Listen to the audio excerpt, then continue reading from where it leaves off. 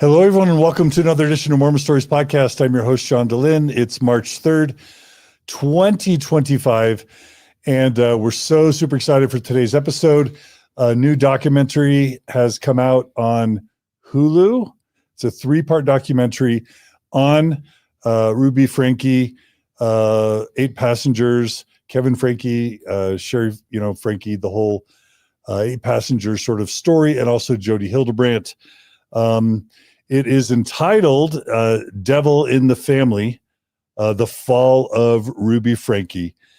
And anything, of course, all of our viewers and listeners will know that whenever something of note comes out involving 8 passengers and Jodi Hildebrant, we have to what? We have to do what? We have to get the band back together. So we've got the band back together. We've got Lauren Johnson Matthias from Hidden True Crime YouTube channel and podcast. Hey, Lauren. Hey, how are you? Thanks for coming. Thanks. I'm glad to be here. I was saying we need to get a band name, but we'll maybe let any commenters or chat figure that out. What Did our you band call name it the is. Righteous Zombies? What did you? Well, you guys were suggesting true crime something, and I was like, more like I was thinking Righteous Zombies. The Apocalypse Avengers. But I don't know. I think we maybe they have listeners have better ideas. Okay, so comment in the chat if you have suggestions. We're live streaming, so if y'all want to name the band, that's a pretty big honor. To let our viewers and listeners name the band, but it's also appropriate. So if you got names for the band, we're getting the band back together again. Megan, hello, is here. Her channel has many names. Third Verse, Midlife Revolution, Megan Connor. Welcome, Megan. Thanks for having me again. Thanks for joining us. Yeah. Your channel just passed 10,000. It did. Right? Yep. Congratulations on that. Yeah. Yeah, it's exciting. Yeah. And then, of course, my super sleuther bestie, Mindy Caldwell's in the Hi, house. everyone. Hey, Mindy. Hi. Thanks for joining us. You're welcome. Happy to be here. So glad to have you. Someone likes Righteous Zombies. So we got at least one vote for Righteous Zombies. Okay. So this documentary is out. Before we jump into the documentary, I think it's kind of worth mentioning that there was another documentary that we didn't cover, weirdly. And Lauren, you and I are both in the documentary. Right. There was another one that came out before this that you were in, and I'm honored to have been in a documentary with you, an episode with you. But The Curious Case of Jodi Hildebrant. Right. We just skipped over that one, but you were in it and I was in it. And that's on Max, right? That's on Max. Why yes. would we get so excited about other people's documentaries and not our own? Does that mean we're officially not narcissistic? Is that what it means? We have less of Jodi in us and a little bit more of putting out just maybe a little good more art. Kevin. We're a little more Kevin than we are Ruby and Jodi. Yeah. Is that right? Yeah, a little less Lori Vallow, a little bit more. Yeah, whatever. I don't know. But I thought they did a great job.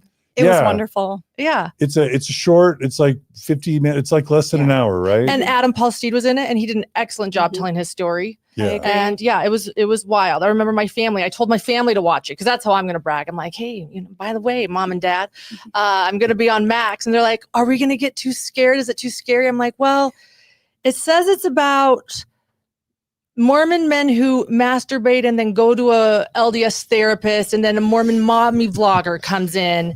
I think there's no intruders in this one. I think you can watch What this could one. go wrong? There's no jump scares. It's just no jump scares, right?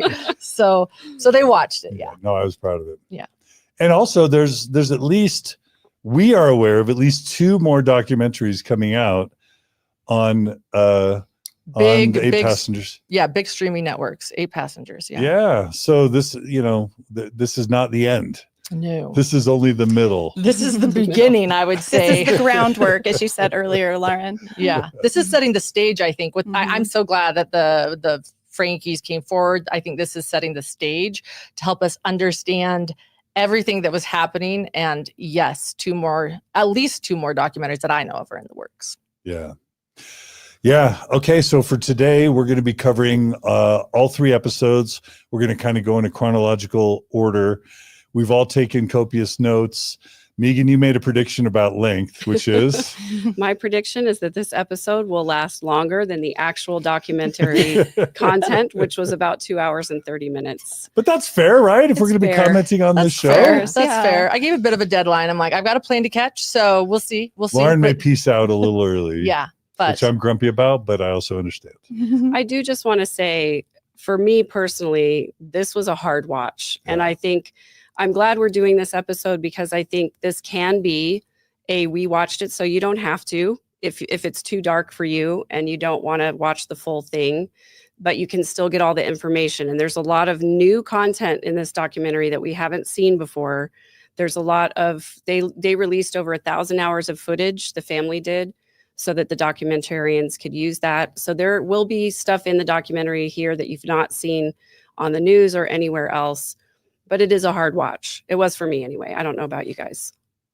Definitely. Yeah. There were some pretty disturbing and formerly unseen things that we didn't see. I did notice that it seems that those who have followed 8 passengers from the beginning, maybe we're hoping for a little bit more, but I think for those that are newer to the story and, I described it to John earlier as kind of drinking from the fire hose, this story, the whole, compilation of all the events. So I do think it's a good opportunity to learn about the story. And I think it's particularly important because it has Kevin and Shari and Chad. And this is the first time I believe that they have done any like a long form media, interviews or testimonials about what happened. You're absolutely right to say that. There might not be any jump scares, but it is frightening. Yeah. It is frightening in its own right. Absolutely. And yeah, you're right. Trigger warnings. So. Yeah. I think Lauren, I think it's worth mentioning, we've already kind of alluded to the fact that there's already been a few documentaries. I think it's interesting because originally there was kind of the ABC, tell me if I'm wrong, kind of the Nightline ABC show. Yes. That I think I was in that. You were in that You one. were in that. You were in that too, right? I wasn't in that one. Okay. No. And that was an original, like, let's get this out super quick. Right. With ABC News. It was very newsy. It was very, this happened and this happened and this happened and this happened. Right. And my understanding from speaking with the producer, with 2 things, is that was this sort of quick Nightline thing, but then there was going to be another more extensive kind of 2020 deep dive. Correct. And so the one thing I heard from the producer was that the Frankies were uncomfortable with my participation in that first episode. I think that might be just a combination of the fact that I'm demonized because I have the podcast and I've been excommunicated from the church, but also I think they were uncomfortable with how the church came off. Yeah. When I speak candidly about things like porn and masturbation.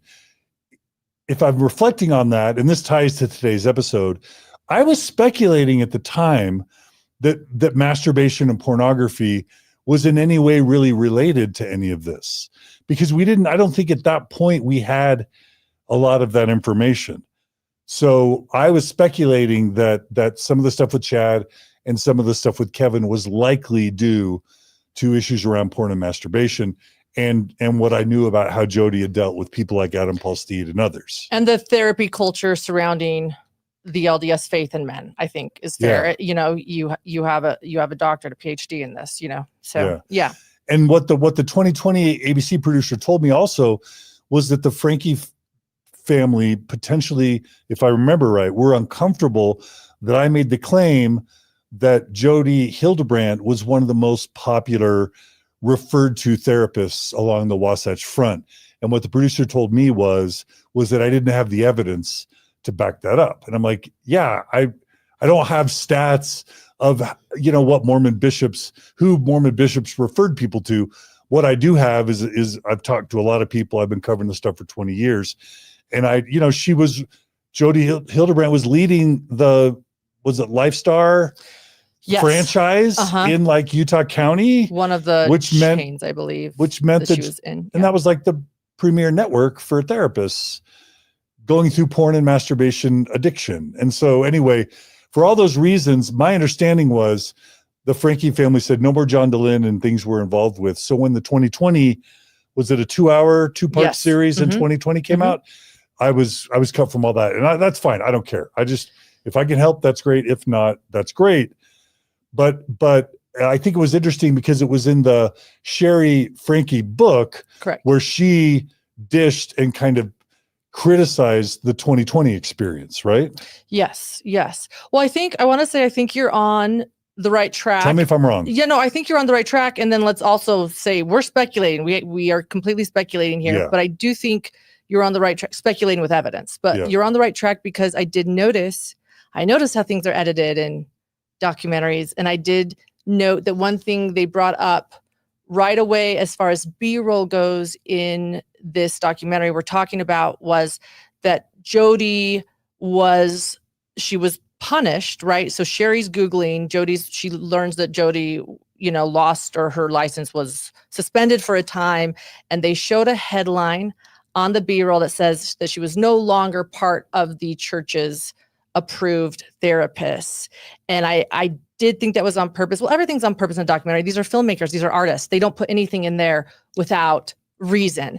And so I did note that B-roll there showing that. And I did think that that's maybe contradicted a little bit of what you emphasize, that like she was an LDS approved therapist. You emphasize that a lot. You this, and they right away made it very clear that she was removed from the list, I think, after the Adam Paul Steed incident. And like I said, when you watch a documentary, everything has a purpose. These are artists making this film. So I always note the B-roll that they use. Like, what are they trying to say with the B-roll? And that was certainly a piece of B-roll that was early on in the film.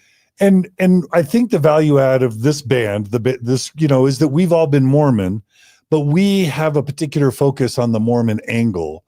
And we think it's rare for a documentary produced by people in New York and California who have never been Mormon. It's rare for them to have knowledge about, expertise, and an insight about the Mormon experience. And it would be perfectly normal for the Franke family to want to protect the Mormon church, right? Isn't that the most Mormon instinct of all? Sure, Definitely. absolutely. Yeah. So I'm not even like criticizing the Franke family for wanting to protect the church. But I do think it's interesting that it almost immediately, they're kind of criticizing the 2020 sort of the Nightline thing. But then several people emerged wanting to do documentaries. And there's this weird thing that happens behind the scenes. So as an example, several production companies say we want to do documentaries. Correct. And like everybody wants Jesse Hildebrant, for example. Mm-hmm. People want you and John. Some people want me. Adam and Paul everybody. Steed. What's that? Adam Paul Steed. Yeah. Everybody wants Adam Paul Steed. Yes. And then everybody wants any Franke family, any of Ruby's sisters, and any of Ruby's siblings, parents, and then anyone close to Jodi. Yeah. And then the networks start asking for exclusives. Correct. Because if you can get exclusives, then maybe you can have something that no one else has instead of it being repetitive stuff. Yeah, and they all want their different angle. Right. Yeah, and clearly the angle of this episode, tell me if I'm right, you guys add to it, it's the 1,000 hours of footage, which was important and insightful. But also they got exclusives on Shari and Chad and Kevin. This was the family story. Yeah. The Curious Case of Jodi Hildebrant was Adam Paul Steed. That was the angle. It focused on Adam Paul Steed and another gentleman. Which I felt was valuable. Very valuable. To get another insight that matched so similarly to Adam Paul Steed's experience. And of course, there's many others behind the scenes that you've interviewed a few. I'm sure there's many that could share a similar story, but just haven't had the opportunity. But I felt it was very important for that other gentleman. I wish I could remember his name. I wish I could too. Yeah, because we've all heard a lot from Adam, but to hear that story corroborated was interesting. It was, and he did a great job. Yeah, we'll Google your name. I'm so sorry. Yes. But this documentary, which is why I actually think it is important, this was the family's documentary, and that happens with the Daybell case too. The Daybell case there's so many documentaries. A lot of people calling us when the Netflix documentary came out by Sky Borgman. That was Colby's story. That was the moment for Colby to tell his story. This Hulu documentary was what the Franke said, this is the story we're going to tell, but I'm sure they had stipulations and things to do it. But I think that's why this is so important too, though, because as a true crime channel myself, it's very, very important to listen to the victims. Yes. And this is, and of course, Adam Paul Steed is also a victim, but this is the family. This is who it happened to, and we're paying attention and we're listening. But they absolutely have reason to control aspects of that and to say, we don't want this, we don't want this, we do want this, we don't want to, we want to make this clear. And I think they definitely had a hand in that. I'll also say I heard that a 7-figure sum was paid to the Franke family for this exclusive. Now, I've never seen a contract, but that wouldn't be ridiculous, right? It wouldn't be ridiculous. They're handing over thousands of hours of footage that they created. Without them, there is no documentary. So however much money this documentary is going to bring in, it's because of their footage. So I do think that's fair. I wasn't paid anything for the Curious Case of Jodi Hildebrant, I guess. I don't think I've ever been paid for any documentary I've ever appeared in. I haven't either. As a news reporter, I think Dateline paid for my makeup once. But as a news reporter, I believe in documentaries because I think stories need to be told, and all they're asking me is for my own personal experience, and it's something I just want to be able to do. Yeah. Maybe the last thing that was unique about this one was they got neighbors. So there's like 4 or 5 neighbor couples and then one therapist that worked with Jodi. And that was interesting to hear literal neighbors and their takes. Yeah. So we'll get into that. We spoke about the neighbors when we talked about Shari's book, how critical they were. So I was very happy to see them on the documentary, in addition to the Haymans that we talked about so much with the book as well, who became surrogate parents for Shari. I was happy to see them on the documentary, and their first names were Teresa and Rule. Yeah. I was happy to see them. Yeah. Okay. So that's some background that I think is going to be interesting. And like we said, there's at least 2 more really, I would say, well-made documentaries based on the people I know who are involved. 2 very good documentaries to come. At least. I can say that as far as the 2 documentaries that are allegedly in the works, as you just said, the people behind them are exceptional. So I concur with John that they will likely be exceptional documentaries, and it'll go beyond what the family has shown us. But again, I'm glad we're talking about this because it is so important to hear exactly what happened, and I'm very grateful that they all participated, and I'm grateful that they did this. Yeah. Okay, really quickly, just because we've got some great comments coming in. Gail Dedrick, thanks for the super chat. We always appreciate the super chats. They help fund what we do. Gail writes, first, I have to say it's like hanging out with friends. Oh, thanks, Gail. That's what Gail thinks it's like to catch us on a live stream. Secondly, mark my words, there are other Jodis and Chads to come. Do we agree? And when you say Chad Daybell, we're gonna have to differentiate that. Jodi and Chad Daybell's to come, because we do have Chad Franke in this, so we're gonna have to make that clear. But yes, I hope not. But I worry there might be. That's the reason we keep talking about it, is because that's what we all believe. Would we be happy if we were never part of a documentary again like this? Yes. I would. Yes. Okay, we have a nomination for a band name, The Prophets of Distortion. Oh, I like that. That sort of has a guitar feel to it, right? Another one I thought of while sitting here, a big joke at Hidden True Crime on our channel is the name of Jodi Hildebrandt's book, which is You Are Not Enough. And we think that double negative is just so funny to us, that you are not enough. And so I was thinking of the not zombies, or the I love it. That's we're funny. not dark. Yeah, the not prophets, the not distorted. Yeah. Someone else said Quorum of 4. Oh, Quorum of the 4. I don't know if I like that. Okay. All right, it's time to get into it. Okay, so let's jump in. We'll start with episode 1. Oh, there will be spoilers. We're assuming that you've all gone and watched. So this is commentary after we're assuming you've all watched it. There are going to be some of you that would prefer, believe it or not, there's people that just are like, I'm not going to watch the documentary. I'll just want to hear the commentary. You're welcome as well. Episode 1 of the 3 episodes was called Abundance. And I'll start with just kind of what some of the drama early teaser footage is, right? Well, before we go there, go ahead. Can we go to the talk that was given in 2007? Because I think this is really important. Set some context. Yes, I remember this talk very well. And actually, there was a talk that was given by Apostle M. Russell Ballard in 2007, and it was given at a BYU commencement in December of 2007, where M. Russell Ballard called for the membership of the church to join the conversation on the internet, and for us to be the ones who are telling the story of the church, for us to be the ones that talk about our beliefs rather than allowing other people to make those comments for us. And subsequent to that talk, the talk was later paraphrased and then put into the Ensign magazine, which is the church magazine that all households are supposed to have on their coffee tables every month, more commentary from the prophets and apostles of the church. And I specifically remember listening to this talk and sort of having this is kind of fun with my sister, thinking we should start a blog, which we did. And it was very short-lived because we decided to start a parenting blog called God is the Only Perfect Parent. And we wanted to use scriptural references to talk about how God deals with his children. And very quickly we got to this place where we were like, ooh, that's not very good parenting. Ooh, I don't like the way he handled that. So we very quickly ended it.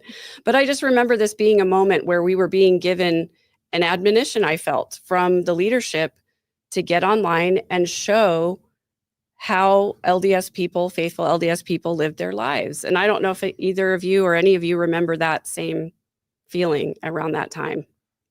I remember the talk. I didn't feel ambitious enough to create something that would go out into the world and try to convert people to the church. But I started a blog because I thought, why not? Why not just kind of highlight a few little things about my family?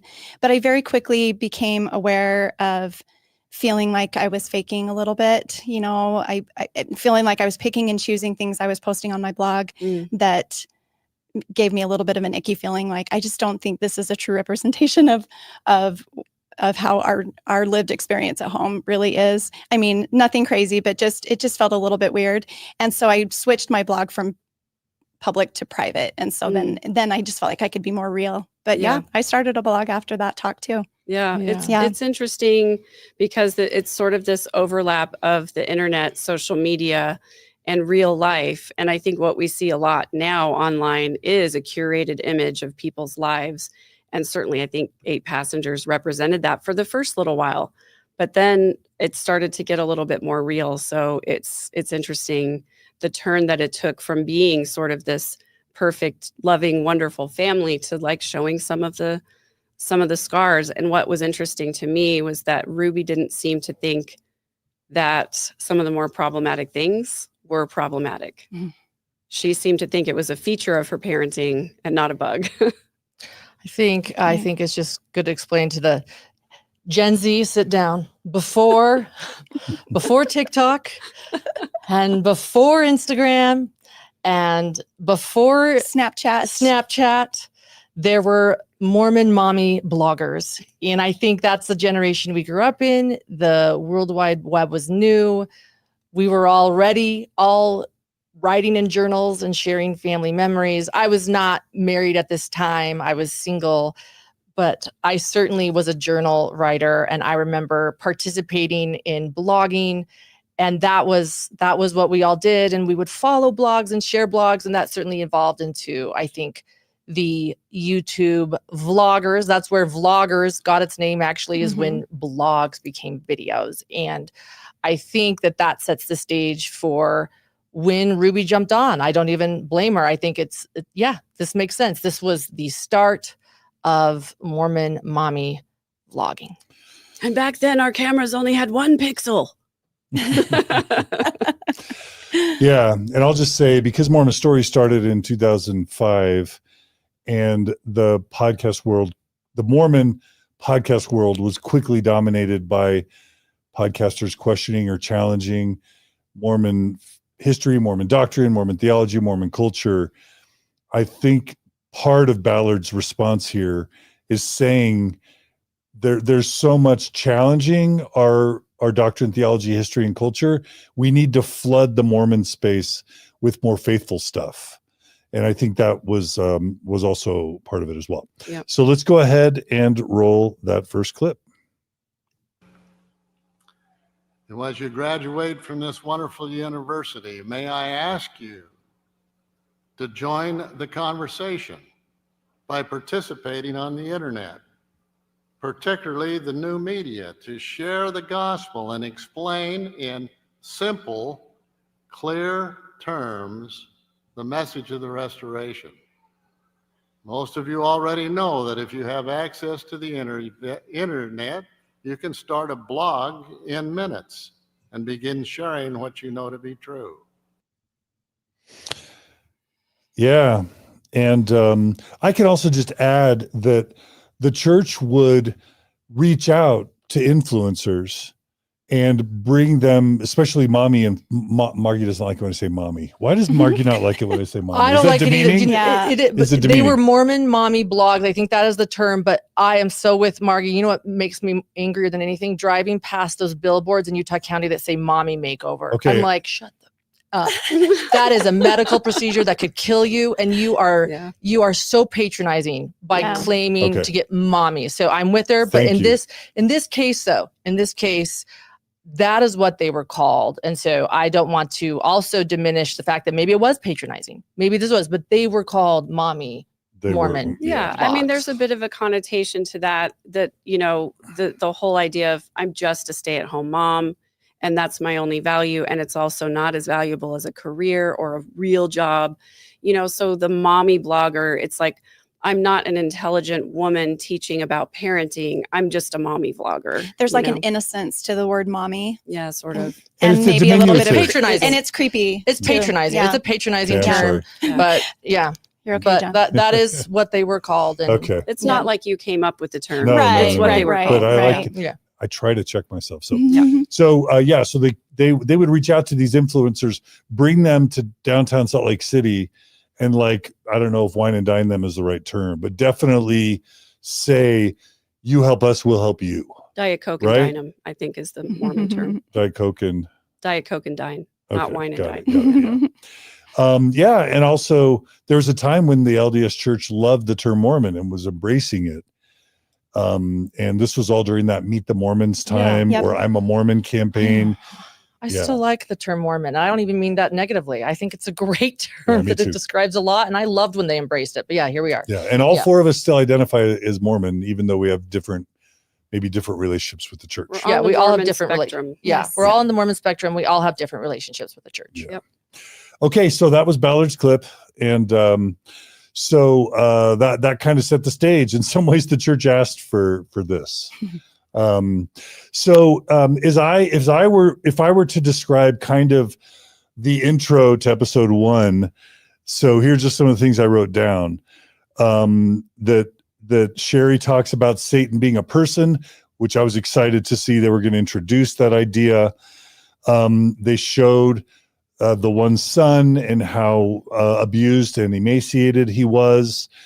They have Shari saying that what Ruby did was psychotic and evil. They're showing bruises and ropes and handcuffs and scars. They're showing Jodi getting grabbed away from the doorway of the house while she's on her cell phone and the police are there. And she's like, whoa, whoa, whoa, whoa, whoa, you know, that kind of thing. And again, a lot of focus on demons and devils and repentance.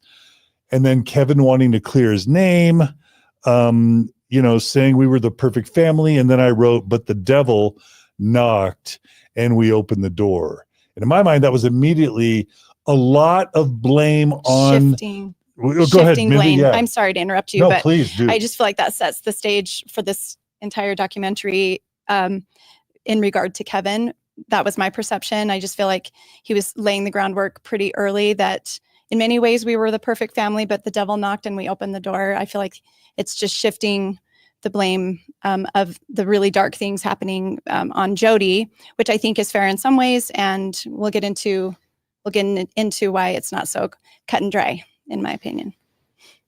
Agreed. Yeah. I agree. I do have empathy for Kevin through this. I agree. There was the before and the after. He did take some responsibility, I feel like, later on. But I do want to say this. It was Dr. Martha Stout that said this in her book, The Sociopath Next Door. But she said, the devil doesn't come dressed in a cape and spiky, wearing spiky, horns. Mhm. they come dressed as everything you've hoped for. Mm. And I think so often that's a really important thing to point out when it comes to cults or abusive marriages or abusive relationships, is people don't see a devil in front of them or an abuser in front of them. They see everything they've ever wanted and a wonderful person wearing a mask. And so while I agree he is deflecting responsibility in this moment, and everyone points that out, I do agree. I also want to point out that this is how people get into abusive relationships, and it does drive me crazy when people think that they should have seen it. I do want to point out that nobody gets into an abusive relationship or into a cult because something looks scary. It's dressed as everything they've ever wanted. The devil knocked, the door opened. I think it is a metaphor for an abusive relationship, but I do also agree that is deflection on Kevin's part. I think it is too. And I think it's also important to just let's just go ahead and shut down any victim blaming for the whole thing. I think a lot of people have been really, really hard on Kevin. And I do think that he did act irresponsibly in some respects. I do also see him as a victim of abuse, however.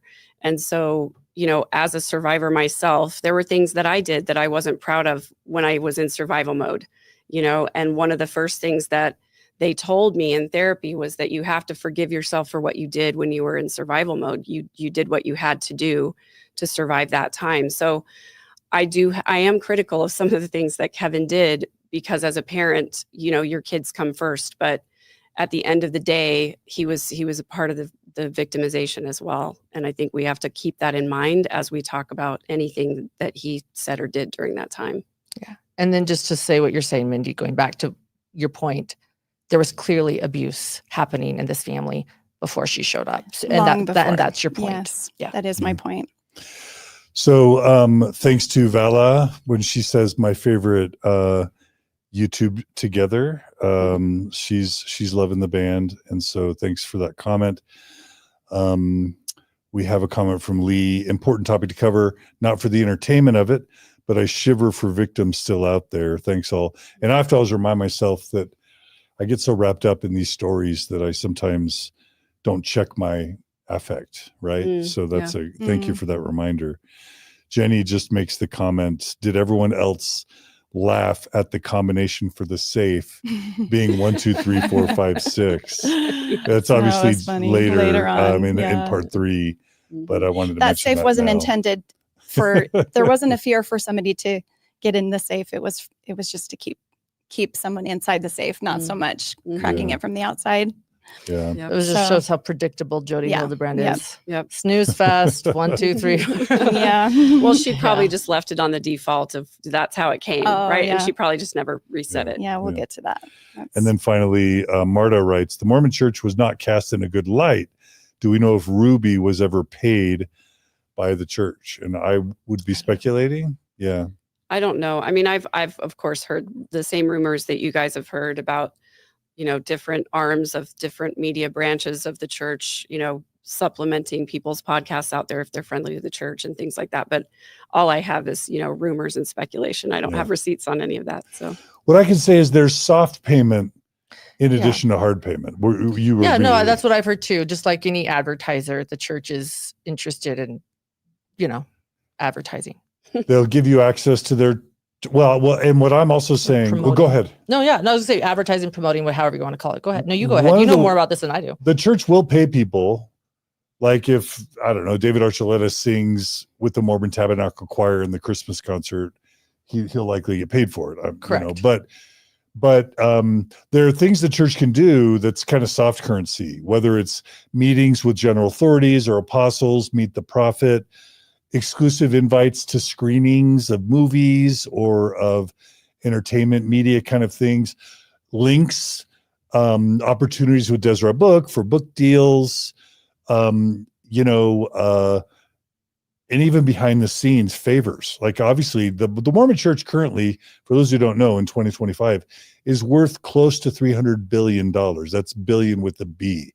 So there's just a lot of money and power such that if you need a favor and you're in good graces with the top leadership, as Tim Ballard showed us very well, you can make a call on some of these top church leaders and they will help you in any way you need help. So anyway, we're speculating, but that's kind of how wealthy, powerful organizations work. So anyway, also at the beginning of episode 1, they introduce the neighbors. So there's Jared and Sydney Condi. I may have got these couples wrong. Kristen and Grant Collard, who I know. Okay. So the Collards lived next door to the left. If you're looking at the Franke home in Springville, which Kevin still lives in, as I understand it, the home exactly to the left is where Grant and Kristen Collard lived. They've since moved out, and my good friends Clint and Jenny Martin, Clint's on the board of the Open Stories Foundation. He moved into that house. So my friends Clint and Jenny now live in the Collards' house, and I think that's where the Collards actually did the interview from. But total next door neighbors. And I've been told that Kevin was suspicious that Clint and Jenny moved there to be my spies, but really, Clint and Jenny lived down the street. They moved away, and then they moved back, and they just loved the Collards' house because it's a gorgeous house. And by the way, this is a very affluent neighborhood. But anyway, and the Collards even said people here in Springville, in Happy Valley, they don't move; they house hop. That was a quote from they totally do. So So it was interesting. It was fun to see the Collards there. I don't want to out where they are with the church, but they have a perspective that I'm familiar with. I'll just say that. There was Matthew and Lisa McLean. And should I share the message I got from Lisa? Like, it was so weird. Lisa texted me this weekend, and it was like, John, you should have tried to reach out to, people that actually knew the Franke family, because it would make your podcast more credible. And I'm like, I don't know you, McLean's. Like, how would I have known to reach out to you? I don't know you, and I certainly didn't know you were friends with the Frankes. Like, yeah, I would have loved to have the neighbors of the Franke family on Mormon Stories podcast. So it was kind of a weird call out. But Lisa and Matthew, if y'all want to come on Mormon Stories, red carpet welcome. Same with the Collards or the Condis. We'll have anyone. But that was just a weird call out, anyway. Yeah. And then they had Brandon Patrick, who worked with Jodi. And I thought that was a really valuable addition.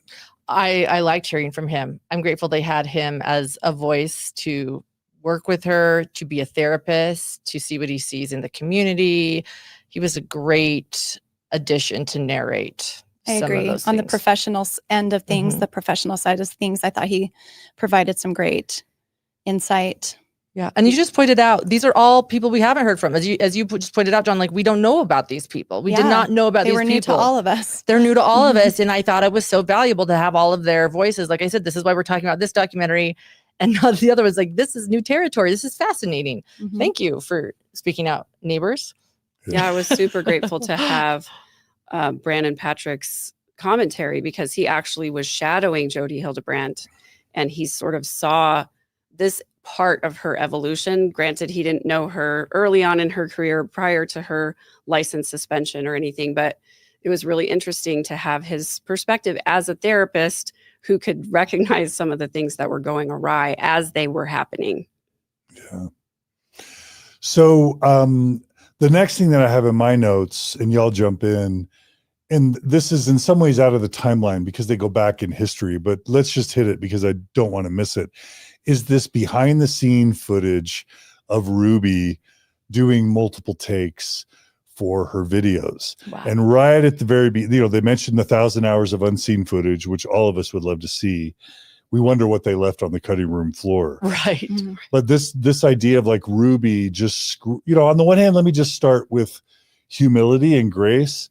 How many of us would want our moments with our children, all of our moments with our children, filmed and shared on the internet?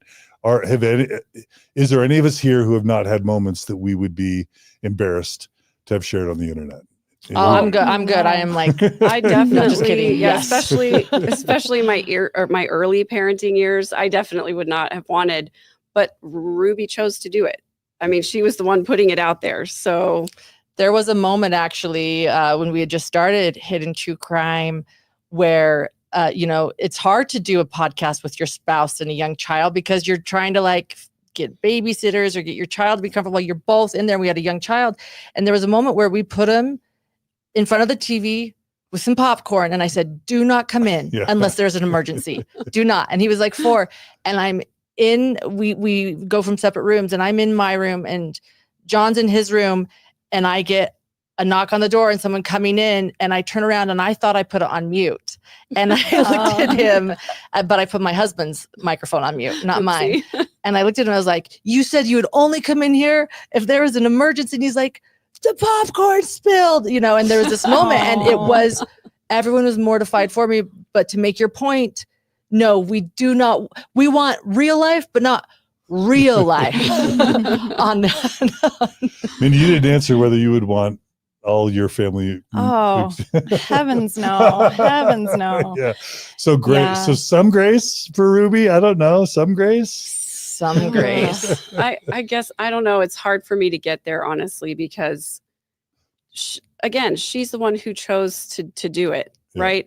And so, yes, these are unedited behind the scenes things. But as we see later on in the documentary, some of the things she leaves in are just as problematic as the things that were cut out early on. Yeah. I'm going to say just a little bit of grace, mediocre grace, minimal grace, because I actually, telling you that story, I actually feel better about it because that yelling, I don't think is okay. And for her to even see that she would do that, like with a video in front of her that they never deleted, like shows me that she wasn't too worried about it. Like I've had my bad moments, but like I am so ashamed of them. I mean, for her to just leave them there on the family computer and have that footage, I don't know. And it was pretty shocking to hear some of the ways that she would scream. And there was a moment where she literally grabbed her little girl's mouth and covered it. Like there's, I don't know. It shows some signs of domestic violence. Yes. Right? Yeah. So I've got Ruby yelling at her family while they're all getting ready for church. That was ironic, right? It's so jarring because they're all getting ready for church and she's looking gorgeous. And is that the one where she's holding up the markers and then she's got the jar of the marbles and she's like, this is how we do our scheduling. And then it's just this black cloud comes over and, hey, I'm still recording.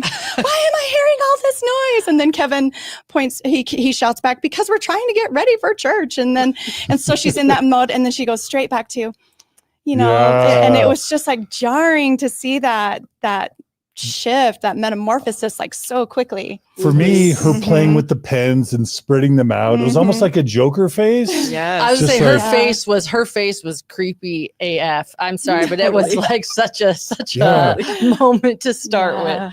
Yeah, and can we just talk about timing for a second, Mindy? I mean, you and I both have 6 kids, and I'm just remembering getting my kids ready for church without the help of a spouse who cared to help. That would not be the time that I would choose to try and make a video. That was the darkest hour of the week for me, was that week before we went to church. It's just this frantic mayhem, crying. So, I mean, we have plenty to repent of afterwards, every Sunday because it was just such a crap show, like getting ready for church. And very, very interesting timing to film a video as you're getting ready for church. Any parent would. I mean, also, know. Oh, go ahead. I was gonna say also working on a Sunday, tisk tisk. Oh, that's true. Working on a Sunday. No. But it is, as Mormons, like it is Mormon to have a super stressful. It's like stereotypically Mormon to have a tense, stressful lead up to going to church. So in that sense, it does reflect Mormonism, especially when we have 4, 5, 6 kids. But even with one, it's still stressful and hard. Yes. So on the one sense, I was glad that got conveyed. On the other hand, it was for me, the pen thing was one of the creepiest moments. And to see her practice different facial expressions, I don't think I've ever sat in front of a mirror and thought, how do I make faces that will be good as a podcaster? I don't think a lot about appearance. Margie's got to like dress me. She does my hair, but also I'm a guy. So also like maybe there's some gender differences in what's expected in terms of women's appearance and facial expressions and behavior. Maybe there's privilege that I have as a man that a Mormon woman has to. There's definitely privilege. Women definitely have to look apart and we can't win. But I also have to say, I haven't looked in the mirror and made different faces and expressions. And I would say to you, if that's what she saw, I agree. It looked like the Joker. The Joker's a great example. So if that's the look she was going for, she nailed it. The smile too wide and the eyes too wide and that bright red lipstick, you know. No, but can we just talk for 1 second about why it's so stressful to get ready for church? I don't know about the rest of you guys, but for me, it just feels like I could never get up early enough to get everybody looking good to go to church. You know, clean clothes that had to be, you know, girls in dresses, boys in a white shirt and tie, dress shoes with the appropriate dress socks for everybody to have their scriptures. Maybe the kid had a talk that day, to bring treats for whatever class I was teaching. I mean, the reason it's so stressful to get ready for church is because the expectations are so high, you know, and Agreed. It's not just, it's nothing that's written in the doctrine. It's a cultural, societal expectation that you show up at church with everyone hair done, looking nice, clean clothes. And I will admit, as a mom who I kind of felt like a single mom on Sundays because my husband wasn't participating, there was more than one time when I showed up with, you know, kids missing essential items is all I will say, not to embarrass my children, you know, but things fall through the cracks. And when they do, it's really embarrassing, you know? Yeah. I think that's the theme of this whole first section of episode 1 is perfectionism. And the build up to creating 8 passengers. The former coworker of Jodi, Hildebrant, the therapist, Brandon Patrick, he talks a lot about kind of this expectation to be perfect and to look perfect. And Kevin says, right after that scene of Ruby with the markers, he said, "In our church, we were raised to believe that the ultimate thing you can become in this world is a parent. Ruby's sole ambition was to be seen as the perfect mom. It's all she talked about. It's all she focused on, but she wasn't getting enough praise and attention for it. So she decided she was going to create a YouTube channel. And when she sets her mind to something, hell and earth combined could not stop her. She was going to make her vlog bigger and better than everybody else's." Yeah, it was good. And I guess I am trying to be balanced here, and sometimes people get mad at me for it. I don't have an entertainment channel in the sense of trying to be funny or clever or cute. I'm literally trying to fake a journalist, which you're a real journalist, Lauren. I'm trying to just interview people and get their stories. And I'm not trying to be funny all the time, and I'm not trying to be cute. So, you know, I guess I should give grace to her that was part of her shtick, to be funny and cute and make people laugh. I think that's true. That's true. And I do know other creators who will do multiple takes to see which one looks funnier, which facial expression works better. So I guess, you know, if you're doing physical comedy or if you're making facial expressions with the intent to make people giggle and laugh and be entertained, I guess that's different than what we're doing here anyway. I didn't find it unusual that she was practicing faces. Yeah. I didn't. Yeah. Okay. The faces like were that crazy. Yeah. The practice, not weird. I mean, then she needed more practice, because I do not think her look was the Joker. But you're right. There are different takes that people do. Yeah. But again, I think the ultimate takeaway is how jarring, you know, the scream, the contradiction versus the practicing. That's exactly the point. So there was a comment that I wrote down where Ruby said, "We're here to show that happy families are a reality." Yep. And I think, do y'all think that she felt she had a happy family, at least when she started her 8 passengers? And if you hear about Chad and Kevin reflecting back, and maybe less Shari, but I do think there was a general sense pre-8 passengers that they had a normatively happy Mormon family and genuinely wanted to share with the world. We were talking to your associate, Lauren, before the show. Do we want to name her? Yeah, Grayson. So Grayson's never been Mormon, right? Correct. She's my producer. But she followed 8 passengers. Mm-hmm. And I've heard a lot of never Mormons followed 8 Passengers because they felt like Mormons had genuinely, sincerely happy, fun, interesting families. And I think that when Ruby wanted to start 8 Passengers, she's like, we've got a great, happy, fun family overall on average, and we want to share it, right? Yeah. And I think that she thought it was happy. There was a profound quote that we'll probably bring up in a little bit, and we can delve into it more. But I think that Ruby thought she was a happy family because to Ruby, a happy family is an obedient family. Obedience is love. Love is obedience. That is, I think, what Ruby values, and we'll get into that later.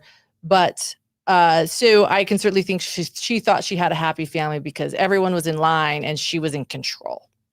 I don't think she actually understands what happiness is on what I believe is happiness is not what Ruby thinks is happy. But I think that what she perceives as a happy family was an obedient family, and that's what she had. Thus, she thought she was happy. And so here, I'll show you guys what this means and what it looks like. Yeah, and I would agree. The very first video that they shot was the gender reveal for their 6th child. With the cake, right? With the cake, With the right? cake, And yeah. that seemed very wholesome to me. It seemed like the kids were genuinely enjoying participating. And it seemed like we were catching the real moments there. That felt really authentic to me. Some of the later things that we see, you can just kind of tell the kids aren't really that into it. It feels performative a little bit. You know, it does evolve. So I think maybe where it started probably was with a good intention and with a good heart for it. And I don't think that everybody was prepared. And Kevin even comments, she was filming everything. And that felt like too much for him. Yeah. I don't know if Kevin anticipated when Ruby had the idea to start the vlog. I got the impression he didn't anticipate that it was going to be so consuming. You know, there might be this little hobby and it just turned into this. He said, when I came in the door, wherever Ruby was, the camera was, and he just could never escape it. And you could see they showed a clip of him clearly not performing in a way that was acceptable to Ruby. And he just looked so uncomfortable and just like, okay, well, let's try it again, you know, and it seems that the constant nature of the vlogging seemed to wear on the family quite quickly. That was actually a profound moment for me when Kevin was learning. Like I really genuinely, I saw a guy that really had no idea what he was supposed to be doing and disappointing his wife. And like, I think it was genuine. Like, he's like, I don't know what I'm supposed to be doing. He's a self-described nerd. Yeah, he's a self-described Right? nerd. And then, but he took the cue from Ruby in that moment. Like, okay, do it again, Ruby. Like, he was like, it was this aha moment for him. It was like literally watching him be trained. And he's like, I'm going to do it better. And you could see that he was doing it to please his wife. Like, okay, I'm learning. But I think it was a profound moment for me too, because admittedly, I come from like a reporting background and I am a co-host with my husband, and he was definitely like behind. And there were moments when I was like, babe, like, I was like, just be yourself, but like, you can do it. And like, come on, like, and so there was a little like introspective moment there for me, but it was also showing, not like Ruby, like, no, don't everyone get the wrong idea. But it was a moment of Kevin like realizing like, I've got to get on board to please Ruby. So that's where I was like a moment. I'm like, I hope that, you know, I never make John feel like he needs to be pleased. So there was like just trying to be introspective. Yeah. Thank you for sharing that, Lauren. I think Kevin doing anything to please Ruby is kind of the theme of this entire docuseries. You know, I think that was just the driving force of this whole thing. Till the end was Kevin choosing Ruby over everything and trying desperately to be in her good graces and to be the man that she wanted. And he even claims that he was insecure with who he was. And he said, I was willing to change to become somebody that somebody else would appreciate and love. And I think that's kind of the groundwork for this entire saga. There's several comments coming in that I want to accentuate. First, I just want to say we've got 2,500 people joining us on the live stream. If all of you will just do me a quick favor, please subscribe to this channel and like it. That's a huge help to us. While you're at it, create a new tab, jump over to Hidden True Crime and to Midlife Revolution or Megan Connor's channel. Subscribe to those two. That really helps us. So also, if you're joining us after we do the live screen recording, you can give us positive reviews on Apple Podcast, on Spotify, or wherever you subscribe on Spotify or Apple Podcast or wherever you get your content. That really helps us. So thank you for doing that. There are several comments coming in about power. So Alexandra corrected me and said that Kevin is a submissive nerd. So she added to my reflection on him calling himself a nerd and said a submissive nerd. Angela writes, there was also the feeling that the children were her property, like they cannot say no. That's also kind of a power question. But then Michael says, let's see, Michael says, I thought it was telling how Shari referred to her mom as Ruby throughout the entire documentary. And I don't know if that's new or if that was something that she developed later. But the final comment I'll read is from J.M. Ledger, who writes, thank you for this chat. I am sure I am not the only one who wondered how these women got so much power in a patriarchal community. And I'm not sure we've covered this as the band, but several reporters have asked me, is Mormon mother vlogging a way for women to seize power in a societal structure and in a patriarchy where women are generally dismissed, devalued, and disenfranchised? Have we commented about that as the band? I don't know if we have. I have some interesting thoughts on that, honestly, because while Mormonism is a patriarchal community, it absolutely is. I do think there is a lot more nuance in the dynamics of men and women in the LDS faith than people on the outside looking in understand or realize. Then just men rule the home. Yeah. And men are taught to be meek and submissive. There is scripture that says, if you are not meek and submissive and humble, then amen to your priesthood. It's like the unrighteous dominion. The unrighteous dominion. 121, right? Yeah. For example, like a very strong male personality in an LDS home isn't necessarily valued. In fact, there was a New York Times article this week about how Trump in the very Republican state of Utah doesn't have the same hold as he does in other states. And I think it's because sort of a bombastic, strong-willed male isn't as valued in the LDS faith as it maybe is in other states. A meek, submissive man with the general authority voice is sort of what is valued, and it is often taught that women rule the home. Listen to your wife. Let her rule. She is the homemaker. You stand back. Happy wife, happy life.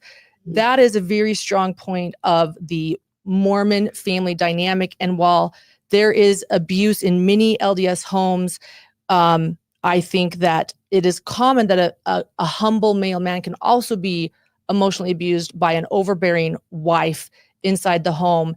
And when you do have an abusive male in the home, they are often a covert abuser, a covert narcissist, one that on the outside looks at themselves as very humble rather than bombastic. And I do think that there is an opportunity for many male men to feel the pressure to be that worker, to be that provider, and to submit to his wife. So there is a dynamic in the LDS patriarchy that I don't think is actually explored enough and might not be seen by outsiders looking in. There is some power that women have, and there are strong women. I am very proud of many of my female Mormon pioneers who, completely, own some of the men on the pioneer trails carrying, the children across the creek. There is a strength in LDS women that isn't talked about enough, despite it being a patriarchy and men ruling. Okay. I love that perspective. Mindy, let's have your perspective on the question and then Megan. Just on the question of power with women. Or visibility or voice. Yeah. Like women, one thing that's just factual and separate from sort of influence in the home, and I think there's hard influence and soft influence, but in the church, women aren't in the leading governing councils where the most important decisions get made about who gets called, what money gets spent and where, and certainly in the higher echelons. It's you look at the list of general authorities, there's like 150 mostly white men and a few women at the bottom that some would say are just kind of put there as trophies. So I mean, I don't think it's controversial to say that in terms of power and decision making in the Mormon hierarchy, women are limited in their power and voice. And so many reporters are asking whether Mormon mother vlogging is a way for Mormon women to have more of a voice. Go ahead. Go ahead. I think absolutely it is as a way for women to gain some independence and some, autonomy and, taking over some of the power.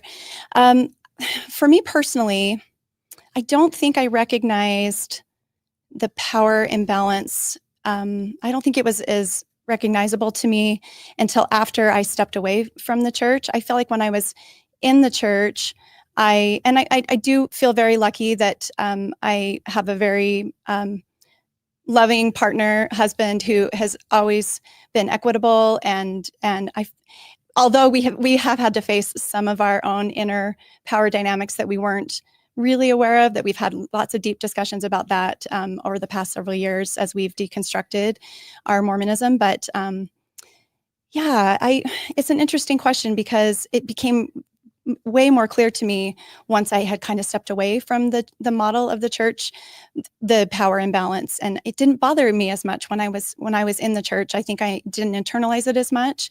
So, yeah, and I think it's a kind of a case by case too. I think you probably would have strong opinions about this topic based on people's lived experiences, and I think it's wonderful what Lauren pointed out, that there are good examples, and you've had good examples of like strong women, but maybe there's others who haven't, and their only lived experience has been having to be totally submissive, and the husband makes all the important decisions. And so, it's an interesting question.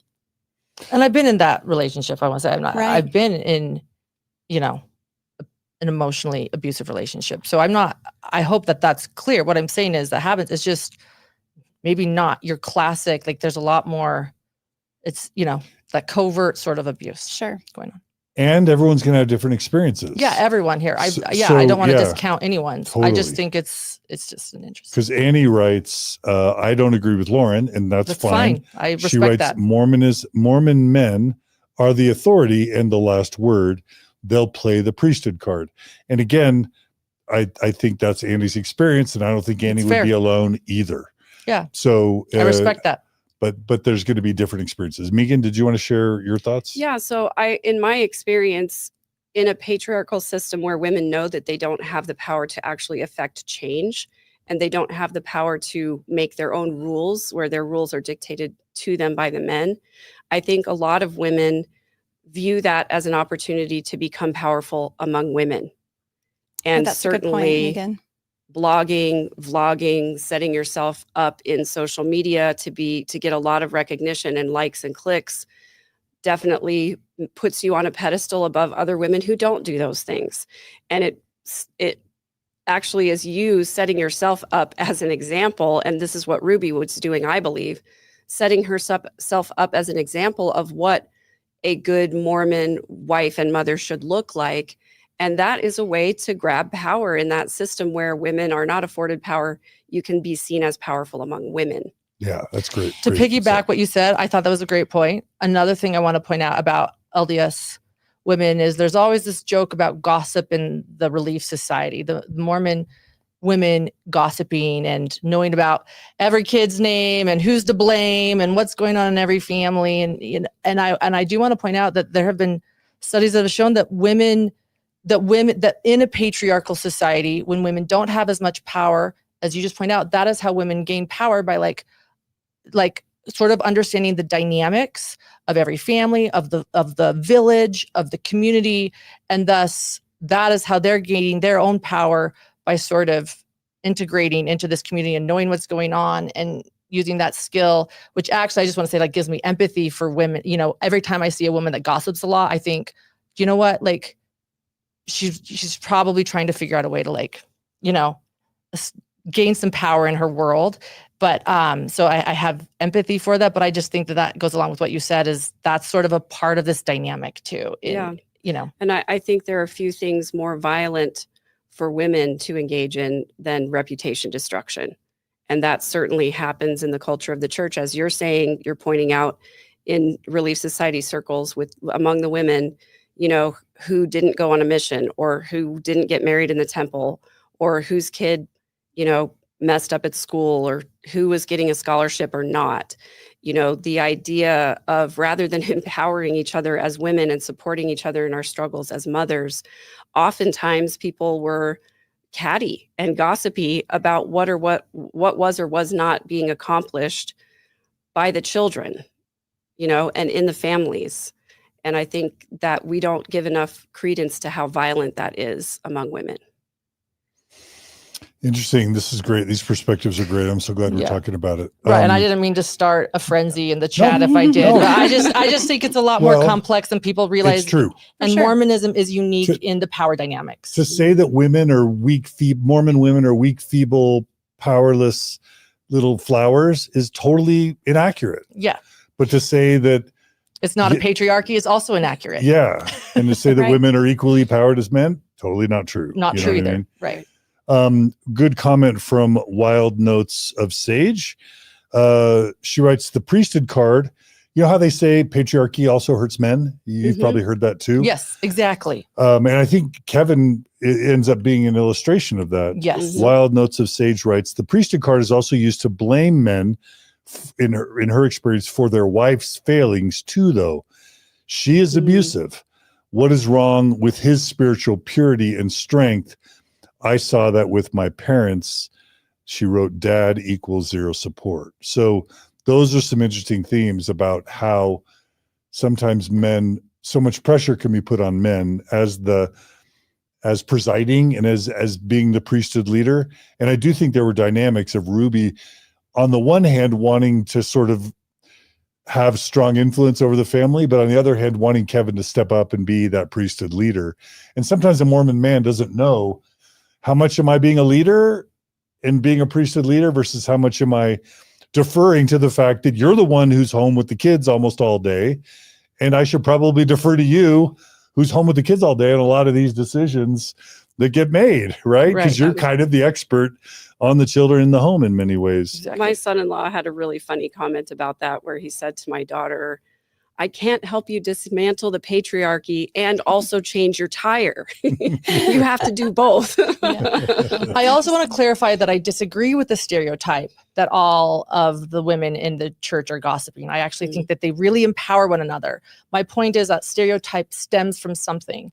And when there are women, perhaps, who do that, I give them grace, because I think that there might be a power dynamic that they're trying to seek. So I think that stereotype is wrong, but I think it stems from something. That's a good point. And I think there's no denying that there's a culture of comparison and perfectionism with women, but with Mormon women particularly. And so I think as these blogs and these vlogs started to gain traction, I think it's another avenue for women to see other women as appearing more perfect or more better than they are. And in one stance, you might want to be striving for that, but then I'm speaking from personal experience. Sometimes I would see these and just, it would make me feel bad about myself and the job that I was doing. So I think that there's this comparison, there's this kind of one-up-ism. I think that there's so many of these mother vlogging channels. The families and the people look very similar, and I think that there's a design to that, as far as just it being, especially in Utah, being somewhat of a homogenous, society and template to start with. And so I think it's easy to just compare and that's where maybe you're getting some of the gossiping you're going to see that in Relief Society on Sunday, or you're going to see that as you're consuming this media that these moms are putting out. Yeah. We really appreciate those. If those of you want your comment or question to be seen, super chats are the best way through YouTube for us to see them. So thanks to all the super chats so far, and mostly to just the bread and butter monthly donors at Mormon Stories that make all this possible. Thank you for being a monthly donor. Cars CHMN asks something we've already kind of covered, but I think we can briefly touch on this. Why do you think YouTube is so common in Mormonism? Is it more related to the journaling directive, where Mormons are commanded to keep journals, a way for undereducated women to help support large families? Or you could say large families need extra income. It's a way to supplement income. It doesn't necessarily need to be undereducation. Other factors. So the question is, why so much? We've mentioned the missionary element, that Mormons are taught to be missionaries. It's one of the 3 great missions of the church. There's a saying in Mormonism, every member a missionary. As I was growing up, it was always like they would hand out books of Mormon in elders quorum or in young men's or young women's priesthood. And it's like, go out to your friends in school, write your testimony in front of the Book of Mormon, give that Book of Mormon to your friends, invite them to church. I invited several of my high school friends to church. One of the biggest kudos or accolades you could get as a Mormon teen or youth or even adult is to help one of your friends convert to the church. That's a really big deal. Several high schoolers converted to Mormonism because of my Mormon friends that befriended these non-Mormons and brought them into the church.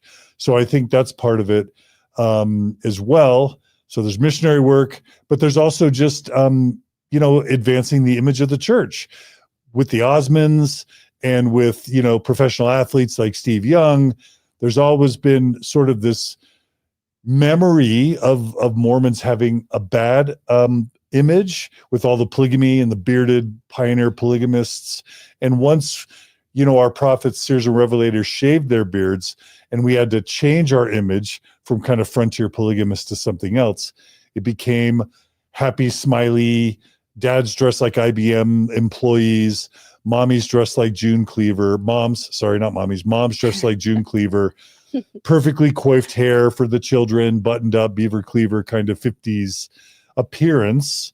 That is sort of what Mormons adopted. And then it was always about making the church look good. So those are some of the reasons: missionary work, journaling, also family history, right? We're all taught to have family history, to keep records. And scrapbooking was such a massive phase, right? Massive. In Mormonism for so long. But tell me if I'm wrong, scrapbooking was tedious and expensive and difficult. So being able to wasn't vlogging like the end of Mormon scrapbooking in a way? Because now you can just flip on your camera and record stuff or snap photos and put them on Instagram. Why would you need to buy the scrapbooks and print out all the photos and tape them on? So those are my answers. Mm-hmm. Anything else you want to add to that? I just want to take exception to the uneducated part. Yeah. Because, just because a woman stays at home with her children doesn't mean she's uneducated. Many of these women are very well educated, very well read, well versed, and they choose to stay home because of some of the cultural expectations, and also because of church leadership defining that is a more valuable role for a woman to stay at home with her kids. And don't get me wrong, I loved the years that I stayed home with my kids. They were few because we, had so many. I always had to do something to help make ends meet. But I really enjoyed that time, and I felt like it was valuable. However, it was also incredibly difficult. And I felt like we weren't given enough direction about how to take care of ourselves as well as take care of our children. So anyway, just a little bit of a tangent, but I think a lot of the reason why YouTube became a thing, John, I think you hit on some of those points, that some of it is journaling, keeping a family history.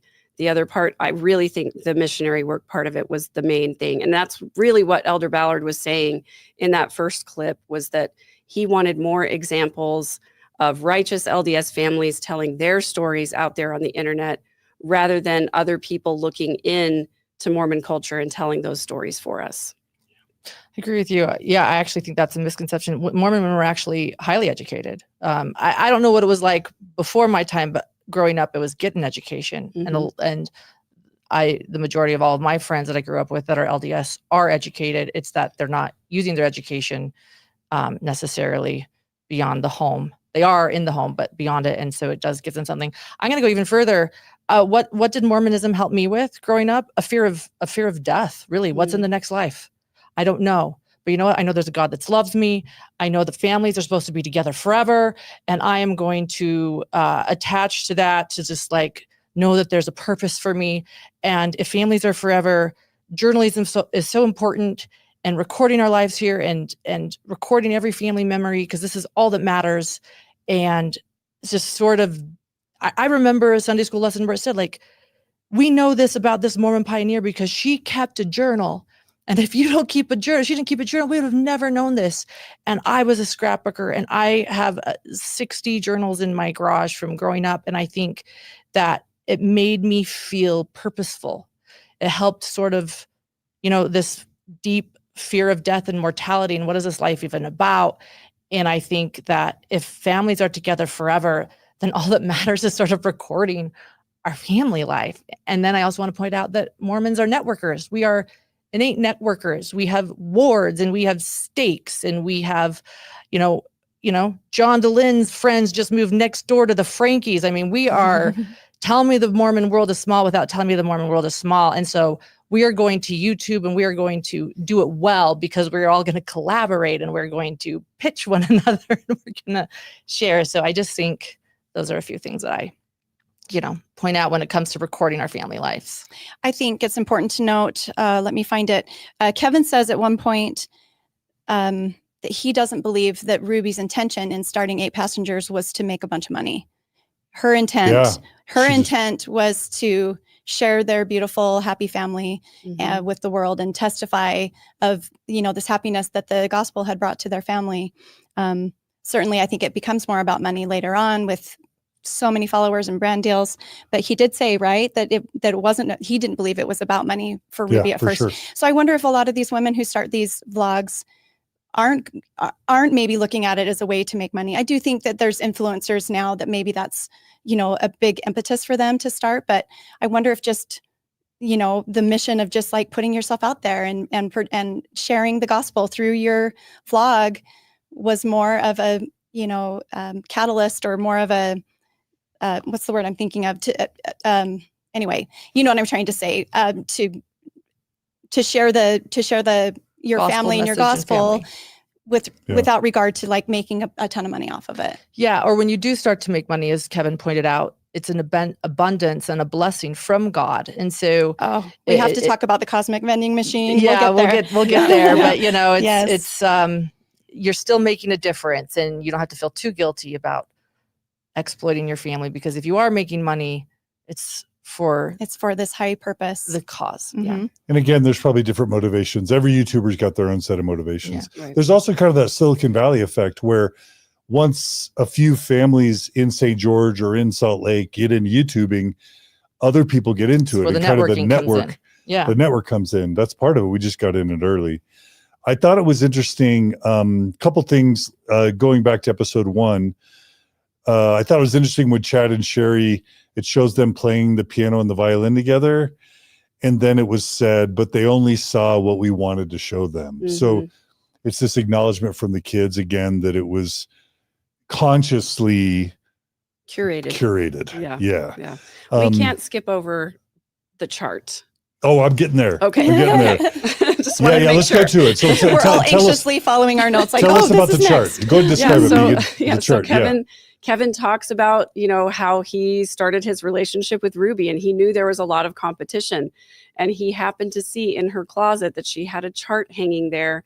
And on one side of it was all of the attributes that she wanted a husband to have. And then across That's the top. That's like the y-axis, right? Right. And then across the top were all the names of the guys she was dating. And there were 7 guys. I think she said 5. I think she said 5. Were there only 5? Because if you look at the chart 5 on guys. the documentary, it looks like way more than that, Yeah.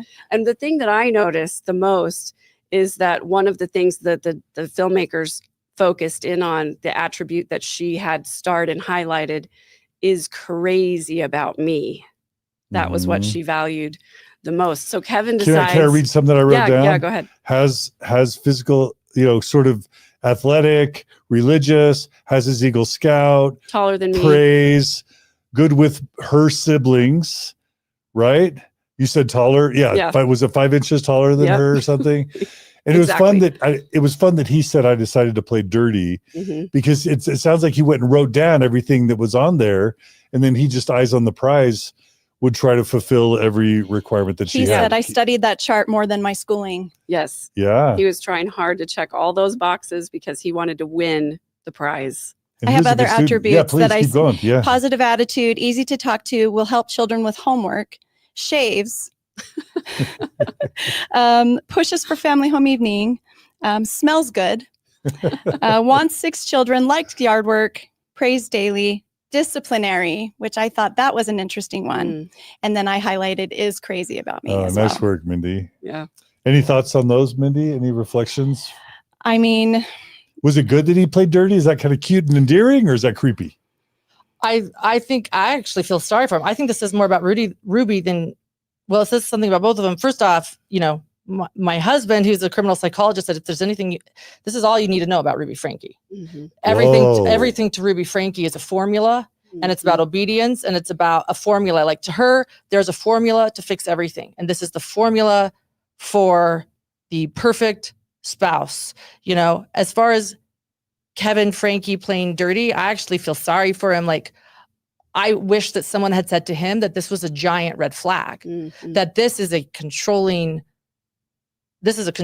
woman, and you probably don't want to be a part of this. Can I ask But you for about someone who had low self-esteem, he's like, I just need to get this beautiful woman, and now I know how, and I'm an engineer, and I'm going to get this. that? Can I ask you about that? Yeah. So on the one hand, I see what Dr. John's saying, because the poster with the grids, I've never seen that before, and that seems over the top. But tell me, for all three of you, wasn't it normal, like a stereotypically normal young women's lesson, to sit you down on Sunday during primary young women's and have you list out the qualities you want in a husband? Returned missionary, righteous priesthood holder, handsome, cute. No? Absolutely. I had a list, and I had a future written out, and I had, a home that I wanted with a wishing well, So and the list is normal. I think a list is normal. And actually, I would encourage most women to not settle and to have a list and things that they want and stick true to that. My list concluded, said, I want someone nice with empathy. I want someone smart. I want someone who wants to be around me, that can be my best friend. I joked with John, we talked about this episode 2 over at Hidden True Crime. And I said, if I was making this type of list, I would have, put things like, I want John to have a British accent, and I want him to, mostly wear red. And I want him to, the extreme of a color-coded llist that you're putting in your closet. I need him. Mindy said that I need him to do yard work. I need him to do this. I mean, there's a couple things with this, and maybe I'll get controversial. I think it shows that she thinks there's a formula for everything, and it shows her obedience, which to me is a major theme in all of this obsession with obedience. And that is to say that she even wants him to sort of also be on the same board as being obedient and being a disciplinary. I also think it's really interesting. Like, I'm going to put this out here. If Ruby is gay, I'll just say it. If she is, and we might never know, but if she is, and she wants to be the most perfect, most obedient, best mom ever, she is really putting this into a scientific formula that sort of negates feeling something towards somebody. It's so impersonal. It's kind of objectifying him. Yes, it's objectifying him with like all these lists of things that she needs for her perfect life in her mind. Checklist. And, there's nothing about how attracted she is to him or things like that. Like, it's just. Was there attraction there, Mindy? Did you see attraction? She says very handsome. She's But putting all of the impetus on him, and not like saying the things that I will do to contribute to this partnership. It's putting all of the responsibility on these suitors to meet her demands, and then she'll choose. Maybe that wasn't the purpose of her chart to say like, but yeah, it didn't seem like there was a lot of collaboration and like what we can do together. It's like, what is he going to bring to the table to help me create this perfect family and life that I'm envisioning? Yeah. Or her feelings towards him. It wasn't, I need to be attracted to him. Like Right. I want to, he needs to be handsome, as in like a societal standard of what other Yeah, people are acceptably going to handsome think is handsome, to be a partner to acceptably me. handsome, Yes. right? Like how it's going to be perceived by others in this perfect life that I am building, but not me being attracted to him. That's a good point. He needs to be handsome. I mean, this is a very, as you say, impersonal, just sort of crazy checklist. Right. Megan, Mindy, anything else about the list you want to say? Yeah, I was just going to mention that, one of the things that was really telling to me throughout this documentary are Ruby's facial expressions. And in these very first few shots that we get of Kevin and Ruby together, and Kevin saying that he was so uncomfortable, he's trying so hard to do what Ruby wants. And you can see it on Kevin's face. He really wants to please her. He really wants to do well. And if you listen to, the Gottmans talk about relationships, they say the 4 horsemen of the apocalypse, right? The end of your relationship is if you see eye rolling or other signs of contempt. And that's what I see from Ruby from the very beginning of this footage. I see eye rolling, I see contempt, I see she's putting up with him. So to your question, John, was there attraction? Was there love there? I wouldn't classify that as attraction and love in the way, at least the way that I define it. To me, it seemed like this list was someone who could check boxes and fill a role. But as far as the attraction, the connection between the two of them, I saw very little evidence of that. Yeah. Yeah. I'll say just personally that I was starting to have my faith challenges on my mission and at BYU. So I didn't have the stereotypical list personally with Margie. It was literally like who's well-read, who's smart, who just seems hardworking but kind, who could I build a life together with, that sort of thing, and who's going to love me even if I lose my faith. But the flip side of that I see a lot is there's sometimes Mormon couples get married and they're just best friends. And that does exist. What I see more often, and we talk about this on Mormon Stories all the time, are it's so stereotypical for a guy to get off his mission president before he leaves the mission says, get married as soon as possible, find that girl and marry her. They go to one of the BYUs, whether Idaho or Provo or whatever, date for a few months, get engaged, and the engagement, it's only a few months, and they get married. And it wasn't so much find your best friend, find your soulmate. For far too many, it's find someone who meets the checklist that the church gave you. The criteria. And so you're kind of marrying, it's kind of like a I don't mean to say threesome, but like it's you and your spouse and the church. And the checklist kind of represents the church. It's that the person you're going to choose is doing the same things the church wants both you and them to do. And so in that sense, it's 3 people in the marriage. And that's why when someone loses their faith in Mormonism, it's not just like, oh, they're going to go to a different church or maybe not go to church at all. It's an existential threat to the marriage because there's the church who's the third, or Jesus who's the third in the marriage. And Jesus is saying that's a no-go. You leave the church, this relationship very well may be done. Whereas if you marry your best friend, it's like, oh, no worries. We're besties. The church is just one of the, one thing that can change. Does that make sense? Unconditional love. Yeah, that makes sense. Yeah. And definitely my perspective has changed as a mom with kids of marrying age. Prior to my leaving the church, I definitely had those checklists that I wanted for my kids.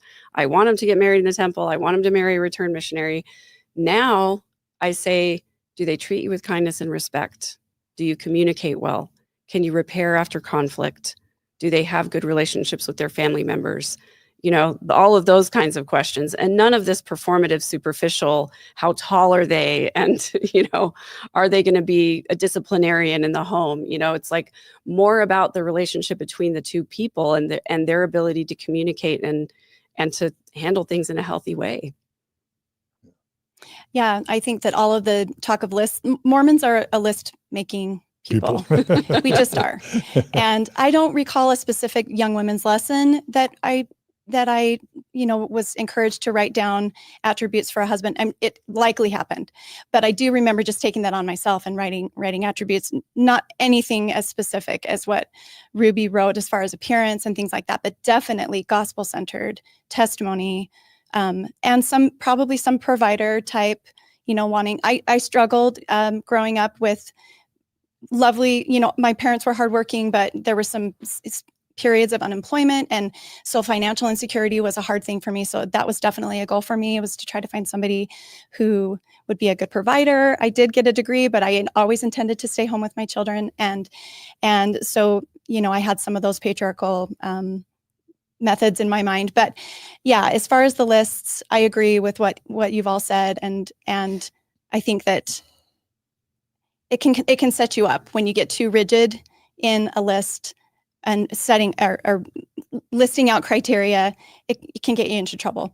And a strong memory that I have is I had my final faith crisis 11 years ago this week, but 15 years previous to that, I had I describe it as my mini faith crisis, where I kind of broke down for a couple of weeks. And my overwhelming thought in my mind was, I can't tell Steve, my husband, because he's going to leave me so that was definitely baked in, even if it had never been talked about.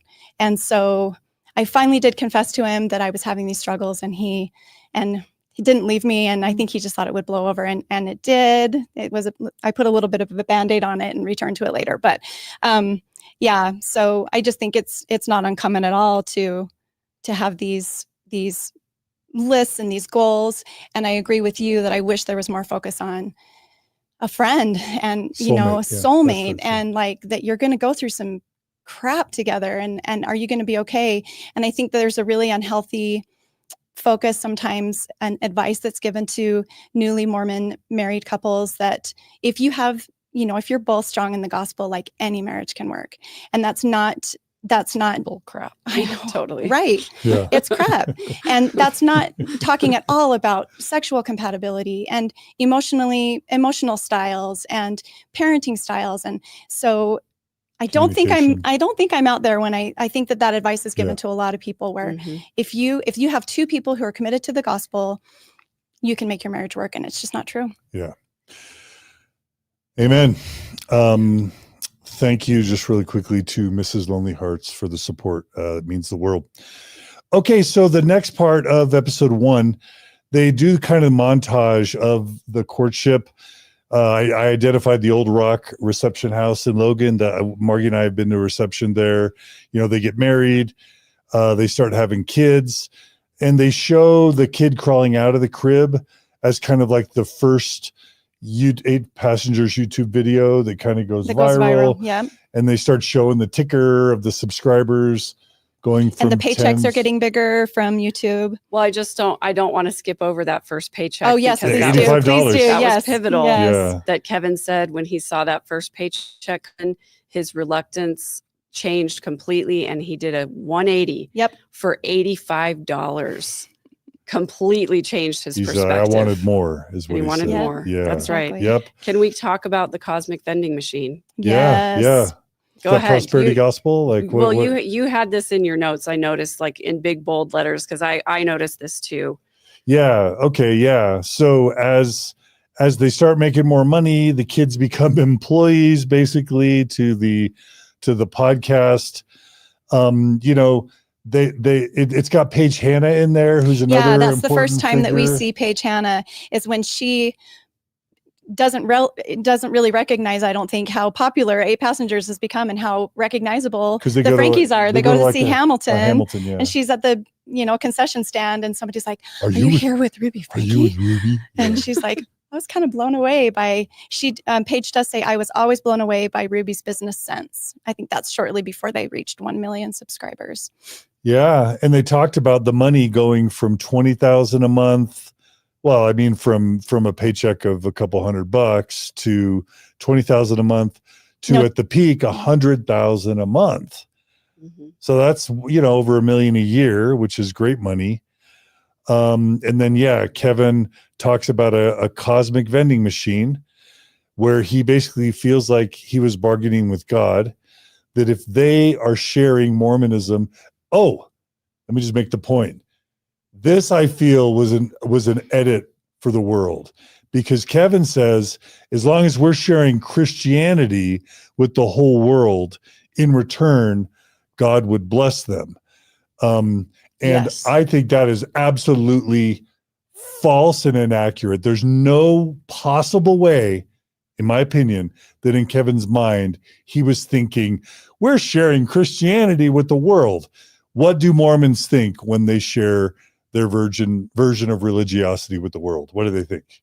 You guys want to fill in the blanks? We're the one true religion. Mormonism, right? Mormonism It's is not Christianity. Yeah. I mean, Mormons will get mad if you say they're not Christian, but Mormons think of themselves as Mormons or Latter-day Saints first, at least in the church I grew up with. Now, recently, just in the past couple of years, the new prophet Russell M. Nelson has, gotten rid of the term Mormon, grown the logo to make Jesus more emphasized, shortened the church name to just call us the Church of Jesus Christ.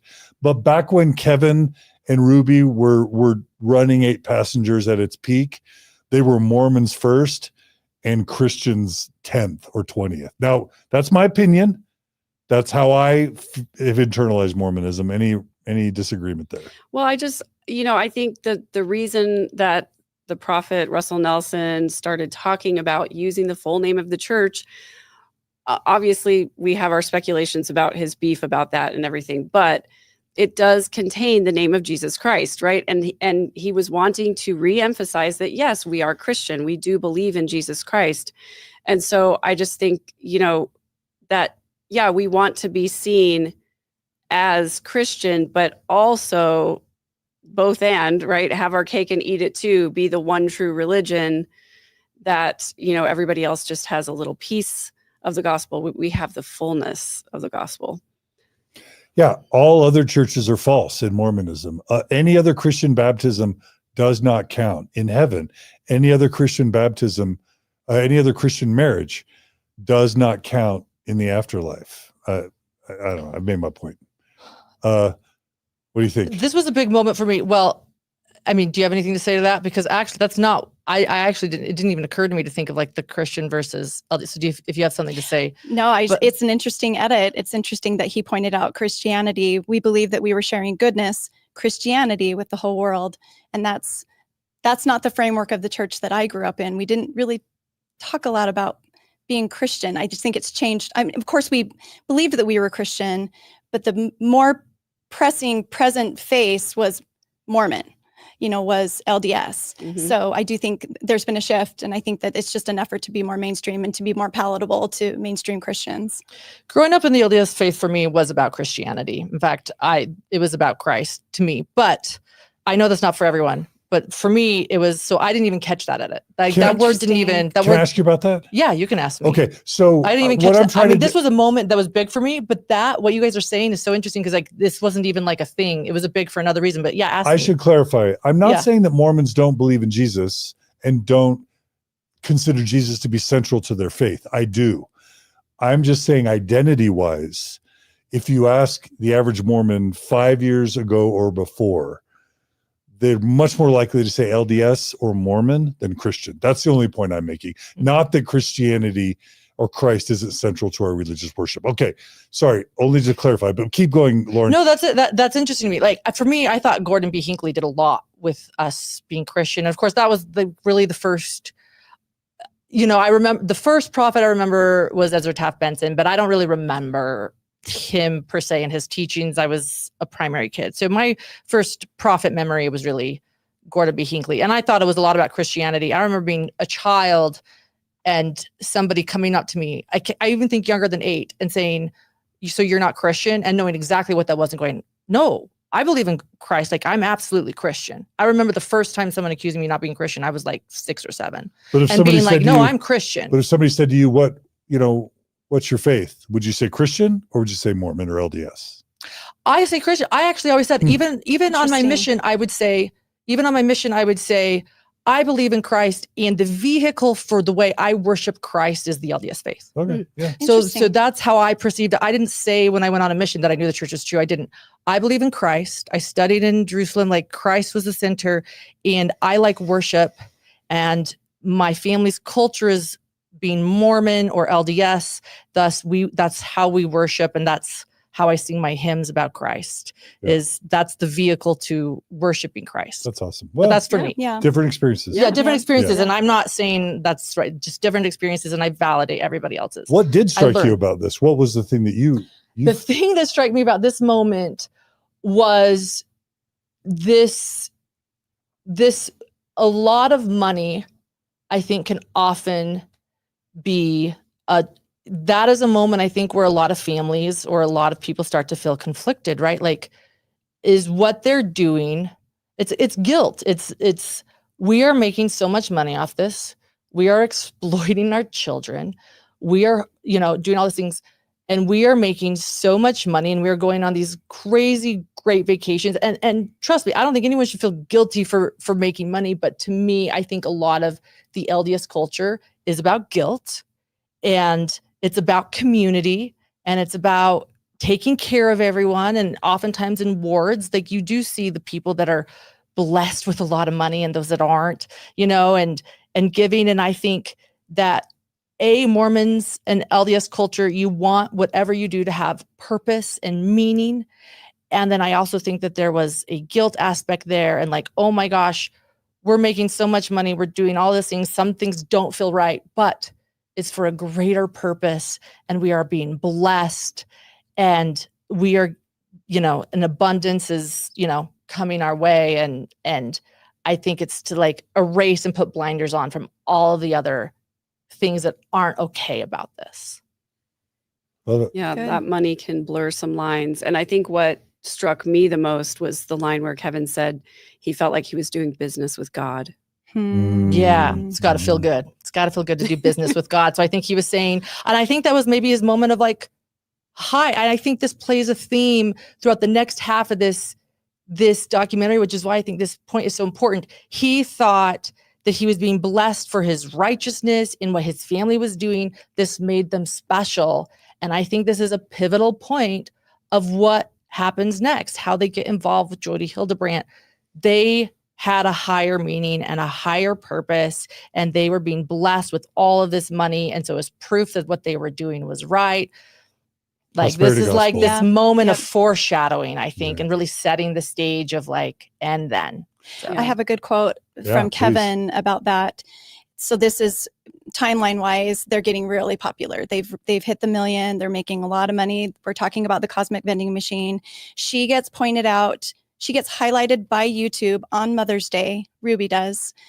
They highlight Ruby as the part of their Mother's Day celebration on YouTube. Kevin describes her as America's mom.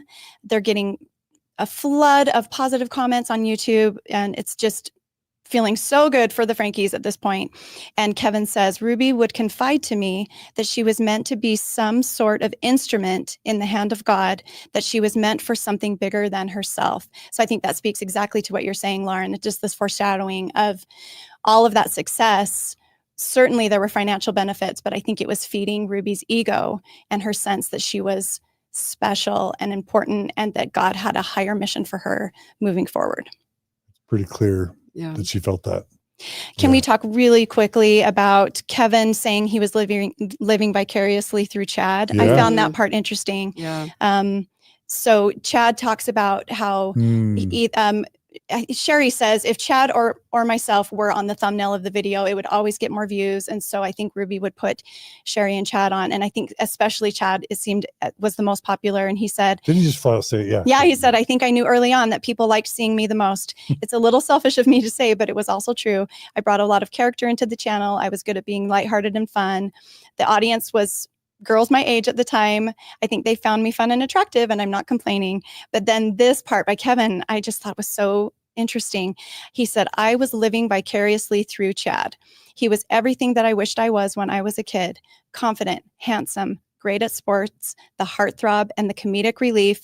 And that's important. Ruby knew that, and she exploited it. And then the interviewer asks Kevin, did you exploit it? And he said, absolutely, I did. So That's vulnerable. It That's is. vulnerability on Kevin's part, right? Mhm. yeah, I think it also speaks to what we've been talking about previously about just him being insecure and molding himself into whatever to make Ruby happy. And so, yeah. I Him- also see that admission by him of the exploitation as somewhat, a show of contrition. He realizes that there were some really harmful aspects to what they were doing, and I think he's recognizing it and owning it. And I'm grateful that he's doing that. Yeah. Okay, what do y'all think about that? The segment where where they move into the new neighborhood in Springville, they upgrade to the McMansion, as I like to call it, and it seems like the neighbors are kind of dishing, right? Yeah. They basically say that I think it was Lisa McLean who came after me in the DMs that Ruby got to be known as someone who didn't ask neighbors if it was okay to film others in the neighborhood. And then just generally speaking, neighbors saying, we really loved Kevin. We never had a beef with Kevin. It was only with Ruby. She always had a camera with her. She had her bright clothing, but she wasn't friendly. She didn't host parties. She didn't bring people together. She was just always busy, keeping to herself, filming everything, not asking people for permission. And that she felt like her channel was more important than relationships with the neighbors. I love this edit. I love this edit because there was this idea, like they show this beautiful Springville and how it's this family-centered place. And then they've gone to the therapist already and said, like, I don't know how to say this, but there's this perfectionism thing, they've already set that stage and people are, hiding like this idea of perfection and they're in this box. And then you have the neighbors come out and, I'm sure this was an edit. I'm sure that the neighbors did hours and hours of interviews. So like nothing to, let's call this an edit, nothing negative to the neighbors, but it was showing a really catty side and a really judgmental side of these neighbors. I thought it was a great moment. I think the edit was on purpose and it showed the judgmental, perfectionist way of Mormonism. And that is a part of Mormon culture. Being Mormon, I can say that like profoundly, like this idea that they are judging Ruby because she doesn't host parties and she's not like them and she wears bright lipsticks. I mean, I was doing an eye roll during this. And like I said, I'm not necessarily blaming the neighbors because I actually thought a lot of what they said later on was profound and they added so much to this. And it was clearly an edit, in my opinion, for this purpose to show sort of this. I thought it was pretty catty. And I noticed very Mormon. Megan's laughing and smiling. I laughed out loud when I saw that particular neighbor. She didn't even throw any parties. I mean, that was rude. I would have been sort of that person too. Like I didn't have a camera out all the time, but I was busy. I kept to myself. I knew my neighbors. We did talk from time to time, but I wasn't the type of person to, throw parties or attend socials because I was too busy with other things. But I think at that level of affluence, there absolutely is an expectation, and particularly in this neighborhood, apparently, that you socialize and you engage with your neighbors and you throw parties, apparently. I think that was the main point that she was trying to make with that. I'll defend that line a little bit. I don't think it was like there's a requirement that you have to throw parties. I think she was just trying to illustrate that maybe that's a way that people in this neighborhood show that they're willing to get to know their neighbors is by hosting something once in a while. Then it was an interesting edit, but I think it was more to illustrate that Ruby was clearly out in the neighborhood with her camera all the time, but didn't do some of these things that perhaps the other members of the neighborhood would do to, reach out and try to develop some, even if they're superficial friendships, to try to develop some rapport with the neighborhood, particularly if you're going to be out and about showing other people's houses and all of your videos. I think that was the point of the parties. I think you're right. Yeah. I think you're right. I think that probably was also what the neighbors were asked and what they were trying to portray in that moment. So it could just be how I'm interpreting it. But I'll be honest, I was thinking, I've never liked Ruby more than in this moment. But she's like, I'm Like, not throwing no Ruby- parties. Yeah, Ruby just became the most likable she's ever been to me. Then in that moment, because I was like, yeah, she just like keeps herself. She does her own thing. She's wearing bright lipstick. She doesn't throw parties. I'm like, You say that's a feature, not a bug. Yeah. But I think you're right. That's probably why the neighbors were saying it, and Mhm. I probably took it in my own way. And I don't mean to, I've been, as I'm sure all of us have been, the victim of an edit or two, to have things sort of spun in a certain direction. So I do have some compassion for that for sure. So I'm not meaning to pick on this neighbor for that reason, but I do think it's really, like you were saying, Lauren, it's so indicative of the culture, of the expectation, of the engagement. And it's sort of seen as a sign of generosity to host people in your home and to be a part of the neighborhood, especially in a place where, as you were saying, John, where they don't move away, they just home hop because it's about the neighborhood and the socializing. Right. One thing I've noticed in sort of the progressive post-Mormon world is just the reality of jealousy. Yeah. That there's a lot of people that want to sort of get connected with you for the opportunities for fame or visibility. And then there's people who think they could do a better job than you. Or there's just, you don't have time sometimes for all the people that want to spend time with you. And oftentimes that can breed people who are envious. I could do better. I would be a better representative. She's a hypocrite, whatever it is, sort of this catty jealousy. And I wondered whether some of the neighbors maybe harbored some jealousy or envy that they wanted more exposure and face time and they weren't able to get it. Obviously that's speculating, but I've seen enough of that mean-spirited envy and jealousy that, and I have heard behind the scenes that there are neighbors who weren't included in some of these documentaries that were upset that other neighbors were included, but that they weren't. You can't win. Right? Yeah. So, I mean, I have a hard time. I think that is speculation. And I think that you could be onto something there. I'm having a hard time like speaking negatively about the neighbors just because I just think they were so critical and trying to help the kids at the end. Story, And I'm like, maybe there's these neighborhood dynamics and maybe there's some jealousy or whatever. Maybe they felt she was standoffish and it could be more things than that, but they were just so critical and, not critical to Ruby, but critical in their role towards the end of the story. Yeah. And at the end, it was the neighbors who alerted Shari to what was going on in the home. So she was able to get DCFS involved. So, and according to one of the neighbors, at least on a Facebook post that I saw, there were so many calls, many people called. It wasn't just like a one-time call or a couple times. It just sounded like it was this ever-present thing in the neighborhood for quite a while and people were very concerned. You just made me realize another reason for this edit probably was to show, look, they couldn't do much. Yeah. Like they're saying like, this is how she came across to us. Yeah. This is how it was. And that was pretty much it. And they were weird. And so we were kind of on the sidelines, but we weren't super involved. And like, we couldn't get through to see the kids. So you actually also just gave me another reason that they probably had this edit to explain the dynamics between the neighbors and how until the end, they really couldn't do much. Yeah. Ruby didn't reach out for help from the neighbors. She didn't ever really talk to them about what was going on in the home. It's not like they had a relationship where one of the neighbors could have called Ruby and said, hey, I'm really worried about your kids, because Ruby had already isolated herself and the family kind of from the rest of the community. This is where we need Lisa in the DMs that you mentioned. Like, I know. We'll talk to us. Let love us know. to have her. Yeah. The band would love to interview you, Lisa. Yes, Lisa. I will say also that when you live I'll just say I will never have the fame that Ruby Franke had, but in Utah, I get recognized most of the time I'm out. And, most of my neighbors know that Margie and I have a YouTube channel, and it's scary.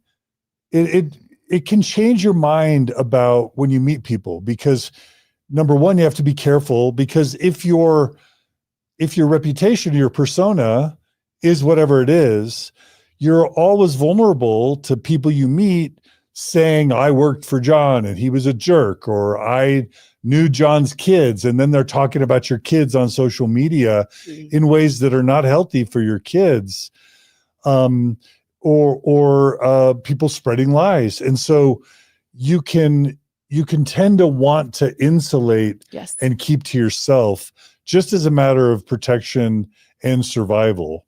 And also just time is so limited. It's really, you know, Lauren, Megan too, it takes everything to try and create a regular release schedule of content. And so it has absolutely been normal for me to work 80, 90 hours a week for most of the past 20 years, because you're never off. You're always thinking of your next episode, scheduling interviews, planning stuff, releasing stuff, working on the edits, monitoring comments, monitoring emails, trying to make ends meet to fundraise.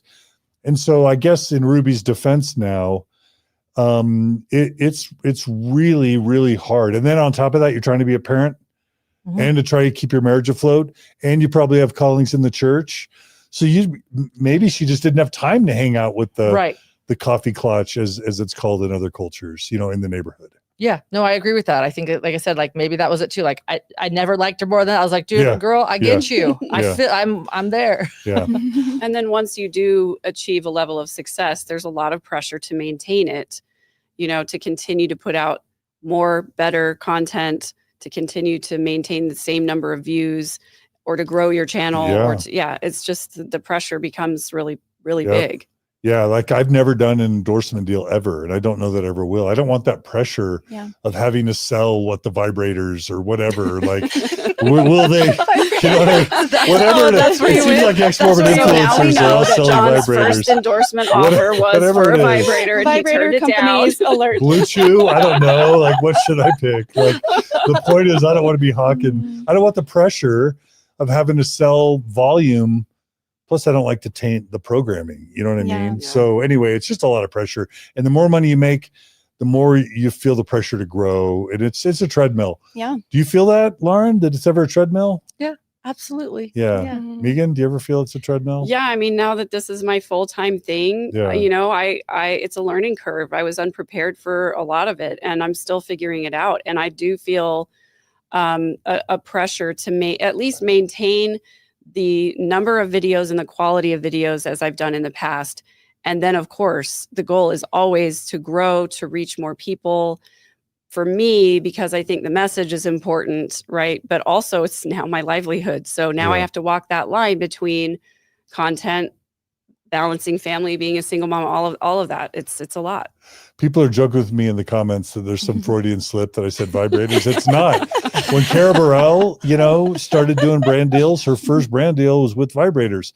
Alyssa Grenfell has done vibrator Secret Lives of Mormon Wives. Secret Lives of Mormon Wives did vibrators. And is Elf on the Shelf with Samantha. They recently did vibrators. It's like the go-to. I don't know why. It's like the go-to product. That I've never been approached by a vibrator company. I've been approached by a good amount of companies, but never a vibrator. Nor have I. And I don't know what the problem is. I'm offended. Well, just wait 10 minutes. Maybe I should throw some more parties. I don't know. No, it's a thing. Just so you know. Interesting. And I was trying to be funny as well. Okay. The next segment was on the kids getting sort of like disturbed and disconnected from the constant videoing of Ruby, and Chad misbehaving, and Shari not being happy with it. There's this one point where Ruby suggests that the kids are losing their light, when really they're just annoyed. They can't just have a family vacation or a family moment without it being filmed. And this is when the content was changing too, where Ruby was starting to highlight like really personal and vulnerable and embarrassing things. And that could be part of their dissatisfaction with the whole process. And who knows what, I don't know if they were having videos like that early on, but at least at this point in the timeline and in the docuseries, that's where the neighbors were noting that they were noticing these embarrassing, vulnerable, personal videos being posted. And I think that added to their concern that Ruby's aloof, they can't get to know her, but then they're kind of getting to know the family through watching what Ruby posts. And it's not, you know, it doesn't cast the kids always in the best light. And I think Chad gets highlighted for starting to be misbehaving, and I think that's part of it too. Yeah, I think maybe that's the pressure of the content you were mentioning. Like, you got to keep coming up with content. So let's like stage these embarrassing scenarios for our kids, and that's going to get a lot of views. Yeah, this is the part that I found so disturbing is that obviously as not an 8 Passengers watcher in the past, right? I didn't really know exactly what the content was, but I was sort of imagining what it must be. And so thinking to myself, well, their first very viral video was the baby crawling out of the crib. So that could be seen as like, oh, what's going on there parenting wise? You know, do you not have that locked down in a different way or whatever? But the other part of it was seeing the thumbnails from some of their most popular videos and their kids wetting the bed, kids starting to shave for the first time, shopping for bras with their brother. Those are the kind of things that, you know, when I was on Facebook early on, I tried to be really careful about not documenting everything that my kids were doing. And I certainly would not have publicly made a post about any of those topics about my kids. And if I had ever done anything remotely like that, they would have called me out on it and been like, that's not okay. I don't want that online. Please don't share that. You know, even something as benign as my oldest daughter getting her driver's license, she didn't want me to post about it. So I didn't. You know, there's something to be said for kids maintaining their privacy. I know this is going to be an ongoing theme, but until I saw those thumbnails, I didn't realize how personal and invasive it was. Yeah. And as I'm reflecting on some of the parts of the story, it's like, I didn't know, for example, that Chad had been expelled. Did y'all know that Chad No. had been expelled from his school? Well, you learned that in Sherry's. Doesn't Sherry mention that in her book? I don't remember expelled. Yeah, because then but he went to the new school. I remember the new school. I didn't, for some reason, I didn't remember the Yeah, I expelled, didn't put but that maybe together. you did. Maybe you did. Mm. Do you know why he was expelled? Do we know what he did? Well, they said that Shari made reference to him continually having discipline, you know, getting suspended, Yeah. which leads to expulsion. Yeah, I can't recall what it was, but I remember thinking it wasn't, you know, it was like a group of boys just kind of being rowdy, I think. I don't think it was anything too extreme. I do think Shari mentioned it in her book. Okay. Yeah, if I'm wrong, then, welcome to just my age. But that's what I recall. And I don't think it was too big of a deal. It was like just sort of, he was loud. He, was sort of goofy. He was a goofball. He was a class clown. Yeah. But do we get a sense that Chad, I mean, the teenage rebellion is totally normal. Totally normal. So we would be speculating, but I mean, you do kind of get the impression that the kids, it's starting to wear thin, the pressure and the stress and the annoyance of being social media influencers. Certainly the kids, both Chad and Shari, would have impacted their friend groups and their relationships as high schoolers, because high school, again, is hard enough. To be a high schooler that's sort of a nationally famous or even a world famous influencer, Mm-hmm. that's a lot for a kid to have to deal with. Absolutely. And so you just get the sense that with Chad being suspended, with this discussion of him going to Anasazi, kind of like a wilderness camp, of even them bringing Jodi Hildebrant into the picture. And we all know that Shari wasn't loving it from reading her book. She was not loving, there's part of her that was loving the attention, but she was not loving her relationship with her mom. You just get the sense that the kids are starting to misbehave. It's starting to wear thin. And for me, one of the most emotional moments of the whole 3-part series was when Ruby's sitting next to Chad, and he's not participating in that conversation she wants to have about his pioneer ancestry. And she says, fake it. Yeah. Fake being happy.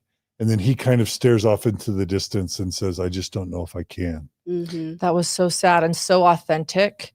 And I think that, I feel bad for Chad, even in the aftermath of all of this. I don't see anything that he did as a teenager as abnormal. I see him as a really, really good kid, a very good kid, even a good teenager. And at that moment, that was authenticity. He was saying, I don't think I can. He literally was saying, like, I know that you're a robot, mom, and you can somehow, you have been trained to do this and everything's a formula, but I have a bit of authenticity left. And I don't think I can. I think that was the moment also where you're going to see that Chad continues to fight back because he is authentic. And even in the aftermath, I've seen some interviews now post this documentary coming out with Chad Franke, and even during the documentary, I feel bad for him where he says, I don't know why I was misbehaving. I'm just not sure. And even then my heart breaks too, because I'm like, you weren't. Like, you are just not being a robot, and you're not buying this whole, again, obedience is love and love is obedience. That's such, I hate that. I hate that. That was a focus throughout this whole thing. But Chad is simply being an authentic teenager who is goofy, who is rebelling in the most subtle of ways, saying, I'm going to do things my own way, which is so healthy. And I can tell that he still questions it somehow today. And that was the moment too, where you're right. That was such an emotional moment. I don't think I can. It's saying that he's got a little bit of self still there. He's got a sense of self that Ruby does not have anymore. And yet Chad Franke has it in the moment, saying, I don't think I can, was such a profound way of saying, keep that. And I think that what was happening as a teenager is he was maintaining that sense of self and saying, I just got to do things my own way. Mm-hmm. Yeah. And clearly he had made it clear that he was very aware that he was very popular on the channel. Mm-hmm. And that had to have added extra pressure on Chad to, maybe that was the root of some of this misbehavior or wanting to push back and not always wanting to perform, because perhaps he felt a little bit more pressured than maybe any of the other children, that he had to always be on and always be happy. And I agree that scene where she told him to fake being happy was so heartbreaking. Yeah. Yeah. And what I remember from the book too is just what you both are saying, is that Chad was just a regular kid. He wasn't really doing anything that mischievous. I think when we talked about the book last time, we determined his big sin was ruining the content, right? That's what Ruby was really upset about, was him ruining their brand video. And that he wasn't really misbehaving. And they sent him to all these therapists saying, fix my son. And they were all telling Ruby, there's nothing wrong with him. Yeah. We can't diagnose him. It's not, he's too young for there to be a pathology to this. It's just him being a kid. And the way that I saw it was, Ruby and Kevin are so focused on the channel and they're so focused on the success of that. There wasn't room for the kids to be individuals and to have their own personalities and to be recognized and noticed and to be loved, really, to be embraced. It was always about the channel. It was always about the content. And I saw it as Chad's way of trying to get some notoriety from his parents. Like, please just love me. And I think, and I agree. And I think it was his way, again, of maintaining the sense of self. Now we know what Ruby wanted to fix this documentary. She wanted pure and perfect obedience from him. Mm-hmm. And him not having that perfect obedience was saying, I am maintaining a sense of self, something you don't have. And that's simply all it was, like, God bless you, Chad, for like maintaining that sense of self. Yeah. But Ruby, again, going back to that checklist, that color coded thing, everything's a formula, everything's obedience. And I think that as children get older, mothers that want that obedience and that discipline really struggle, because this is where their children start to become independent and say, this is who I am. Yep. And to Ruby, that was absolutely not okay. This is a quote from Chad in the documentary. I purposefully said the wrong lines. I tried to make my mom as pissed as she possibly could be. I made things hard for her, and I don't know why. I think it goes back to, I really didn't like being told what to do. So he's pushing back on that, like, strict obedience.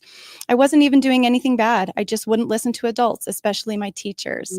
And I think that's where the school problems were starting. There you go. But I think the root of it is him wanting some individuality and pushing back against this, like, strict 100% perfect obedience. Yeah.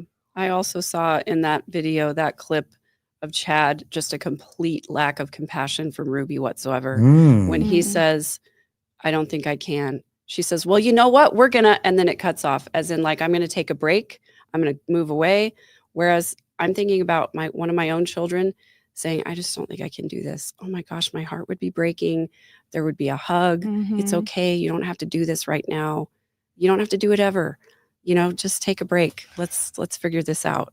And I think that ties to why Shari and Kevin testified in front of the Utah legislature recently about changing Utah law around the use of children, minors, in influencing. And the basic argument is that it's abusive, Yes. that a child can't consent.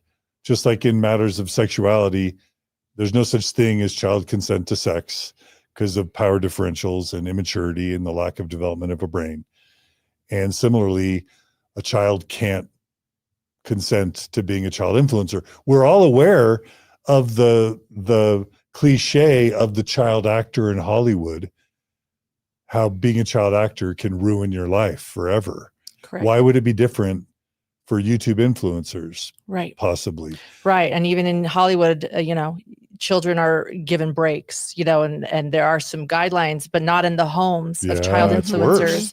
I know. And for those that don't know, it is this, what you just brought up, the youngest victim of Ruby Franke, has started speaking out. She has spoken out for the first time. It was very profound what she said. And as an 11-year-old, she wrote a letter for her dad to read for the Utah legislature, which some people were mad. Well, she's not speaking out. It's her dad. Well, it's because she's saying you should stop filming me. Yeah, she's exactly. saying I don't want need to be on camera. I don't need to be anymore. on camera anymore. My dad can read a letter I wrote, but let me tell you, I wrote it, and her insight was so profound. Not only the things that are obvious, she's saying I can't make friends. I don't feel like anybody likes me, and that I have to do something profound to get attention. I feel like I have to act out and say, look at me, and do something to get attention, even just something as small as that. Like she has been taught to perform since birth, and now she just assumes no one likes her unless she is performing or doing something grand to get the attention she deserves, that the thumbnail is pointing out that she is doing. Yeah. A couple comments that I just thought I would also add.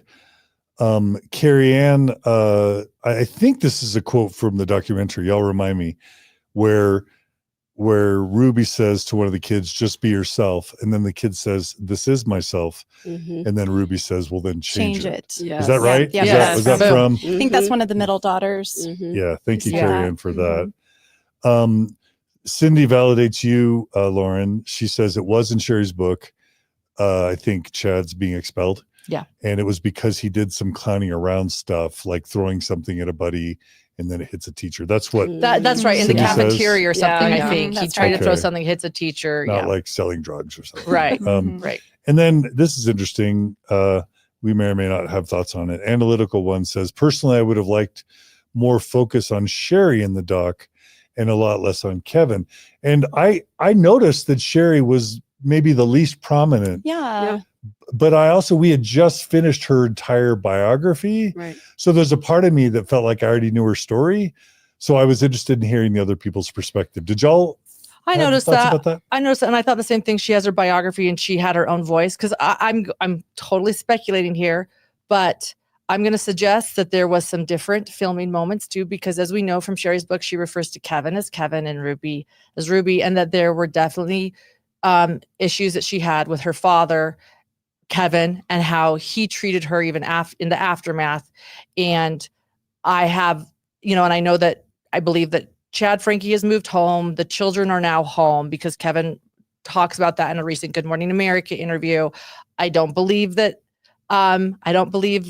Shari ever went home. So I'm going to suggest that there might have even been some separate filming involved here. That's me speculating, but I would assume that not all is well with the Franke dynamics. Their family's probably forever changed. Well, certainly forever changed. So there might be that reason that there was more collaboration with the other family Except members. they do mention that they have the Sunday ritual now of having dinner together, and Shari and Chad's living with Kevin now. Yep. Just to jump to the end, and that they have Sunday dinner. that And Shari maybe comes. she is. Yeah. I don't But- want to but assume yeah. anything because that would be offensive. I don't know.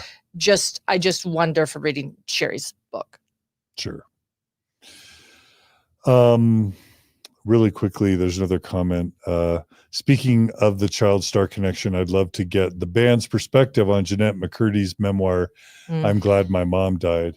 Oh, that's such a good book. That's a great example of this. Yeah, It's such a a great great example. Absolutely With loved with a Mormon background on that Yep. that story as well. Yeah. Maybe another time we can talk about that. Yeah, that can be this They're great. requesting great episodes book. of us, y'all. That means we're a thing. Yeah. I think Do we we're- have a name we're yet? Do we have a thing. name? So many names have come through. I haven't Oh, we'll been have to reading comb them through yet. them after.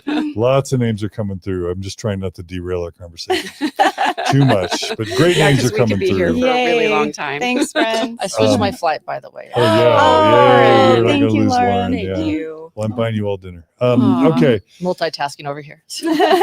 so all right, so anything else we want to say? I guess this is when Jodi Hildebrant gets introduced Yep. because it's Paige, Hannah, like they're having trouble with Chad.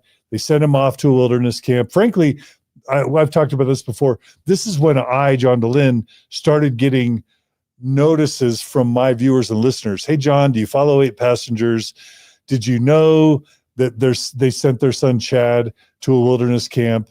And I'm like, who are 8 Passengers? Like, I had no idea that they even existed prior to the time Chad goes to a wilderness camp.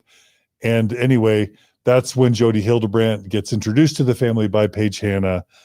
And then Chad comes back from the wilderness camp and starts counseling with Jodi. We've covered a lot of this in our Shari Franke episode, but anything we want to say about the introduction? By the way, is Devil in the Family? Who's that referencing? Is Jodi. that, huh? I think they're wanting it to reference Jodi. I But it think could they're also wanting be it. Ruby, Ruby, too. right? It's the fall of Ruby Franke. The devil in Yes. the family. It's was gotta the be. fall. It's The fall of Ruby Franke. I think is supposed to be Jodi, but you can It's a- If definitely. you ask Shari, it's Ruby, right? But Well, it's a she double starts out entendre. saying- it might be a double entendre. Maybe. Yeah, Maybe. Yeah. No. maybe. I think a double. Yeah. A double. Yeah. How Well, sad I mean, that like, it could Kevin apply says to the two devil. Kevin says the devil knocked and Who's we devil? opened the door. Yeah, the devil right. is supposed to be Be Jodi. It's supposed to Yeah. be Jodi. That's right. But also, But Shari says Satan's a person, and Ruby crossed the line from Oh, abusive so to it- psychotic wow, and more. full on evil. That was an Mhm. important quote from Shari. Did we pass Yes. that already? Or It was at the very, very beginning. I We know talked you. I about saw it. you flip your We talked binder about pretty it, quick. but- Okay. That was so, an important yeah. moment. somebody else wrote that they felt the devil. This is like scripture, like lots of interpretations. Somebody else felt like the devil was YouTube. It was the money. It was the influencer. Yeah. Well, Interesting. you know, the devil's whoever you want it to be, This is guys. this is a four-headed we're Hydra. gonna devil. we're gonna It's get Medusa. into some of the parallels between Yeah. Ruby and Lori a little bit later on. Yes. But I just want to say there was this narrative out there in some spaces that Ruby was fine until Jodi came along. And we know that that's not true. And the same thing was said of Lori was fine until Chad came along. And we know that's not true. So the Ruby, Jodi, devil connection. I agree with you, Lauren, artistically. The devil was supposed to be Jodi and the fall of Ruby was Jodi. Correct. I mean, yeah. The But- devil knocked and we opened the door. I mean, right. Yeah. But Yeah. They painted it in a particular light. I like the multiple meaning. That's more Yeah. fun. yeah. I agree. But Well, if devil is a metaphor for those that don't believe in a devil, Right. then you can just, the world is your oyster when it comes to this title, yeah. whatever you want it to mean.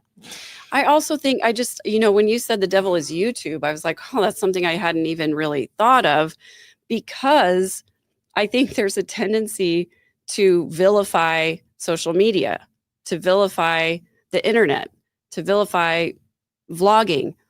That's not the problem. The problem is unhealthy people using those platforms to spread unhealthy ideas and to demonstrate unhealthy relational dynamics. So, just going back to my Mormon roots, right? Anything can be a tool for either good or evil, and it's incumbent upon the person using the tool to use it in a healthy way. Yeah. The My hammer can opinion. build a wall or tear down a wall. Yeah. Don't blame the hammer. Yep. Blame how it's Yeah. used. I don't know. I remember that metaphor in reference to Yeah. morality, but that's another story. Yeah. So as Jodi gets introduced, Paige says that Jodi was influential, that Jodi knew how to cut to the chase. Boy, did she. That she'd worked at a prestigious drug rehab center, which is true. And then Brandon talks about working with Jodi, that he was amazed, that he felt she was courageous and powerful, that Jodi sold herself as having it figured out. And I don't think you can cure pornography and masturbation, but that's one of the biggest nightmares of any Mormon mom or wife or dad or husband or kid or church leader. So like, we've all talked about how she kind of monetized this Mormon terrorization around sexuality, but porn and masturbation by telling everyone even the brethren, even the Mormon church leaders don't know how to solve this problem. Certainly Mormon bishops don't know how to solve this problem. They're not mental health professionals, but I, Jodi Hildebrant, I know how to solve this problem. I've got it figured out. And she used very totalistic, absolutist sort of language that was effective as a businesswoman, and also very gutsy for a woman to march into a patriarchy who, by the way, was divorced, by the way, was estranged from her own children. Yeah. And yet somehow she became everyone's marriage counselor and everyone's parenting counselor and everyone's irony. therapist and everyone's child psychologist Ironic. in a Mormon patriarchal paradigm. I hate to say this, but you got to respect Jodi for her. I don't want to say balls. That's a bad analogy, but very gutsy Chutzpah. woman, right? Gutsy. Right. Yeah, gutsy. Yeah. I've brought this interview up a couple of times, but it was a really interesting interview to me after this fact. Chad, Franke, and Kevin went on Good Morning America, and it was a really interesting interview, but he talked about that. He said, that was really interesting to me, where he said, what we liked about Jodi was very authoritarian. I don't think he said authoritarian, but he said authoritative. But to me, that's okay. An authoritarian, worldview where someone has all the answers. She was very, authoritative. And that's why we liked her. And then, she kept going and she kept going. And then Chad says, I thought of her as a god. Mm. I think that there is sort of this authoritarian worldview where people want somebody to have all of the answers. And the Franke family's culture was certainly authoritarian. Mm. They wanted one person to have all the answers. And I think that is who Jodi appealed to, were the families who wanted someone to have all of the answers. And what better person than Jodi Hildebrant to be like, oh yeah, I have all of the answers. Can we talk about the first phone call that Chad has with Jodi? Yeah. This was so eye-opening to me because, Chad, I remember from Shari's book that Shari pointed out that Chad knew how to manipulate. He knew how to get the clicks and the likes and the views. And so Ruby sets up a phone call with Chad and Jodi, and he's like, all right, I'm ready. Let's go. If this is going to get me back in everyone's good graces, let's do it. And Jodi says to Chad, are you ready? Are you ready to start being a responsible adult, taking responsibility for your actions? He goes, absolutely. Yes, I totally am. And Jodi says, you're lying. And Chad says he just froze, because for someone to know that you're lying and actually call you out on it and say it out loud, that was something that hadn't been done in his experience, and he was stunned by it. But also that Ruby was smirking, Yep. right? Right. Yep. Because Ruby had been trying to sell this idea of Jodi. Ruby had already fallen in love with Jodi's dogma and with her rhetoric and all of that. She was trying to convince Kevin that this was the right person to help with Chad. And as soon as Jodi calls Chad out for his manipulation, Ruby sort of smirks and looks at Kevin and is like, see, I told you. Yeah. She knows what she's talking about. Exactly. And she was frustrated that she had not been able to tame Chad. Yeah. And here was a woman willing to call Chad out. Yeah. Chad said, Jodi kind of read through me, and that really excited my mom that there's finally someone out there who wasn't going to take my bull crap anymore. She was hooked onto her from that moment on. And Kevin said, after that first call, Jodi said, he needs an outcome. He needs an outcome for the way he showed up in that meeting. He's running circles around you and your wife. And so that's when things get really strict for Chad, where restrictions, maybe the next section we can talk about is the beanbag incident, because that's kind of after. So That is big. Yep. Yeah. I'll just say, as someone who did complete a 6-year clinical counseling psychology PhD, so much of what Jodi did was unethical. You would never, ever say to someone you're lying Ever. when they express Yeah. to you Right.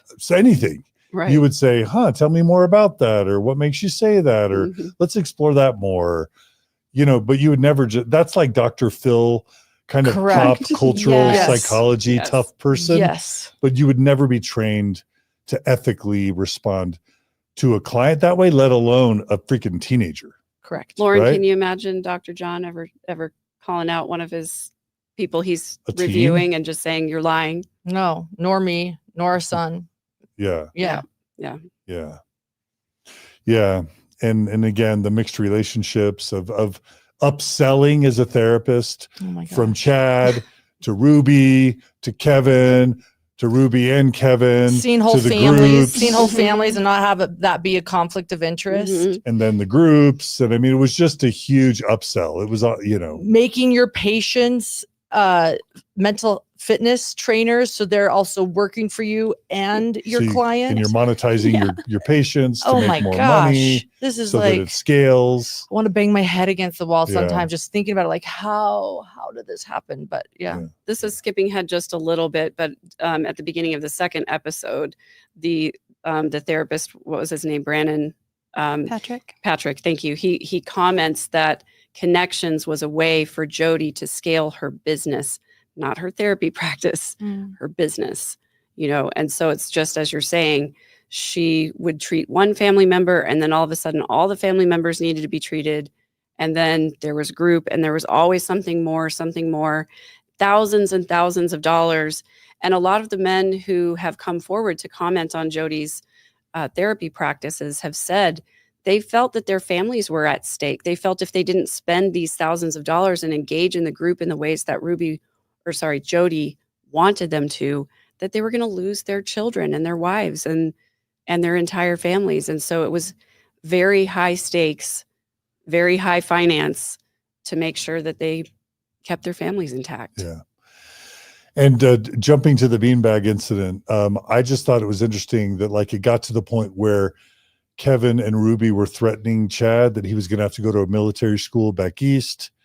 It got really serious. He said it was Ruby and Jodi came up with the idea for the military Was that camp. right? Mhm. Okay. Yeah. Thank you for that correction. But also I got the sense that Chad developed a good relationship in his mind with Jodi, even though it was super toxic and unhealthy and unethical, that before the beanbag incident happens, Chad had kind of been tamed. He saw the writing on the wall. He knew it was like either change or be shipped off. He built a relationship with Jodi that he liked. He felt like he loved and valued and respected her, and that it was mutual. And then don't Ruby, Mindy, you'll know this. Didn't Ruby and Kevin say things were better? Chad Yes. started Chad said behaving. it. Sherry said it. Sherry said her mom was yelling less. By all accounts, things were doing better in the family. There was less contention for a time. Yeah. It seemed more peaceful. Ruby was internalizing some of the things, and it was going better. And one of the most surprising insights of the whole documentary, while we're talking about Chad, was just how fondly he felt towards Jodi, even towards the end. Yeah. 5 years. I mean, we can get. Do you not agree, Megan? Well, I'm just really curious about everyone's opinion, because it struck me as very odd that so many times he said that he loved Jodi. Now, I have a great deal of respect for my therapist, but I would never say, oh, I love my therapist. I really wanted to please my therapist. No, The therapist would never want their client to love them or please them. Right. Yes. Or please them. Yeah. But I think, as we've been talking about, the lines got so blurry with the Franke family and Jodi. Yeah. It clearly went way outside the bounds of a normal therapist-client relationship. Right. So I think him saying he loved her is because she lived at their house, and she Right. was like a member. She was like the driver of the 8 passengers, right? And so, which is kind of my point too, right? But I just wanted to make sure I wasn't the only one that found that odd. Yeah. That he was expressing love for his therapist. Well, and I felt like that's where I have compassion for Chad in the end too. It seems like he still doesn't understand why he was rebellious, and I think that he knew that his family or his mother wanted perfect obedience. He knew that was his family culture, this sort of authoritarian way he was raised.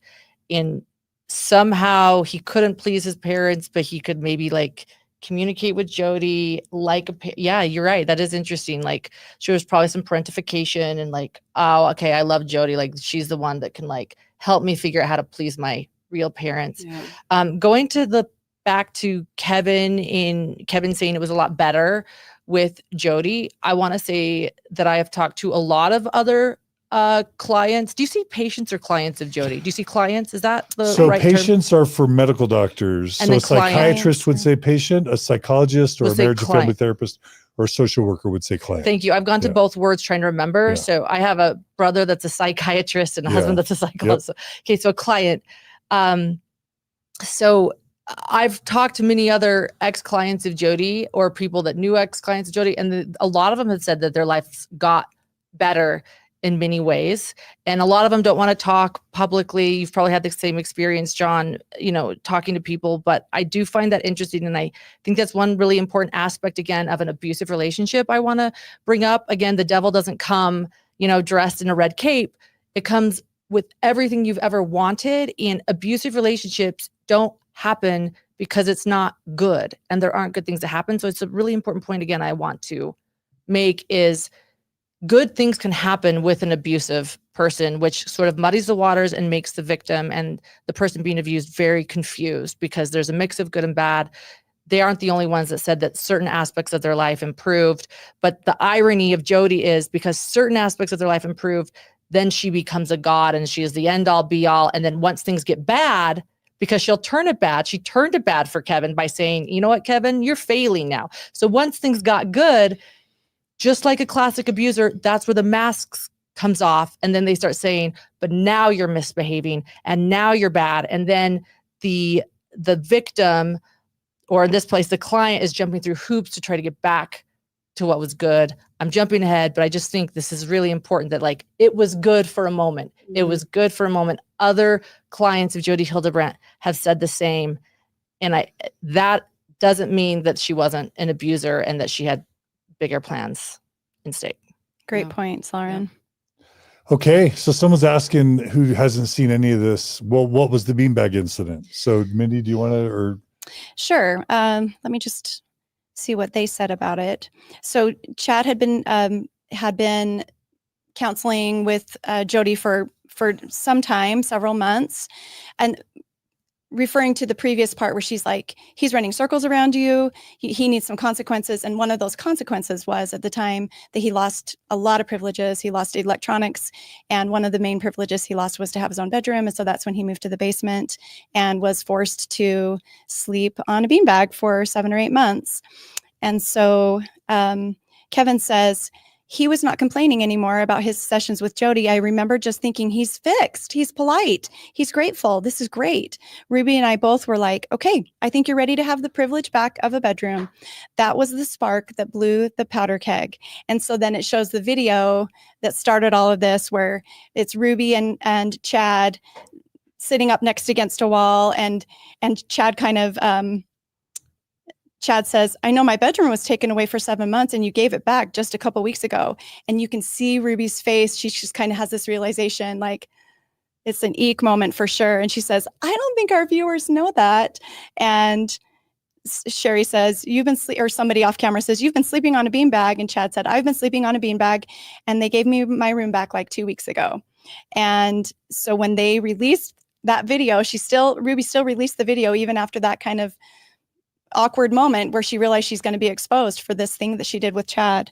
Then the YouTube comments just started going crazy, and everyone was scrambling. Ruby takes the video down, and like Kevin says, I think Ruby was unprepared for the torrent of pure hatred that came through the door. So that's the beanbag incident. And I remember being told that, and I'm going to be totally honest. First of all, of course, we would never do that to our kids. I had heard friends of mine who took the doors off their teenage children's room. You just nodded. You just kind of shook your head. I've heard of that too, and I shook my head. I think it depends why. I've heard people doing that when there's maybe someone that's, suicidal, and that's understandable. Self-harm. Yes. Self-harm at risk, Mm-hmm. and that makes sense. But to like take hinges off to not give the child privacy as a whole. And Ruby clearly Other thing. states somewhere in the documentary, children are not Entitled. entitled to any Right. privacy. Yeah. Yeah. Jodi or Ruby or Did- both? I think Ruby said it on some video Okay. that I saw. Yeah. Perhaps Yeah. Jodi too. So, and when I've had friends that I've talked to who took the doors off their children's bedrooms, sometimes it was because they were hiding screens. They had little iPads or iPhones, playing video games. And there's also, I've heard it used in the context of not wanting a kid to masturbate. And so they just wanted them to never be, minimally alone. But anyway, when I heard about the beanbag, it registered to me as like unkind or problematic, but not sort of like on the level of calling DCFS. Not because we would have ever done that. It's just that's not what triggered my mind, is that's like DCFS reports your children to the authorities level. Was that? Well, Yeah, right. I don't think there's anything you can do. There's nothing that says, and if a child isn't given, I mean, maybe I'm wrong, their own private bedroom, we're going to take your kid away. But I also think that's interesting what you've learned from, your friends that have taken door hinges off their children's bedrooms before too. Like, was that the reason? Don't even give them a bed, just give them a beanbag. Like what's that about? Right. I think the context is important, the whole picture, because maybe the isolated having your kids sleep on a beanbag is something I would never do as a parent.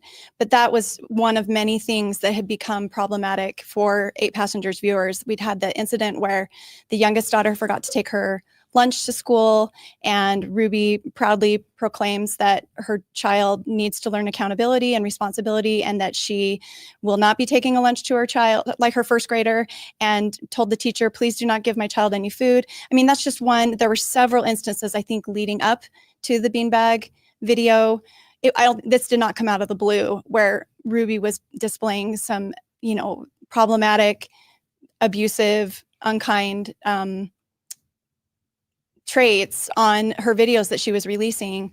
And so I think that Kevin describes it as the powder keg. I think it was a buildup, and finally people are like, and Kevin, or maybe Chad was kind of the favorite. And so people were sensitive to like, you shouldn't do that to Chad. And he'd been to the camp. And so there was just a lot going on leading up to that. I think people had just had enough. They're like, finally, like, these parents are crazy. And that's some of the things they were saying in the comments.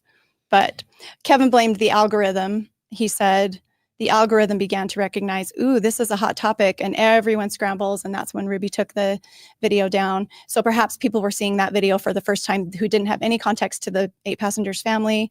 But however it came about, it was a terrible incident for their family, and it changed 8 Passengers forever, that video. That was an important point you just brought up too, is after that happened and everyone started talking about the family, calling Ruby abusive, a horrible mother, rather than being introspective and saying, oh, maybe they're right. They perceived that they were victims. They blamed the algorithm. They blamed people trying to cancel them. They were a product of cancel culture, and they did nothing. This isn't us issue. It's a them issue. And that was a good moment in the documentary too, a good edit where Kevin is saying this, it was terrible. And then finally the interviewer states, well, do you think then now looking back, they could have been right? Was it valid? Yeah, was it valid? Yeah, Is that it? You have it written that's down? what he says. Take it away. No, Mindy, no, you have it no, written you down. I don't have the note. I'm the only one that said- doesn't have notes in front of me. No, you're fine. He said, the interviewer said, do you think they had a point? Any of it valid? And Kevin responds, from my perspective now, is any of it valid? And then he sighs and he says, sure, I think a lot of it was valid. So he acknowledges Acknowledges that it after now. the fact. Yeah. Yeah, but I think it's also very telling that they actually consulted an attorney Mhm. about this, like, what should we do about this situation? And the attorney's suggestion was, maybe you should apologize, maybe there should be a backtrack, maybe we should walk it back. And Ruby's response was, no, Right. Absolutely not. absolutely not. Yep. We're not going to apologize. And I thought that was pretty wild, to not be able to take any feedback from the people who are watching your channel, to not consider any of it as valid. And of course, we all know you don't feed the trolls, right? You don't pay Sure. attention to the negative comments online. But when your viewers are consistently putting forth a message that's critical of something that you're doing, you do have to at least consider that in your overall picture of what you're producing, and I think that a lot of people have grace. Like I've been really into the Blake Lively, Justin Baldoni stuff these days, and we won't get into that. We'll do a whole other episode about that. We'll but talk like later about that. I feel like, I look at it in a PR perspective. I agree with you. Like, I think that people, viewers and listeners actually do have a lot of grace when you make a mistake, if you come out and you apologize. So I'm not taking a side of Justin or Blake, but I think that people, if you apologize, I think that there is a lot of grace involved, and people can get canceled and come back. I think that's what Gen Z has taught us, that if you get canceled, maybe it was a good thing, but you can redeem yourself. Yeah. And I think that people are willing to have people redeem themselves. But what they were saying is, we did nothing wrong, or Ruby is saying, we did nothing wrong. I am not going to apologize, and I am going to double down. And I think that double down is a moment too. It's like, you're almost looking at someone that's about to be a criminal when you're saying, there's no way I'm going to apologize. And it reminds me, when you said that, she said, there's no way, I'm right. I mean, all I can think of is moms of truth, like flashing and like light, like moms of truth. Like, I think this is her moment to say, I am right, and I am going to carry this to the grave or to prison. It was prison, not the grave. But I think that was this moment. Like, she was so narcissistic, she is not going to back down. Ruby knows best. A couple comments.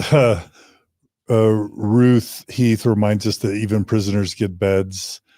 Yeah. And JC says DCFS requires foster homes to have a bedroom and a bed. And I think adoptive parents also are required to have beds. And our point wasn't that we would ever be okay with people not having beds. It is kind of interesting that that's what caused, the big unraveling is the bed, not the chopping off the dolly's head, not the telling the kindergarten daughter she can't have food because she forgot her lunch. It was the beanbag. But regardless, that's what happened. Go ahead. Oh, you go ahead. Where are you going? And then I'll add to it if you just the way the episode 1 ends, and we're 2.5 hours. I know. I'm like, oh my gosh. But it ends with sort of like the revelation that there was a lot of abuse. Yes. That it wasn't just the beanbag. It was, again, Ruby threatening to cut the doll's head off. It was Chad being spanked or whipped with a belt. It's her yelling to Chad, take that look off your face. There's some sort of mention of Chad getting a bloody nose. And Shari helping him wipe the blood off of the wall. That was that was a big moment. The last 5 minutes of this episode were unhinged. That's the only way that I can really describe it. Ruby is off the walls, and she's, as John is describing, but that to me was the most shocking thing that I heard was Shari saying that Chad would get beaten pretty often. And one of the particularly bad times, she was helping him clean the blood off the walls. Wow. And that was stunning to me because, we'd heard Shari talk in her book about a hit to the lip or a slap to the back of the head. We never really heard anything about blood, in Shari's book, as far as the, Ruby's treatment of the kids early on and things like that. So to me, that was very shocking. That involves a hit of a level that is just, something I can't even really imagine a mom or a dad, doing to their kid to hit them hard enough that they bleed and there's blood splatter on the wall. That's a lot. Yeah. I think a really important edit that happened in this final 5 or 10 minutes of the first episode. We spoke before we started recording about a few of the edits from the production team that we found really interesting. And this one was the first one that I really noted. And that is when Kevin says, I've learned that there was a whole lot of horror that was going on in the shadows and behind the scenes. And the very next clip is Ruby grabbing the face of the younger child and forcefully telling her, you get down and you be quiet. This isn't your turn. Now sit. And Kevin's voice is heard saying, and cut. And you see his fingers come out and he makes a cut sound. And Ruby says, yeah, we're cutting that. And then it goes straight back to Kevin. And Kevin says, I had no idea that this was going on in my family. Yeah. And the interviewer asks, did you really not? And Kevin has this like slow shake of his head and he says, nope, not to that extent. And I found that a brilliant edit because clearly we just saw him videoing, participating, speaking in a video where one of the children is being treated abusively. So what do you make of that, Mindy? Like, is Kevin just bold-faced lying? Is he compartmentalized? Has he forgotten? Is it so much trauma that he's blocked it out? I'd love to hear everyone's take, because a lot of people feel like Kevin was complicit or negligent. Absolutely. But what do you think, Mindy? I think Kevin was complicit and negligent. Maybe the incidents where blood was drawn, and perhaps he wasn't there for every single abusive incident. And I think sometimes in abusive families, some of the worst abuse can happen when one of the parents is not there. And then maybe the children are scared and don't want to tell. But clearly, Kevin was there for a lot of this, a lot of these incidents that were on these videos. And so we have to push back on you, Kevin, on that one. Like, you were there, you were part of it. And so I think saying that you did not know things were to that extent. I mean, it's so hard to know without knowing the whole story and when he was there and when he wasn't, what the kids were telling him, what they weren't. But it seems clear that there was a culture of yelling, of forcefulness, of strict obedience that Kevin was clearly a part of. Mm-hmm. Yeah, like, you can say that he was desensitized, that he was abused by Ruby and always trying to please her. You can say that he was in denial. I think all of those things could explain Kevin to some point in that family. But I agree with you. You can't ever use anything as an excuse to watch children being abused and not stand up for them. And in that sense, he was complicit. Yeah. I think it goes back to Kevin early on saying, I would do anything to make Ruby happy. And I think he even says it in his own words at the end of the docuseries. He said, I chose Ruby over my children. And these are illustrations of that happening, where her approval of him and her love for him hustling for her love and approval took over the concern for the kids. That's my perception. Yeah. And it's not an excuse. Nope. Yeah. And I'm gonna land, right in the middle, in typical Libra fashion. I'm just going to say that, coming from an abusive home growing up and having to recover from CPTSD, having physical altercations nearly daily in my home for years growing up, there is a level of desensitization and a level of dissociation for me personally, where I came away from that, having conversations with my siblings later and saying, yeah, our childhood was kind of, it wasn't great, but it wasn't terrible, and this years later, right? So I have a great deal of understanding for the idea that when something happens over and over, it becomes normalized. And for me as a child, thinking that was how normal families operated. However, Kevin as the adult, that's different to me. And as the adult, it's your responsibility to set the tone. And when you are witnessing things that cross the line, to dial it back, to call it out, to step in and do something.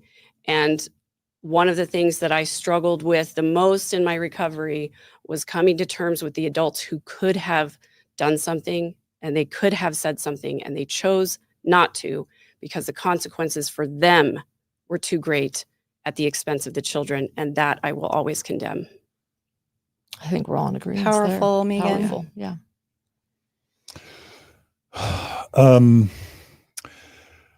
Yeah, there's a comment. People are loving our commentary here.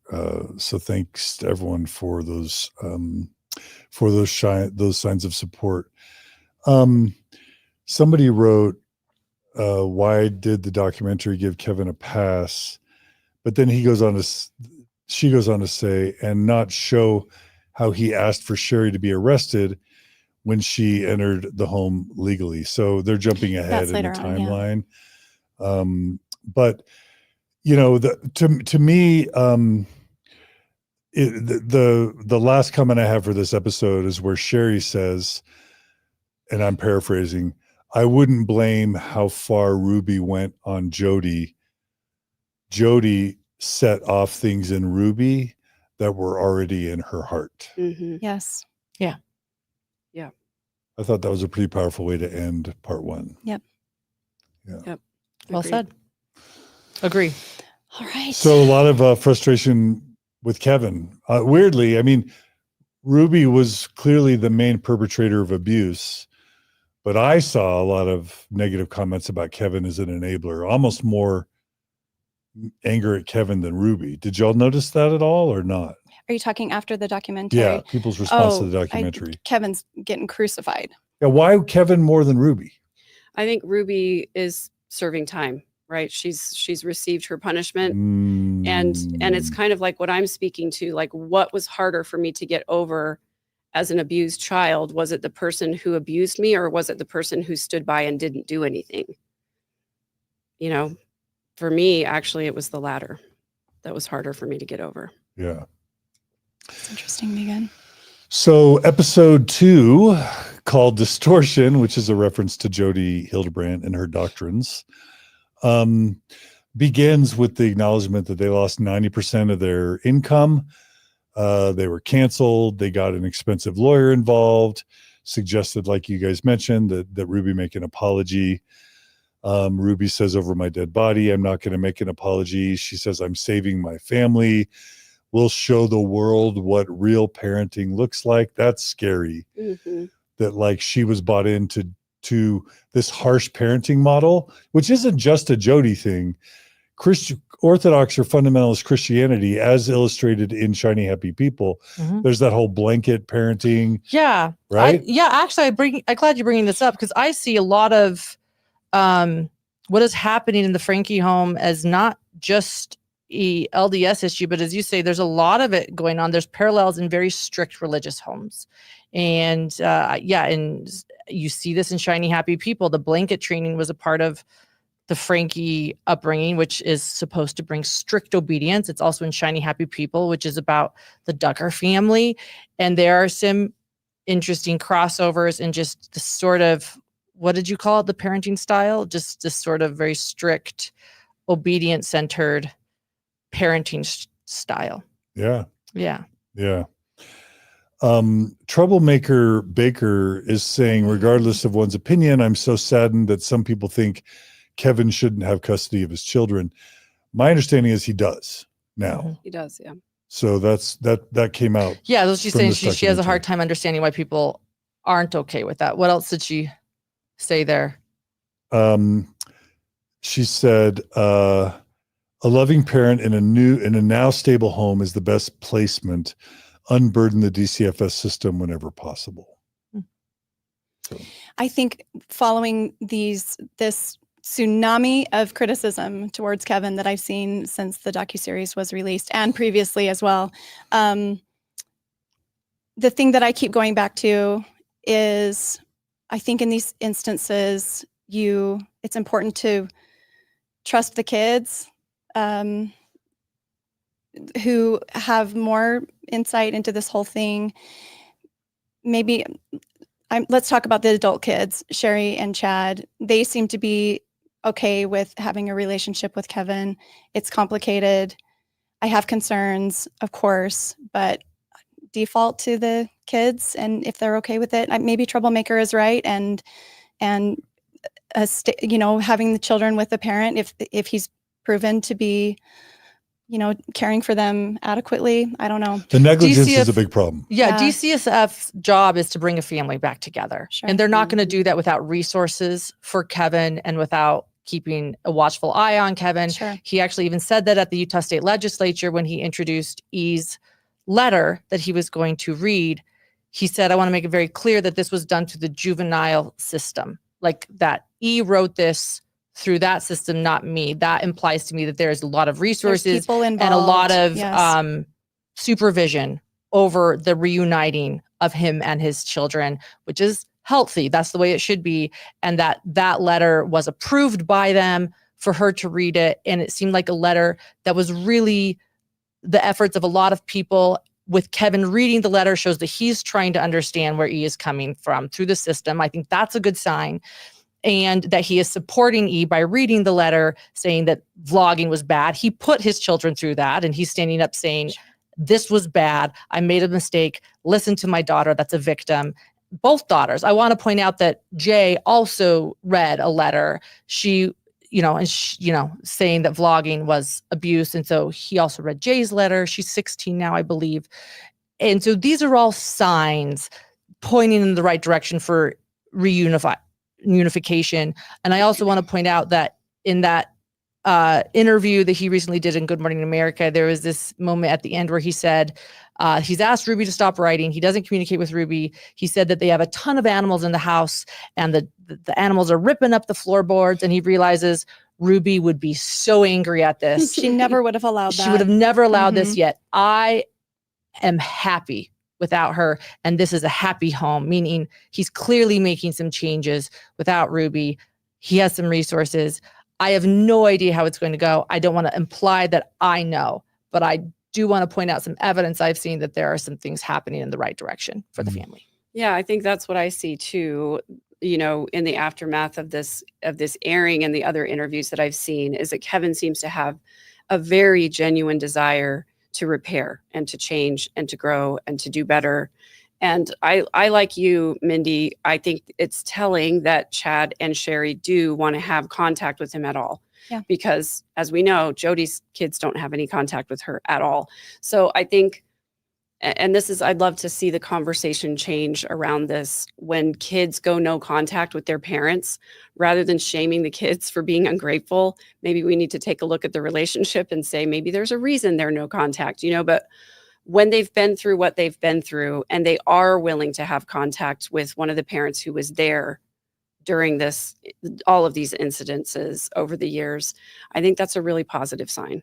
Yeah. So, and the bottom line is, I don't want what's best for Kevin. Don't mistake what I'm saying as wanting best for Kevin. I want what's best for these children, and these children are old enough to also make choices and perhaps tell the system we want to go back, and then they're going to oversee it. And I just think that we can respect this process that we can't see inside of. Yeah, it is a process. Right? Everyone in that family is going through intense deprogramming still, and it is a process. So I hope that the relationship with Kevin and the children will just continue to.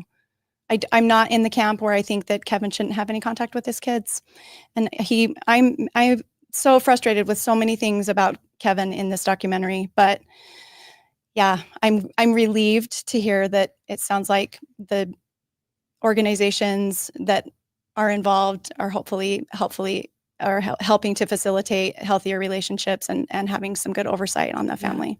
What R&E went through is unfathomable. I don't even know how you come back from what they suffered. And so if having their dad in their lives helps them, then I want that for them. Yeah. So this is all great. The next part of episode 2, there's a segment where Ruby's trying to figure out how to message this canceling and collapse, where you remember she says, "Buckle up, guys, I have something to share." But then she clearly stops it and starts crying, and she's like sobbing on camera, which was kind of emotional. And she does all these retakes, and they say no brand deals are coming through, and it's kind of like this unraveling. But then quickly, it's like Jodi Hildebrant fills the void. And very quickly, Kevin talks about Jodi being a businesswoman who preys on the weak. Brannon said that Jodi was a businesswoman who preyed on the weak. Thank you. Yes. For some reason I have that under Kevin. But Brannon talks about Jodi's shady business practices, that she didn't pay Brannon, that she seemed angry at men, that she pulled couples apart, that he knew it was destructive. But it basically, the next part of part 2 is kind of the rise of ConneXtions, where Jodi's holding these retreats. Kevin starts using cult language to describe Jodi as kind of creating a cult, which is ironic. And basically almost like excited that 8 passengers had fallen apart, because that was an opportunity for Jodi to kind of harness Ruby as the engine to grow ConneXtions and make it monetarily successful. But when they show the video footage of these ConneXtions retreats and all the women there on the edges of their seats, and Jodi being the prophet up in front of everybody, and Ruby being the sidekick that's kind of probably bringing in a lot of these women, but also supporting and validating Jodi's teachings as the prophetess of ConneXtions. What did y'all think about all that? Any comments? Well, I actually just want to rewind for 1 second Please. about the video you were talking about with Ruby, being tearful and whatever.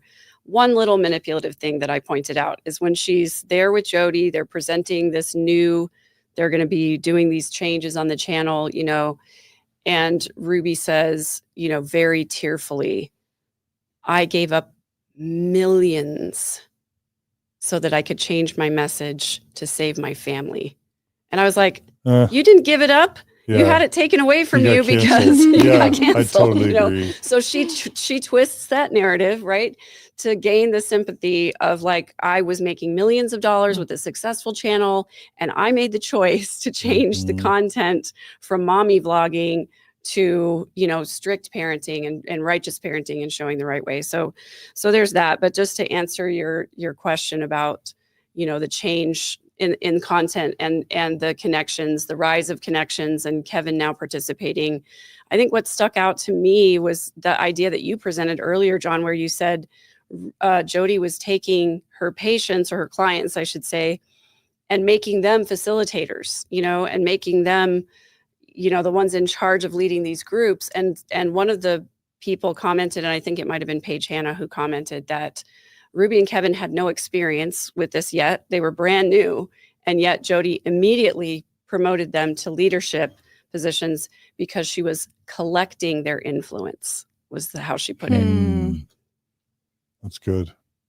Were you all surprised by how many faces they showed in those ConneXtions Yeah. videos? They did them for Yeah. that felt like on purpose. Like you guys were all here. I was like, admittedly, I'm scouting every Oh, single me face. too. Like, do I know any? Totally. Me too. I was totally looking. I was like, who do I know? Who do I know? Who do I know? Yeah, that was a moment. Yeah. I That saw, was like, it was yeah. interesting because, like, as I explained, like, people don't want to come forward. They're mortified. Like, people that have come forward to me, they're like, I don't want to go on record. I'm not ready. And I felt like it was sort of a moment of the documentary to be like, and you were there, and you were there, and you were there, and you were there, Yes. and you were, oh, look, and there you are, and there you are. It was like, yeah. I saw a comment online that was interesting that said, the person who commented said, why did they not blur the faces in the ConneXtions classroom workshop video, but then on all of the screen views that they showed where Kevin was in the men's group, all of the other men's faces were blurred. Oh, Sorry, I that's almost dropped my binder.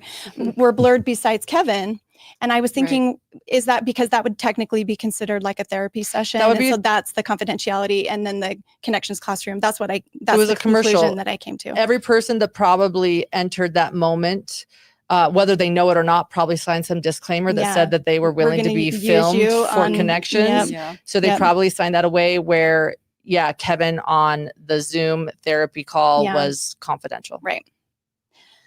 Yeah, that was surprising to see so many, and to hear Paige talk about her concerns about the Franke's kind of getting into it really quickly. I don't think we should gloss over Kevin's initial reaction, though, to ConneXtions. Talk about it. He says, Ruby was just into it. And I noticed that so many of the women in that room were just, and he says, whoop, laser focused.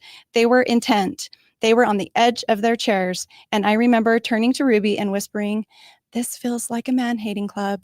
This is a cult. Kevin says that to Ruby. And I was like, and so then Ruby recruits Paige. We got to get Kevin on board with this. And so eventually, so part of me is like, oh, the first instinct about something, listen to that. And I think it goes back to him wanting to please Ruby and finally came around to it. So. And Paige had that quote, we put so much pressure on Kevin. Did y'all catch that? Yeah. So there's That's like a what Paige few things said. there. There's you're right. Like, trust your gut instinct when you see red flags. That's real. Trust your gut. Red flags are there. Secondly, you're right. Then we bring in triangulation and her recruiting other people to sort of coerce and convince Kevin, which is so culty too, but it's also coercive and control. It's everything. It's triangulation. It's everything. And then I also want to point out that, like, I know that, Another man has accused Paige Hanna of stalking him as well. This is on record. You can Google it. It was in the court. And so it's just interesting that, like, is Jodi recruiting Paige to sort of go after all these men, because there is a court order against Paige. It was later dismissed, but the court record is there that she was charged with stalking another man that was in ConneXtions as well. So I'm like, to hear that Jodi's telling her go after Kevin, I'm like, what is she telling Paige to do? But you're right, that's triangulation. It's trusting the red flags, the gut instinct, everything. Yeah, and it's sort of this practice of manipulative, controlling people to use other people as pawns, right? And so I think you're scanning the room as a manipulative person for, who is a danger, who's a threat to me, who's going to see through me, and also who can I use and for what purpose. And I think Jodi saw Paige Hanna as someone she could recruit as a minion to help me keep track of these clients. If they're not showing up, what are they doing? Are they participating? Are they buying back in? If they're starting to drift away, find a way to bring them back in, and just super manipulative. But I have a question for you, Lauren, because I was confused about the timeline on this. So I know Jodi's therapy license was suspended for a time, and then she sort of rebranded under coaching. So, and you were saying the Zoom calls were confidential. I mean, obviously coaches, we have confidentiality agreements as well too, but I was just curious, she didn't get her license reinstated, did she? No, I think she did, right? It was suspended. It was suspended. Okay. Thus, she got it back. She got it back. Do we know the timeline for that? I think it was 18 months, maybe. Wow. I think. Okay. I'm guessing. My memory's foggy. And she came back and with, classic sociopathic behavior, claimed herself the victim in that, and that, people went after her. It was a disgruntled client. But that was in response to Adam Polstein. Right. And all that. So just to put a little thing out there for anybody who is interviewing a therapist for the job of protecting your mental health, because it should be a job interview, right? Ask them, have they ever had their license suspended or revoked? If so, what for? And it's very telling the way that they speak about experiences with former patients, clients, whatever it is. If they're very defensive and they play the victim, that's probably a red flag. Yeah. And Jodi was a liar. Let's point out that too. Like, she wasn't just narcissistic. Like, she was absolutely manipulating and absolutely knowingly lying. She also said she was a psychologist when she wasn't a psychologist. Okay. She was manipulative. That's why I actually brought up sociopathic behavior. I'm not going to I'm not afraid to call it out for what it is. This is more than narcissism here. This is a psychopath, in my opinion. And she knowingly lied and she knowingly manipulated. And I guess I'm setting the stage there because I know we're going to come up with some more things that she did. But go ahead. No, I'm sure this comes up later in the episodes, but I just wanted to call it out. There was a point where, I don't know if it was both Kevin and Chad, were basically saying it's not our fault. Jodi was a licensed psychologist, and we were relying, or a licensed therapist. We were relying on the expertise of a licensed therapist. But my memory from Shari's book is that Shari went on Google as soon as she learned about Jodi Hildebrant and saw that her license had been suspended, and told them, at least told Chad. And so I feel like they were kind of trying to have it both ways to basically, to say that Shari knew that Jodi had her license suspended, but then Kevin and Chad and maybe others were trying to say, "Oh, it's not our fault. We were listening to a licensed I think that's the point therapist." you were making is like those things matter. I think that's the point you're making is even if she's claiming to be one thing, if that is part of the history, that matters. If she claims she's a psychologist and she's not, that matters. Like all those things. But I'm wondering matter. if Kevin was kind of either forgetting or misleading people by saying we were trusting a licensed therapist. I mean, she was a licensed therapist. I mean, so they were trusting a licensed therapist, but I think what they were dismissing he knew her license had been suspended. But if you aren't in the therapy world, I don't know if you know how much that means. And if it was a disgruntled client. And that's what she described it as. Yeah. She had a story. She had a response for that whole suspension. And she got it back. She got her license back. That is victory. But then she wasn't operating under her license because when you're a coach, you're not operating under any license. But the final word, I think, on that came from Shari in her book when she called up all these concerns about her license being suspended and all of that. And Ruby's response was, yes, that was a disgruntled client. She was upfront about that. She explained all of that to us in the first place. And then Ruby said, anybody who doesn't like Jodi is hiding something. That's right. Do you know one of the first emails I got after this all came out and I started covering it was, well, not one of the first. So it happens. Everybody's acknowledging that Jodi Hildebrant is not who they thought she was, and neither is Ruby. But then we interview Adam Paul Steed. This was before your interview with Adam Paul Steed. And that was like the first week we interview Adam Paul Steed.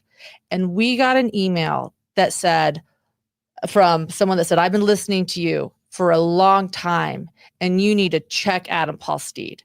You are wrong. This man is an abuser. Like, she absolutely retold the narrative of Adam Paul Steed, and she was talking about it in her groups because this woman was a client of Jodi's. She was explaining how she was taken advantage of by a man who had addictions in her group, that he was an abuser, that they got divorced. So like, she knew that that could always come up as an issue. And she was absolutely telling that story to not just Ruby and Kevin, but to the whole group, as in like a lesson of like how people have tried to push her down and not let her tell truth, but she is back. And so that was an email we got after we interviewed Adam Paul Steed was, how dare you not check this source? You're going to learn about him. Brooklyn's asking us to kind of explain who Paige Hanna was. And I think that's actually a really good point. Yeah, that's a really good point. Because 8 passengers weren't the only influencers. I just chat GPT'd this, but it's saying that Johnny Hanna, Paige's husband, was the co-founder of Entrada, which is a property solutions kind of software package or whatever. He would have potentially made a lot of money off of that. And then he was also the co-founder and CEO of Homey, which was an attempt. It's huge, yeah. Yeah. Or was? Is it not?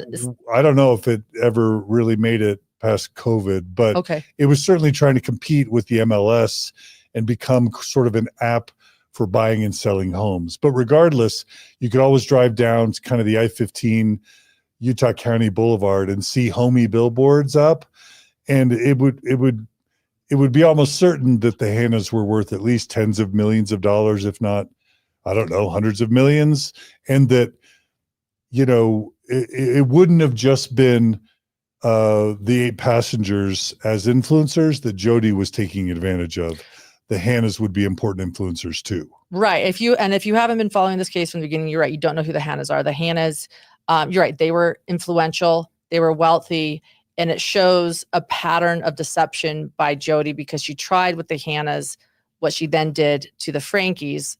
And I'm sorry for those with your notes, and I'm jumping ahead a bit, but or should I wait? Go for it. That Jodi Hildebrant first moved in with the Hannas before she moved in with the That's Frankies. right.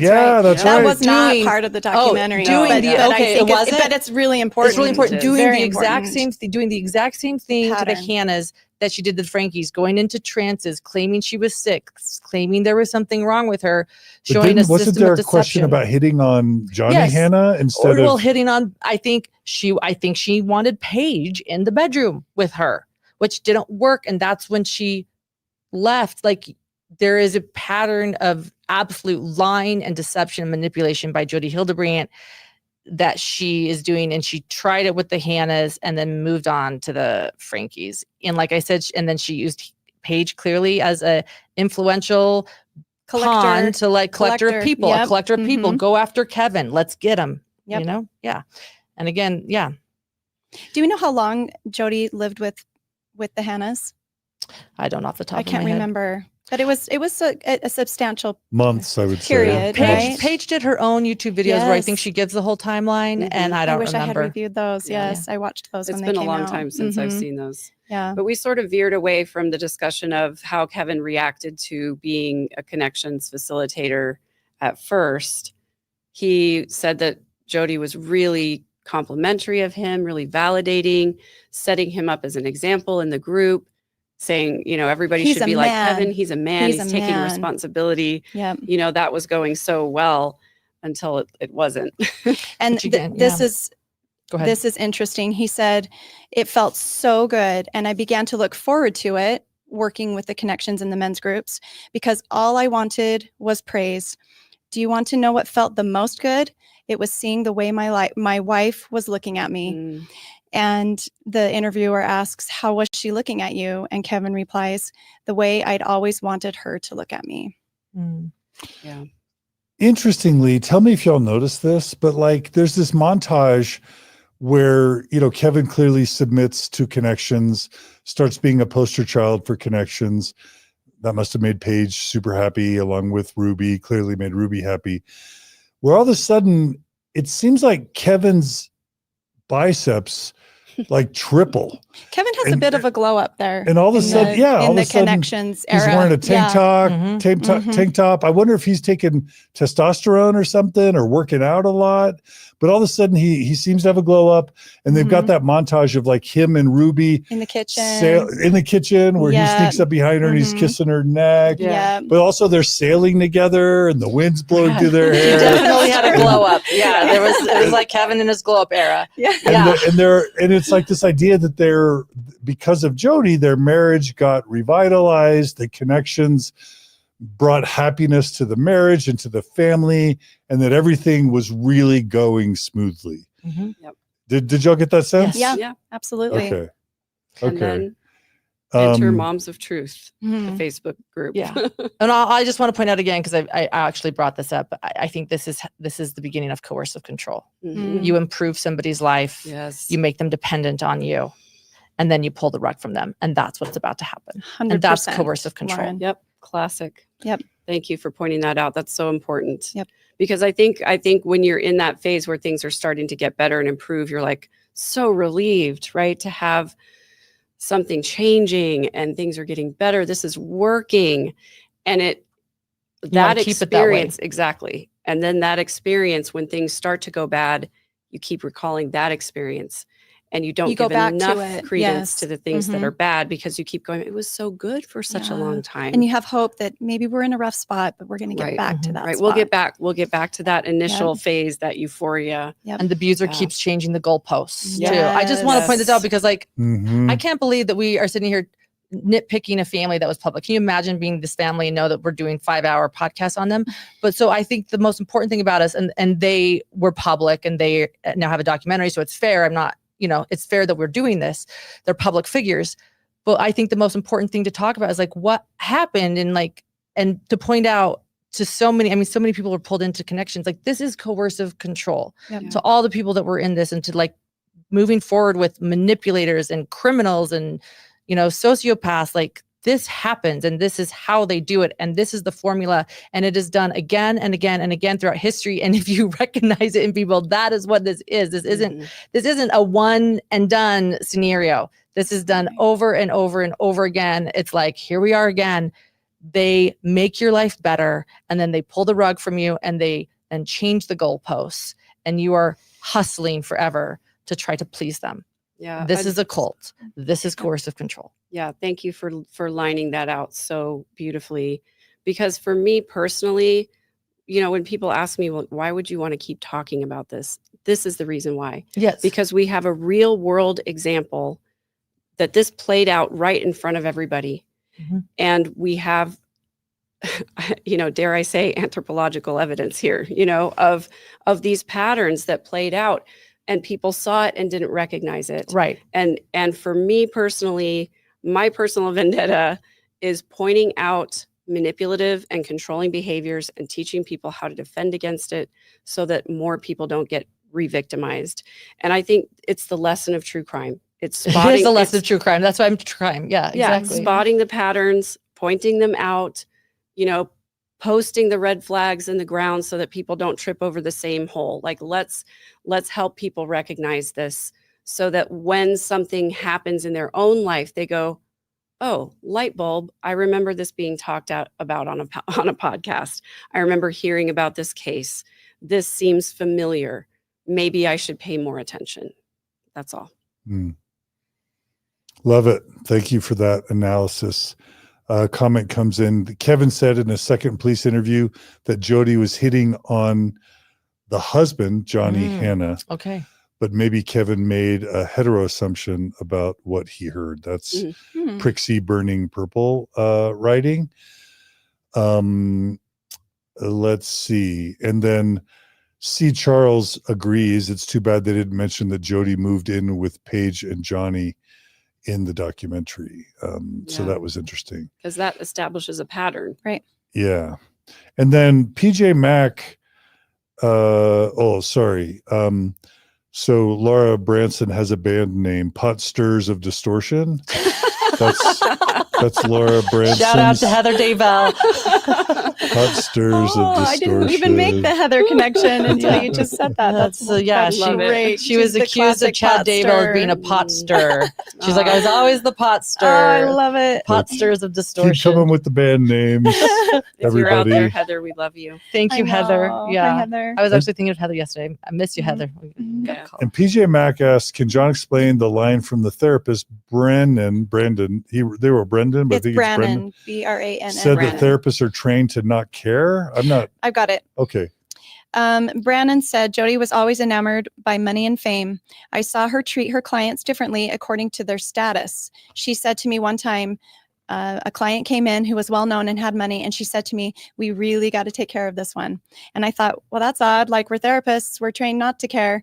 What do you think she meant? The interviewer asks. And he said, I think she was salivating some. She was salivating about money and power, so that excited her. What can I do with a client and a lot of money and influence and power? So they're what he's trained referring. to not care about the money and the power and the influence, but you shouldn't be recruiting clients based on their status or their finances. Or showing There. them preferential Or, treatment. yeah, Right. exactly. Yeah, for sure. Yeah. like, we need to take care of this one. Well, we need to take care of all the clients who come Yeah. in, you know? Yeah. So, but Jodi saw dollar signs. Right. Yep. Right. Okay. So after kind of that glow up and even, by the way, even Chad and Shari reported that Ruby stopped yelling during that brief Mhm. time Yep. and that the family was happier. Yep. Mhm. And they attributed it to Jodi as Yeah. well. So anyway, Brennan talks about Jodi being enamored by fame and status. And then Kevin said he felt like they were doing God's work. Here's where I think all of us with our visions of glory experience and this idea also with Lori and Chad Daybell. This is where I think our visions of glory, Chad and Lori Daybell, spidey senses went off. Mhm. When Kevin said that they all felt like they were doing God's work, and then COVID comes, and then there's an earthquake in downtown Salt Lake, and then everyone started talking, kind of like this prepper mentality that Correct. we've Yep. covered Yep. numerous times on our podcast and yours. Yep. They all started thinking second coming, Jesus is returning, the world is going to be ending soon, everyone is going to get burnt, these are the last days. And all of a sudden, this connection stuff they're doing gets intermingled with Mormon church teachings about the end of times. Mhm. What, The telling part to me was everyone's going to get burnt but us, because we're on the right side. Do you have that, Mindy, somewhere? Please do. tell Oh me my you've got gosh, it. I have somewhere. everything. Mindy's amazing. Mindy's freaking amazing. I Thank you. transcribed the whole because I'm Mindy just pulling like, out the okay. quotes. She's a Yes. show your binder. Show your I've binder. already shown my binder Wait, many show it again. times. Do it one more time. I can't Love the it's my binder. Okay. Yeah. Anyway, so about that. Okay. Go ahead. So Kevin does say ahead of time, something big was coming. It was just around the corner. And then that's when COVID and everything happened. So it was just this anticipation. And I've always had this criticism about prepperism. It's like they want the shit to hit the fan and lots of bad things to happen. It's like I feel like they want that to confirm all this money that they've spent and all of these things. It's just it's an odd, and maybe they would describe it as, oh, they want Jesus to come and make everything all better, but there's going to be a lot of bad stuff before that. And it's just always been confusing to me. Okay. So Kevin, he says, the interviewer asks Kevin, did you really think that this was the end of the world, that Christ was returning? And Kevin says, oh, absolutely. And then the interviewer says, but if the world was ending, did it occur to you that maybe you wouldn't go to heaven? Maybe you'd go to hell. And Kevin just looks at him and says, never. had never crossed our mind because we were preparing for it and we weren't alone. And so I think he's referencing the prepper movement and how many people felt so strongly that this was it, you know? And when we're talking prepper movement, we're talking Julie Rowe, we're talking Visions of Glory, which Shari Franke did confirm in her book was read by Jodi and Ruby and Kevin. And we're talking Preparing the People, and we're talking the Firm Expo, and we're talking Chad Daybell and Lori Vallow. And if you want to know there's a connection without an X, here you go. Keep going. Yeah. Yep. Yeah, and they had the big blue tubs for water storage, and they're literally all the buckets, buckets of food storage. Like they were seriously going prepper. I had not really absorbed that Ruby and Jodi were going prepper. As someone that's like been inside of Jodi's home, I know you visited too. I've been inside of Jodi's home, and there were absolute prepping rooms. And I remember saying to the realtor then showing me like, or the person that was selling the home, like they were preppers. And I heard that their response was they had Costco inside this house. Wow. Yeah.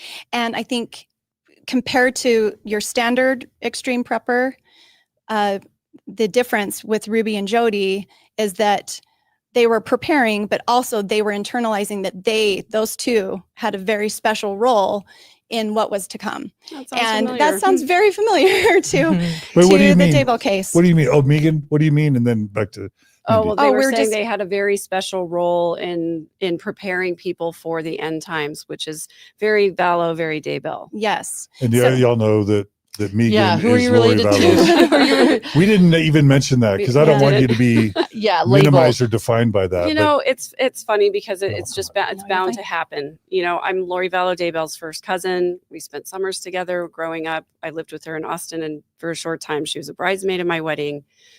Her oldest son, Colby, my oldest daughter, you know, spent time together as young children. And the Coxes lived really near me in San Antonio for 10 years. So I spent a lot of time with their family.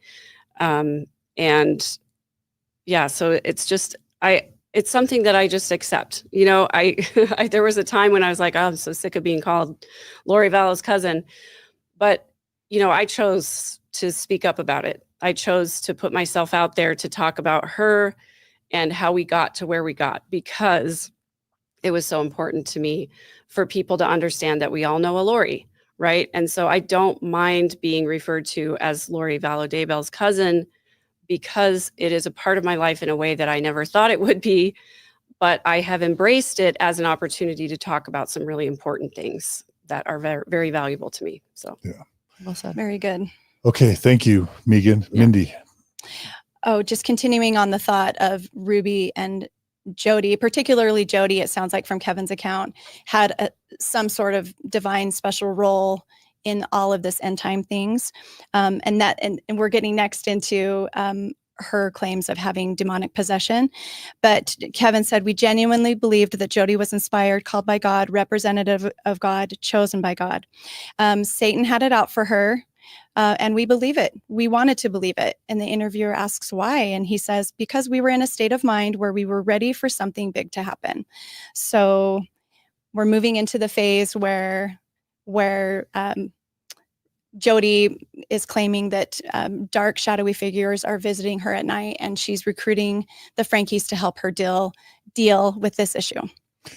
Yeah. And, you know, we have one of our, I think our best episodes together was the one on all the connections between Tom Harrison, Visions of Glory, Tim Ballard, and Lori and Chad Daybell. And, you know, and ultimately, the thing that I really think all these documentaries keep missing is the core Mormon theology and ideology that drives so much of this. And again, we've covered it more extensively, but not only that Jesus is coming, but it's usually something about the modern Mormon church leaders have kind of lost a grip, that the church is kind of semi falling into apostasy.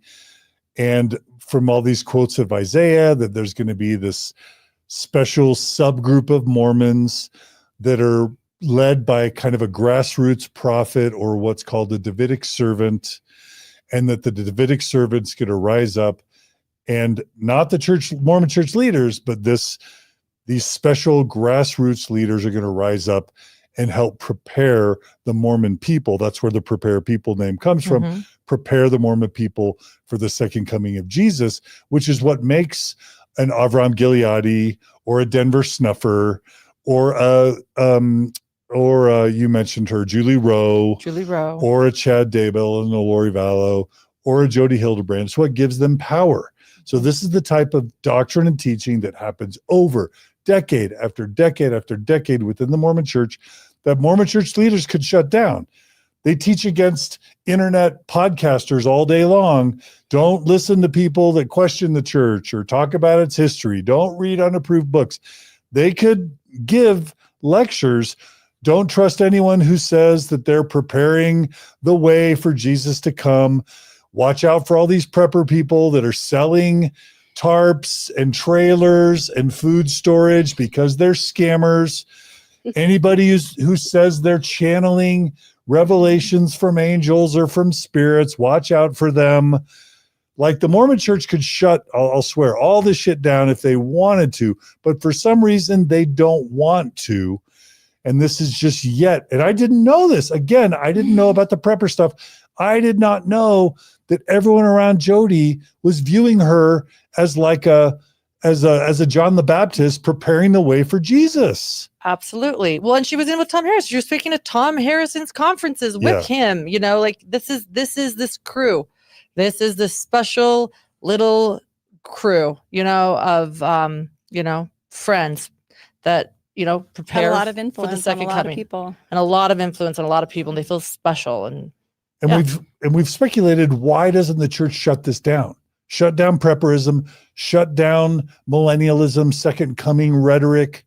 Why doesn't the church shut it down? The second coming is exactly Christianity. It's in our name too. Yeah. That's funny. You know, so funny as I actually said at the beginning of this episode, it was like, I like the Mormon name. Like I do. I identify as Mormon. I like that. It's so funny that they are demanding that we sort of switch the name to the Church of Jesus Christ of Latter-day Saints so strongly. Like I actually see the latter day part of it is like kind of problematic. Like I get that has Christ's name in it, but like it's really emphasizing the prepper movement in my opinion. Yeah, and that's a good and it's point. also, not to mention, it's just sort of exhausting to say over and over again. But you know, and then it gets shortened to LDS, which again is latter day. Like, okay, like I'm down with Mormon, but you know, but this prepper movement is strong. And every time I bring up Visions of Glory, like I want to say, look, I'm not saying that every single person that reads Visions of Glory is going to go out and they are okay with the abuse of children and that they maybe weren't inspired, but you can't, you know, let's take a scripture from the Bible, by their fruits ye shall know them.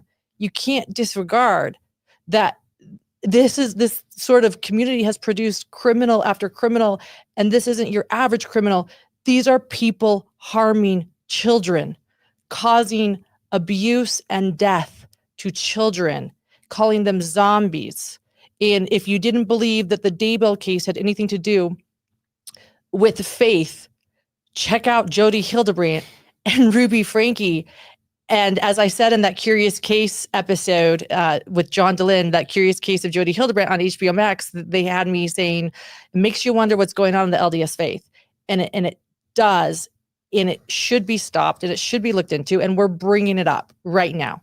There is a subgroup of prepper extremists that have some strong beliefs. And in the book Visions of Glory, which Ruby read and Jodi read and Chad Daybell read and Tim Ballard read, it says that in the last days, you're going to take it upon ourselves and you are going to release people from their mortal realm because they're going to have wicked spirits inside of them. And if they won't change, we can act as God and kill them.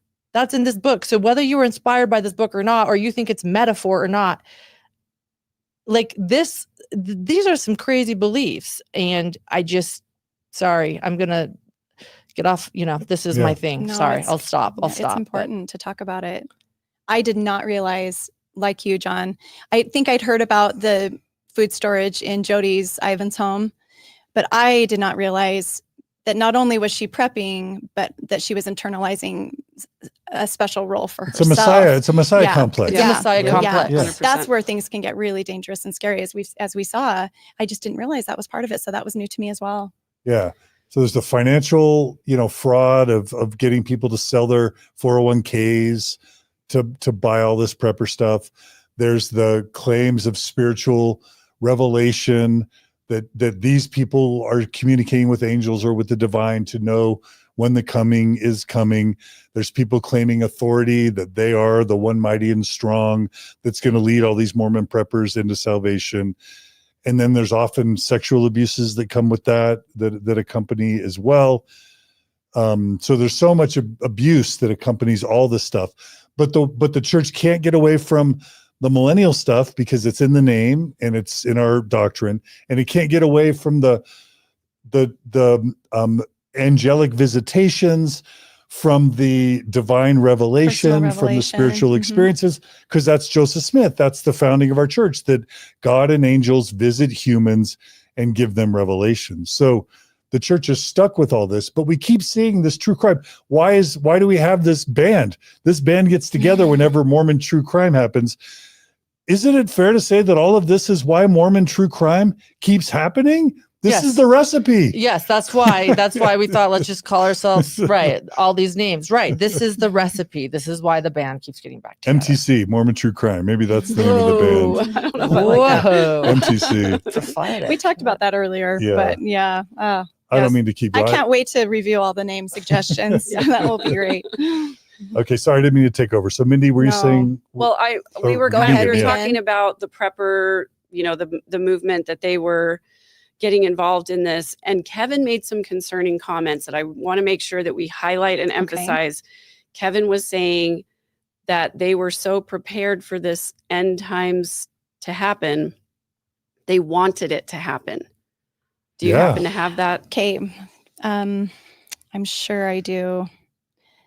So why don't we move on? Can we move on to the signs of demonic or weird things that happened in the Ivan's home? Let's talk about those. Let's go for it. Well, so sorry. I don't want to, I don't mean to derail things, but this is just before the paranormal signs. Okay. When Jodi is first being attacked by demons. We got to talk about that. Kevin believes it was the end times. And then I just have here that he quoted, "We wanted it to happen." He said we were ready for something big to happen. We were expecting it. That is important. Yeah. And it reminded me when I heard that in the documentary, it reminded me, Lauren, of your interview with my cousin Braxton, who was an extreme prepper. Yes. And is an extreme prepper. Oh, we have a clip.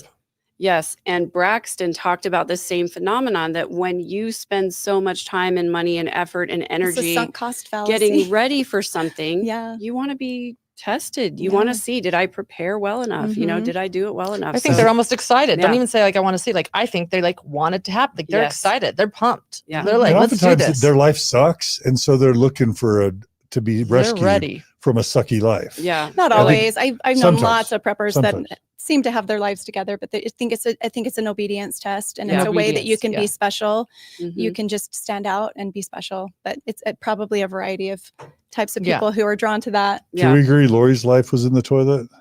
I mean, I would say it was, but Lori's life, I wouldn't say that. She was married to an amazing man. A great guy. She was married to a great guy. She had, it was a blended family. I actually think she blew her life up. Traveled to Hawaii. I would agree. I don't think her life was in the toilet until she got involved with this group of people. And then she really, screwed it up for herself. And she murdered the great guy and was like, So you want to play the clip? Yeah. So this clip is Lauren interviewing my cousin Braxton, who is an extreme prepper. And he is arguably the one who gave Lori her copy of Visions of Glory, or at the very least, they read it together. They bonded over it. He likes the book Visions of Glory. He likes the book. He thinks it's good fun, is what he said. Yeah. And he said he didn't take it literally like the scripture, but he thinks it's good fun. Right. And he has been featured on the National Geographic channel about preppers. He was like a season in it. So he has been highlighted as an An very extreme good, prepper. an extreme prepper, but a very good one. Yeah. I've even asked him for tips. I'll say that. I'm like, Braxton, give me some tips. I need to do some basic prepping. And I've actually reached out to him. He's giving me tips. So Oh, well. yeah, nothing I'd wrong. like to hear about nothing that later. wrong with I've always being prepared. maintained that like a moderate, reasonable amount of emergency prep is a great idea. Mhm. It's just when people take it to the extreme and that can get dangerous. Right. Yeah. So I was like, Yeah. Braxton was my guy. I was like, I needed to know a few things. I'm like, if you just had a handful of change, Braxton, what would you do? He Right. told me. Okay. All right. Let's go ahead and roll the clip. This is from Hidden True Crime YouTube channel. Yeah. And that's Lori and Braxton on the front there, cousins, Lori Vallow and Braxton. Oh, that's Lori. Mhm. Yep. Okay. Yeah. Now, let me explain something. When you're a prepper like me and you're preparing for one event, the second coming of the, and you spend hundreds and thousands of dollars preparing and having a plan and getting your family prepared and your friends prepared, and you spend all this time and it consumes you and you do it day after day after day. You are mentally like, I'm prepared. I am ready. There's nothing more I can do. Now I want to be challenged. I want to go through it and do well in it. Mhm. And I think Lori was in that position where she talked about it every day. She knew what was going on. She was prepared. Chad told her the future and what was going to happen. She knew it. She had a key to the future, and it was Chad. And he's telling her, and she's been preparing and talking about it and telling everybody it's coming, it's coming, it's coming. And everybody around her is believing her that it's coming because Chad told me it's coming. She wanted it so bad she wanted it that at that point, she's like, Chad says this, and I want it to happen. I want it to happen. So I'm going to go past this envelope, go a little bit more, and kind of help it along. Help it So, along. concerning, to say the least, that she wanted to usher in the end times. I think they all wanted to be tested in their prepperism. I saw the same things in Jodi's behavior. That was interesting, though. They don't want it to just happen. They want to help it along. Mm-hmm. They are ready. And it's all with this idea of like feeling called, feeling chosen, Mhm. led by God, and getting a Messiah complex, which is when things can get really dangerous. Yeah. And then the paranormal stuff starts happening. Yes. Because then your thoughts and your emotions become God's will. So if you're no longer attracted to your spouse and you're attracted to someone else, it must be God calling you to practice polygamy, for example, and or to get an insurance policy out on your spouse because God's telling you they're going to die soon. Mm-hmm. And then all of a sudden you're accelerating their demise, right? Yeah. Like this stuff's dangerous. It's as dangerous as poison or as a weapon. Like we license guns, we license heavy machinery. Sometimes I don't know that we can license ideas or beliefs, but sometimes beliefs can be more dangerous than a weapon, more fatal. Beliefs can be more fatal than a weapon. Am I wrong? Agreed. No, you're not wrong. Yeah. Beliefs are what create the use of weapons. Yeah. Exactly. So let's talk about that chilling scene in May of 2021 where Jodi calls Ruby, and the weird thing is they film it, but is she in a bathroom? Like, So yeah, go ahead. I believe the filming is after Ruby moves back in, or excuse me, after Jodi moves back in with the Franke family in Springville. But this first incident going down, or I could be wrong. Do you guys know? They went down to Ivan's. They went down to toured the house. Ivan's. They were getting prepper stuff Yeah. ready. And the timing of the demonic video, I guess, doesn't even really matter in the story. But I have it here in the timeline. so yeah, perhaps that's when it happened. But they all go down. So I'm thinking timeline with Jodi. She must have already gotten kicked out of Paige and Johnny Hannah's house. She's back in Ivan's by herself. She's having these demonic episodes. Okay. She's recruiting her local bishop to come over and like cast them out, exorcise these demons that are in her house. He's fed up. He's like, this is not working. You need to think of another solution. So she reaches out to Ruby and Kevin and says, please come down. I need help. And so that's when they go down, and Kevin starts detailing some weird occurrences that he believes happened while he was at her place down there in Ivans. That he hears crashes, Mhm. that he sees fingers coming out of some The handprint on the thing. window that just looks like a smudge. Well, that's what John Yeah, said. He yeah, goes, exactly. you mean the smudge? Smudge. He goes, it's not a I was just like scrutinizing. I'm like, where's the hand? Even It's if you just a don't smudge. watch the whole documentary, just fast forward to about midway through the second episode. Yeah. Look for the handprint. Let us know what you think. I personally, I paused it. Oh, I me was trying to too. make it bigger. It looked like a smudge. And the way Kevin described it was like a handprint with these long bony extended fingers. hands. And I was like, well, couldn't you just do that if you put your hand on the window and sort of slid you it know, down? I- Yeah. But then when the producer said, do you have a picture of it? He said, yeah, I do. And they showed it. And I was like, that's not what he described at all. I know, thought that I was very agree. odd. Yeah. Well, a lot of people have been wondering about this because he said this in his police interviews Yep. Yeah. that many people have listened to. He goes, I can't explain it. I'm an engineer professor. Okay. Like I like things with an explanation and I can't explain it, but I saw dishes flying. I saw things and I can't explain it. So to me, this was a very, very important part of the episode of the documentary because everyone has asked, what was he seeing? What was he seeing? So we're going to see Jodi's trance. We're going to see a smudge that he said was a demonic handprint. We never see the flying dishes, but I think that now we're starting to learn that the things he believed he saw was because, as Dr. John says, he wanted to see them. He Yeah. wanted to see them because they confirmed what was in his The brain. confirmation bias. Confirmation Yeah. bias. So while we don't see any flying dishes, I think we can now start to see that a lot of these things were things he wanted to see. Yep. Right. And Ruby says, Ruby suggests the idea that Jodi come back to their house and then she'll be able to fully heal from these demonic episodes.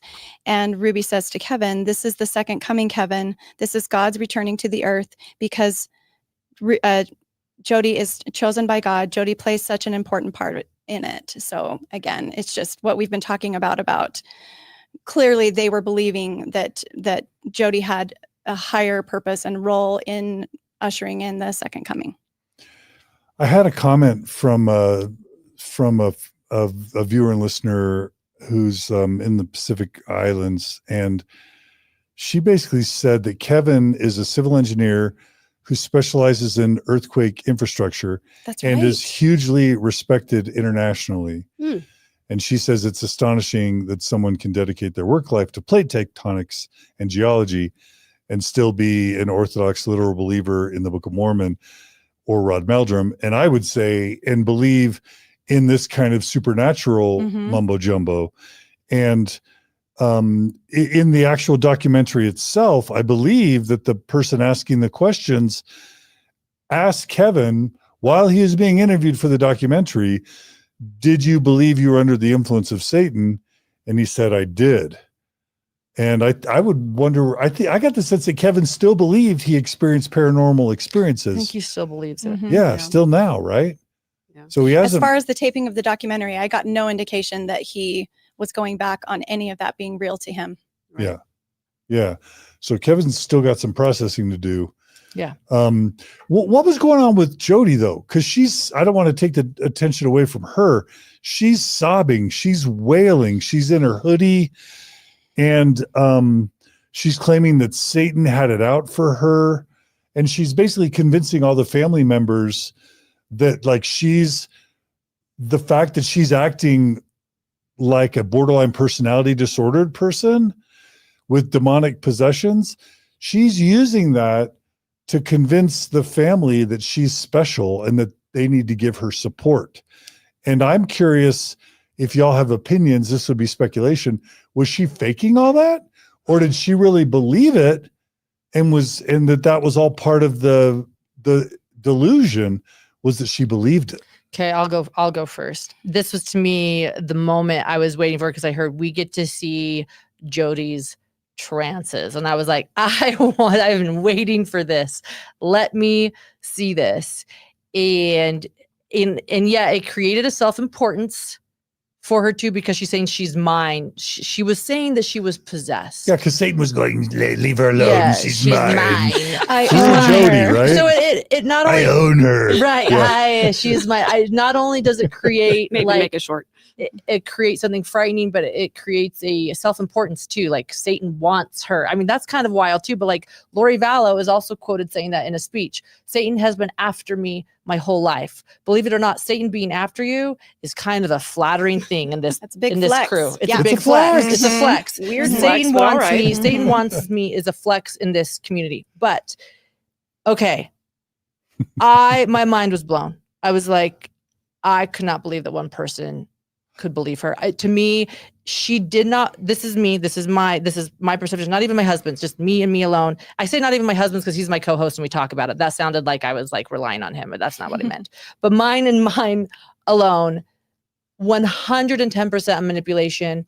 She knew exactly what she was doing. She is a liar. She is a manipulator, and she had created an entire scenario where she had plotted it out, and she thought, okay, my next step is I have this family, I'm living with him. My next step is to be possessed and to need to, help so that then I can get Ruby in bed with me. To me, I was like, this is an absolute setup, and she knows exactly what she was doing. And this is a checklist. And she's like, okay, next step, being possessed.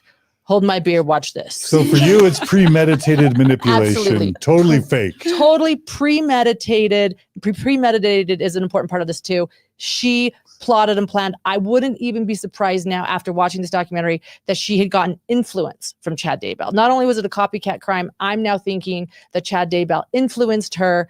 And this was like premeditated manipulation. She was like, this is my next step. And Megan, you're nodding. So are you agreeing with 100%. Lauren? Really? Lauren is very smart. Yeah. My big takeaway from especially the last episode of the documentary is that absolutely 100% Jodi was taking pages out of Chad Daybell's playbook. 100%. And we'll get to some more of that evidence later. So Chad didn't believe that he had spiritual powers either. He was literally. I think Chad Daybell did believe some. Okay. That's where I think Jodi's even more psychopathic than Chad Okay. Daybell, maybe. Yeah. Yeah, I think Chad did believe that he had some powers. I think he did believe he has some special, he can download things from Chad's IQ was just a little heaven bit cloud. lower than Jodi's. I would say Jodi was smarter than Chad. So Yeah. Chad was just like, yeah. Anyway, sorry, go ahead. Oh wait, Julie. Chad, you- and I you mean had a- Chad Daybell. I mean Chad Daybell and Daybell. Jodi. And I think that's where we need to clarify. Right. When I say Chad right now, we're referring to Chad Daybell, not Chad Franke. Right, Okay, right. go ahead. Yeah. So Chad's idea was, Julie Rowe had a near-death experience. She's filling the Rexburg Tabernacle. Oh, you guys, I guess what? Kidding. My books were actually real. They were actually near-death experiences. And so, he started to then gain some clout. So not very creative, stealing ideas from other people. Jodi was a little bit smarter. But I do think that this idea of, I'm so special and important that I'm being attacked because I'm instrumental in helping people get ready for Jesus to come. And I do agree with you that it was a premeditated manipulation. I think she had tried it out on Paige Hannah. Mhm. She learned from her mistakes, if Mhm. any, that she made there. She wasn't quite successful at getting Paige in the bed with her all the way. And so she refined her technique a little bit. And she said, okay, first, I'm going to be possessed. So I'm going to need lots of care and lots of attention. And then I'm going to ask Kevin to cast these demons out. And when they said casting, I just about fell off my chair, but I recovered. I was all right. And then Kevin's going to fail at casting the demons out. And so then I'm going to ask Kevin to leave because he's not helping. And then I'm going to ask Ruby to come check on me at night. And then I'm going to say, stay with me just till I fall asleep. And then I'm going to say, I need you here the whole night. I hadn't. Oh yeah. You hadn't yeah. thought And through I'm that like, I hadn't process? thought that through. hallelujah Take the to cake. what you're saying. Exactly. Right here. What Megan is saying. Yes. It was, to me, I was like, there we go. I have a weakness where I just always assume everybody's being sincere. Because you're not a criminal. Still, John, still. I know. Because you're not, that's a flex. Take that It flex. is a flex. I wouldn't know that. I wouldn't know how people manipulate. That's a It's got flex. me in a lot of trouble. So it's not a flex. You're not a criminal. And we cover true crime. So we're always analyzing. I came from, I've been surrounded by manipulators controlling people my entire life. So for me You now, can spot them. I cannot unsee it.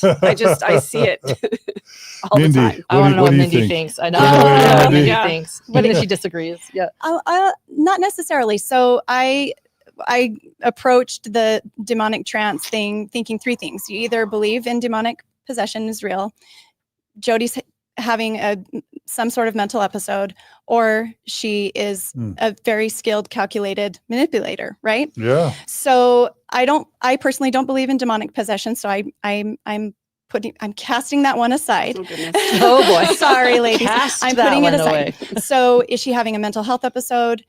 Is she just so calculated and has this planned out? And is she's manipulating? I think I'm falling in maybe a combination of those two. Like, I don't think that Jodi is mentally healthy. True. So I think, I don't know.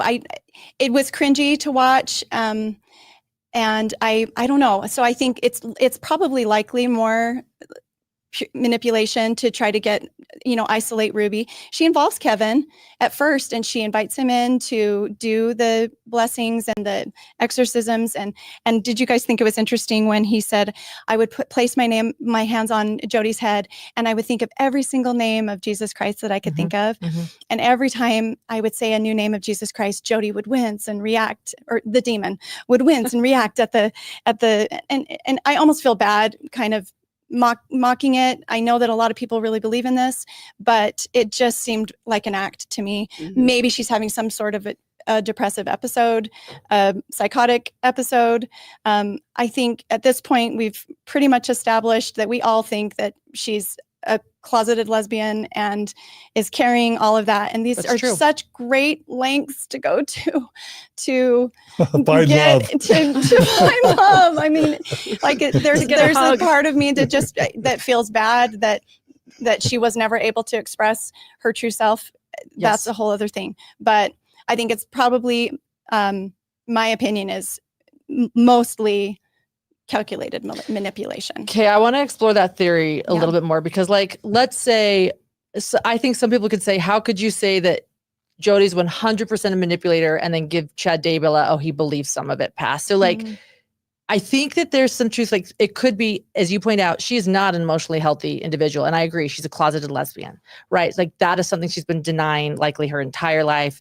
She has this insane belief about obedience. And so if Jodi even remotely believes, and you know what, let's listen to Jesse Hildebrant, who said, my Aunt Jodi absolutely believes she is going to usher in the second coming of Christ. Right. That comes from Jesse Hildebrant about Aunt Jodi. So if Jodi believes her beliefs, and that's what I give Chad Daybell, then it could be that she is absolutely manipulating and she is deceptive.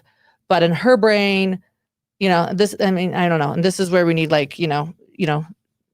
my co-host here with us to sort this out. But in her brain, she's starting to believe herself, even though she knows this is absolutely a manipulation. She's believing that she is meant to usher in the second coming of Christ, and she needs Ruby to do it with her. And this is a means to an end. Yeah. And if you take what Visions of Glory says, that you can,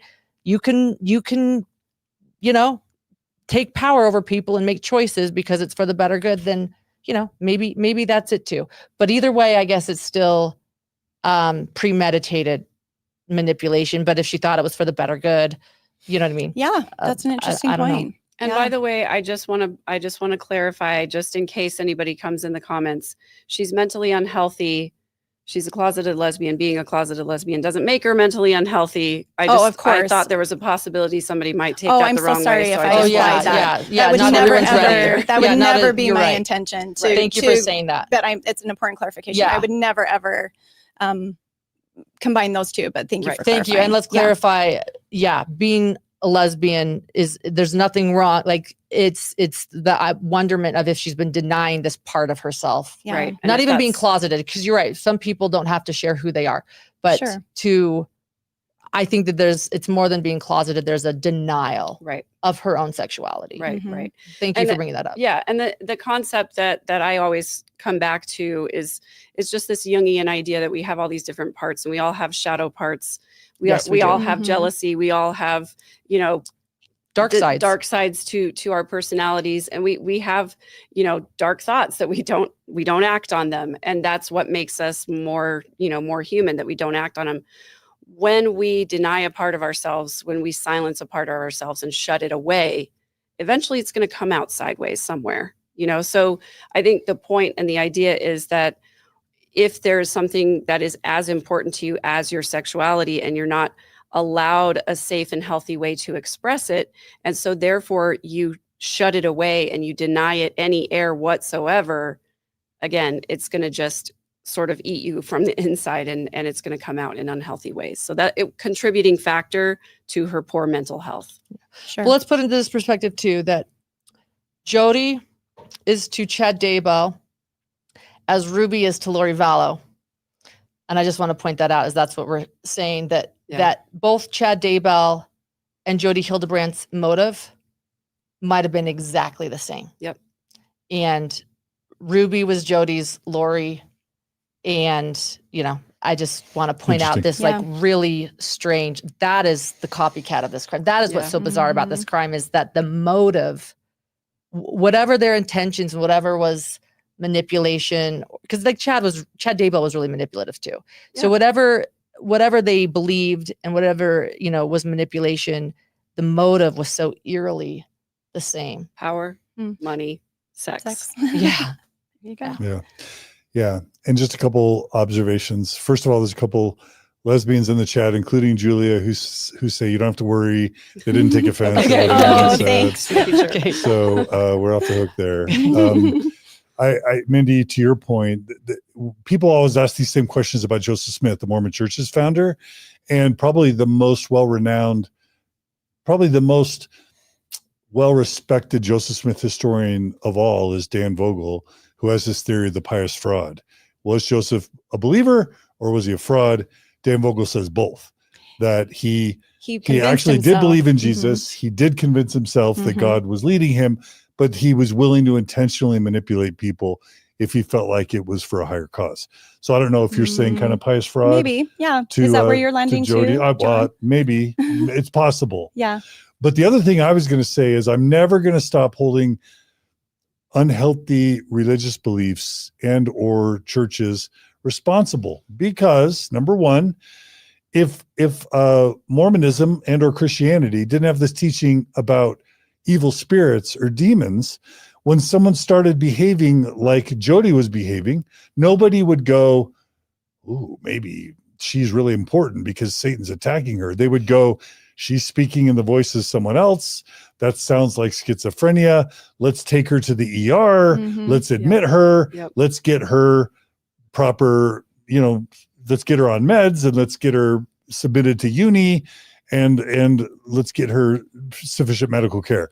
But it's the belief in demons that comes from Jesus, comes from the New Testament. It's in the Bible, but is absolutely interwoven into Mormon doctrine and theology. Book of Mormon, there's possessions. Doctrine and Covenants, there's possessions. In the early founding of the Mormon Church, there's demonic possessions. And all the way till now, there's the literal belief that even in the temple ceremony, that if you raise your right hand, you can cast out evil spirits using the priesthood.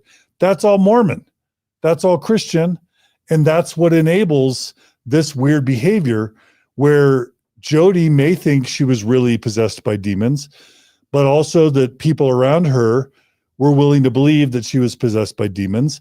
They're even consulting the bishop in St. George, asking for priesthood blessings, asking Chad or Kevin for 1 million priesthood blessings, instead of just shipping her off to the Instacare and or the behavioral health unit. Yeah. They're trying to treat her with blessings and priesthood blessings, or believing that it's demons. And actually it's, instead of accruing to her being schizophrenic or mentally ill, it's accruing to her having more power and more ability. So again, the Mormon Church or Christianity could denounce those teachings, say Jesus got that part wrong. Evil spirits don't inhabit people. There are no demonic possessions. There's mental health and there's toxic manipulators, or a combination of the two. So if anybody claims that an evil spirit is causing them to talk like this, take him to the ER.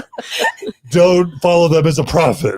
You guys are all laughing. Well, I'm Maybe- laughing too, because it was Please. funny when they said she was in a completely different voice. There was something in her. I'm like, that would be Jodi's voice talking like this.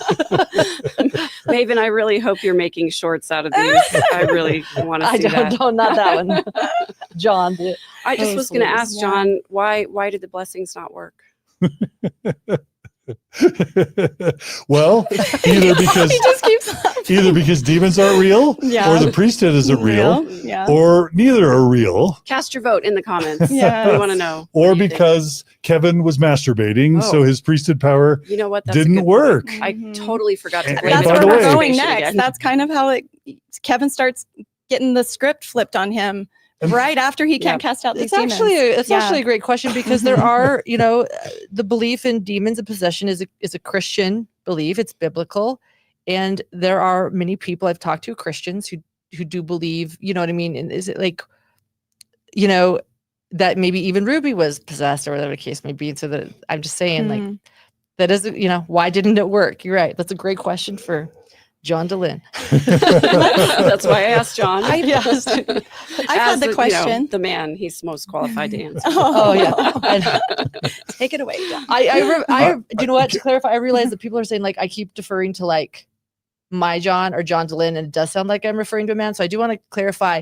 You guys are the ones that have the PhDs in behavior Yes. and criminal Mental psychology yeah. and psychology. So I want to clarify that because I realized I kept saying that, and people are like, "What the heck?" Like, I want to explain that. That's why I kept Well, referring to that. Yeah. But yeah, and I'll just say, like, putting my PhD aside, like growing up as a Mormon, we were taught that Ouija boards are evil, Yes. and they're evil because evil spirits can come into the little friend group if Ouija boards invite evil friends. We're taught as 12 and 14 and 16-year-old Mormon boys that one of our powers when we get the priesthood is to cast out evil spirits. Mhm. I was taught that in seminary growing up. And so those teachings are real. And when they don't work, it's the classic cult technique of blame reversal, Right. where, if the person chills out, then the priesthood works. But if they don't chill out, then it's because the person performing the ordinances weren't worthy. But it's just toxic, dangerous teachings all the way around. Yeah. And we'll get into this later, I'm sure, but Lauren and I were discussing earlier as well that when Jodi is possessed and she has an evil spirit, it's a feature. But when the kids have an evil spirit, it's a bug. Yeah, that you should chain them up or And handcuff them. where or were the starve them. blessings for the point. Yeah. kids? Yeah. Where were the blessings for the kids? At what point did they say, let's give the kids a blessing? Let's take them, let's have a priesthood leader come in and lay hands on a child. That didn't happen as far as I remember. Right. That's Right. where, the demonic children were zombies. The last thing I'll just say is that on my mission president, there was a investigator family that was really rude and mean and hurtful to a missionary, which was an awful thing to experience.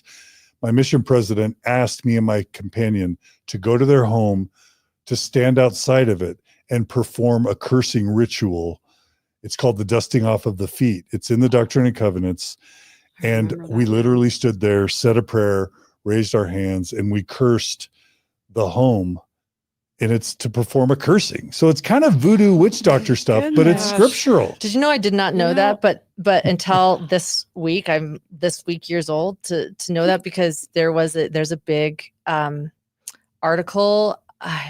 Is it the Stampede paper that explained they've dropped the charges against David Hamblin this week, and it was an in-depth article. I'm going to feel so bad if I don't acknowledge the journalist that did this article, so I'll look it up. It wasn't Deseret or Salt Lake Tribune, so it was another Utah paper, and they explained how Ken Krogh, who's also in this group, went to this house of some people that kept getting targeted and dusted his feet. However Did you that just said it. ritual. Did that ritual, and It's real. I was and told Ken to do Krogh, it. and I so, did like, it. So the fact that there's Jodi and Ken Krogh, this is just kind of, he's a good friend of Tom Harrison and all this crew. So. And my friend Bo is in the chat, and he's saying, John, did the home burn down or did lightning strike it when you walked away? And no, because it's all made up, Bo. But we thought that, like, maybe someone would get cancer, maybe someone would Oh, Oh die. my goodness. Not that, but again, I was acting under the obedience No, of my right, mission Yeah. president. Oh, Right. of course. So This when is you're one mission, of those things that I read in the Doctrine and Covenants that I thought was part of Joseph Smith's church, but certainly not something we would do today. You know, and I'm just stunned to find out that you actually were called by your mission president to go perform that ritual. I've never heard of that before. And Miguel the alpaca says, yeah, I had a companion that did that dusting off the feet ritual. It's in the Doctrine and Covenants. So again, that's the problem Mormon church leaders have. I rhetorically ask, why don't they get rid of these teachings about demons? Well, the answer is because Jesus taught it. What are you going to do? It's in the Bible. It's in the Bible, but also the dusting of the feet ritual. It's in the Doctrine and Covenants. Right. You could look it up and see it. So you have to erase the words of the founding prophet Joseph Smith to get rid of the dusting of the feet cursing ritual. So I just want to acknowledge this article because I brought it up. It's in the Sam Pete Messenger. It's February 21st, and it's by Suzanne Dean. Suzanne Dean, excellent article. There's a lot to unpack, but it comes up. It's an investigative piece after David Hamlin's charges against him have been dropped.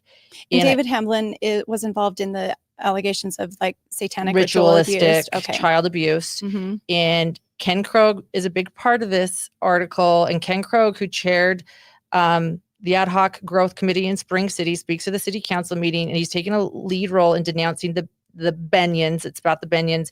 And the Benyons have obtained a civil stalking injunction against him, which he is now challenging in court, but he dusted his feet off in front of their house and they have it on the doorbell cam. So there you go. Little side thing. My goodness. And there's a lot to unpack in this article, and I think more to be even understood. But if anybody wants, you read it too. Yeah, you sent it. It's a big case. It's got deep roots. This is the second time that separate charges have been brought against David Hamlin. Second time that the case has been dismissed, arguably because discovery rules were not followed by the sheriff's office. 3 people sent me that article. You were one of them. You're right. Wow. So yeah. I also just have to say we're really covering this in depth, but in addition to the teachings of demons, it's the teaching of Satan. And again, the Mormon church can't get rid of the teachings of Satan. Why? Because Satan's in the Bible, Satan's in the Book of Mormon, the Doctrine and Covenants, and Satan's in the temple ceremony. And in the Mormon temple ceremony, Satan's cast out with priesthood power. So even the satanic ritual abuse stuff, which, there are lots of important stories about whether that's a moral panic or whether there's actually abuse there and whether there's evidence for that. I recommend the book Remembering Satan by Lawrence, what's his name? The guy who did Going Clear. Anyway, I recommend the book Remembering Satan if you want to hear one perspective about the satanic ritual abuse stuff. It would be great if the church could get rid of this teaching that there's an evil Satan, powerful Lord out there controlling a third of God's hosts of heaven children to possess the minds and bodies of humans. I agree with that. As well. I maybe I should share as someone who identified myself as Christian at the beginning of this, or someone that, identifies as that. I want to say that I do not believe in demonic possession. Mm-hmm. So I just don't. Yeah. And it's Lawrence Wright, who's the author of Remembering Satan. Thanks for those in the chats that are. Oh, good. I was trying to look it up. There it is. Lawrence Wright, Going Clear. And as I scroll through, I don't mean to jump on, but as I scroll through in the outline, I'm realizing that I was confusing 2 Jodi episodes, because later Jodi's in a bathroom and she's grunting and she's speaking in the other voices, saying, she's mine, she, punching herself. She's punching herself. Yeah. And then she's saying, I own her. And they're filming it. Yeah. How weird is that why are they filming? You would think if someone was literally being seized by Satan, you'd I don't want to swear. You drop the phones and help the person, but they're filming it. This is great content. No, we live in the era of pics or it didn't happen. Yeah. They are filming for proof. This is the first time in the world, this is something that's happening. It used to be that when someone says I was abused, we didn't need evidence. This is like we now say, show us proof, show us receipts. Pics or it didn't happen. I think they were filming for proof or to look back or to understand. And they were used to filming. Yeah, because this will be great content when the world does end. Jesus does come. Jesus wants their YouTube influencers in the second coming. Well, they can prove that Jodi, suffered, and that she really was the one, that, you know, Satan was after her because she was so righteous. And, you know, I agree with you. I think it's a proof sort of a thing. Yeah. Like, I don't even think they were like necessarily thinking of using it for content, but they certainly wanted to show people and to like understand it and for really proof or look. Yeah. Or, you know, send it to Paige Hannon. What does she think? Is this maybe what happened? they're sharing it in the ConneXtions right? bubble ConneXtions, and or seeing like, look what Jodi's going through. Like, we Yeah. really need to pray for her. Satan's really, Right. really trying hard on her. Yeah. Yeah. As a journalist, I'm susceptible to filming a lot of things sometimes too. When I see something that's interesting, but it's just like, I just want to like, you know. That's fair. Yeah. And it goes on to talk about Kevin saying that he tried to exorcise the demons, which Mormon men are taught they have the power to do. Yep. That he would place his hands on Jodi's head, command the demons to depart. He would state every name of Jesus that he could think of. I don't know, like somehow, like if you have a thesaurus of Jesus alternative names, that's going to make your blessing more powerful. Prince of Peace, Son of Man, Wonderful counselor. Jehovah, the Messiah, the Comforter. Mhm. Like somehow that's going to make God make the blessing Pay more have more attention. power. Right. If you don't say 12 different derivations of Jesus's name, but that the evil spirits were very reactive, that she would thrash and hiss and wail and growl, and that it was like every time the name Jesus was mentioned, she would like flinch. Like, this is like full Oscar. This is Exorcist level theatrics by Jodi if she didn't really believe it. And again, Kevin, they asked Kevin if he believed it, and he said, absolutely, I did. Mm-hmm. And like you said, Mindy, I think he meant he still believes it. But again, it didn't work. So like, you know. Well, and that's when things start to turn sour for Kevin at ConneXtions. He's not able to cast the demons out, you know, and so she connects the dots. You're not worthy. You're hiding something. You're lying, because if you were worthy, that's part of her script, right? That's part of her script to isolate Ruby and Kevin from each other. But that's how she's framing it to Kevin. Well, clearly you're not worthy to do this for me. Are you masturbating? Are you looking at porn? He was once kind of the, he even says he was the alpha of his group and then becomes the zeta of the group. He just gets, he gets all of the bad, you know, feedback, and even some of the Mr. Heyman rule must have been in one of those groups. And he said it just got uncomfortable because Kevin was just like everything's his fault. Yeah, he was just the bad guy for every single thing. And that was such a reversal for Kevin, because he was just on cloud nine for so long when he was just kind of, Ruby was loving him and things were going great. And then this cycle of events. So Jodi was loving him, and then she turns on him in his group therapy sessions where he's the bad guy in the therapy group sessions. You must be you must be hiding something. You must be not being able to rid yourself of selfishness. Selfishness seemed to be a big thing. And there's never any confirmation about like pornography or masturbation. And it's usually referred to as selfishness, but I think that had to be part of it. Maybe the selfishness is he just can't give those things up. I'm not sure if that's what was going on, but it seems like that was a common theme for these men in these practices or in these groups. So it was kind of a 180 on poor Kevin. Well, Kevin. Yeah. I just want to point out that when Jodi is possessed and she has a demon and Kevin tries to cast the demon out, he's not able to. It's not Jodi's fault that she's possessed. She's not doing anything wrong. For being wicked and impure, being a closet lesbian, or good point. Lusting after Ruby, right? Right. She's not possessed because she's done something wrong, because she's in distortion. Right. The blame lies with the person who wasn't able to cast the demon out. It's his fault. Not only he's that, the one who's bad acting. but Jodi parlays it into literally sleeping with Ruby every night and kicking Kevin out of his bedroom if he was even sleeping there to begin with. It was Shari's bedroom. Or Shari's bedroom. Remember they took over Shari's bedroom. But again, we say cults are always about money, power, and sex. And sure enough, Jodi's parlaying the demonic possession into what I think many are feeling like was some sort of sexual relationship between Ruby and Jodi. Right. Yeah. Jodi is to, Chad Daybell is, Ruby is to Lori Vallow. It's very eerily, power, money, sex. So I was enraged at this point at the fact that the Mormon Church was just getting a pass. There was no discussion in the documentary about Mormon doctrine, about Mormon theology, about Mormon priesthood power, about Mormon teachings of demons and the second coming. The church got a complete pass in this documentary. Were any of you enraged about that? There's no analysis. I guess that's why we've got 3,500 people. Please subscribe and like this channel. Do Hidden True Crime and Midlife Revolution, Megan's channel as well. Thank you for subscribing. We have 3,500 people. Maybe that's why we exist.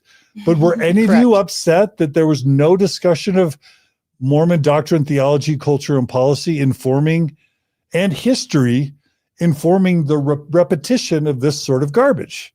Is that journalistic irresponsibility, or is that just editorial, got to keep the story tight? We don't need, or is it fear that the Mormon church is worth $300 billion and could sue the pants off the documentary filmmakers? Or is it the Franke family stipulating we'll do the story, but no criticizing the church? Answer that question. Well, I think it's angle. As a journalist, I give it. I wasn't upset because I wasn't expecting it. This is the story of Kevin Franke. He gets to tell it in his own words. That is what the angle of this documentary was. And I don't believe that the Frankes would have ever participated in a documentary and given their family footage to a documentary company that said our angle is going to be policies and systems in the LDS church. If they don't want you to be a part of this documentary, John, that's not their angle. And so I think I didn't want to be part of the documentary. I want our culture to get improved. I know you didn't, but I guarantee you they didn't want you. My point is you brought up that they didn't want you in the 2020. Oh, the Frankies. You mean the Frankies. Yeah. Like they're going to have some ownership in this, for sure. in this documentary. And so while, we can they also only have 3 episodes. But I think, again, what I think this documentary is going to do is set the stage for a further discussion, which is what we're doing now, and some other documentaries that will perhaps come out. But I mean, maybe it was wrong, and you guys can ask, it might be wrong. I guess maybe I'm just saying I wasn't shocked or disappointed because I wasn't expecting it to go into that. But yeah, I'm the same way. I wasn't expecting it because I think the church gets a pass a lot, and I think for all the reasons you listed, John, mainly fear of repercussions and things like that. But I'm actually glad that they didn't cover that angle because that means the band has to cover it, right? So that's why we're here. And that just gives me an excuse to come spend time with you beautiful humans. Oh. I don't think I was enraged. I wouldn't use the word enraged. But I'm exaggerating. No, whatever. Own it. You're enraged. Right. I think as a believing Mormon my whole life, for 4 decades, like I could connect the dots between the fertile soil of mainstream Mormon teachings informing all of this stuff that's happening. But I could also see where, because I did this as a Mormon, you're living your life and you're doing your Mormon things and you're, talking about Satan a lot, and Satan's a big part of Mormon doctrine. I remember sometimes coming home from church and thinking, God, I feel like on particular days, I feel like I learned more about Satan than I learned about Jesus today. No, I'm not every time, of course, but it's just a big part. Right.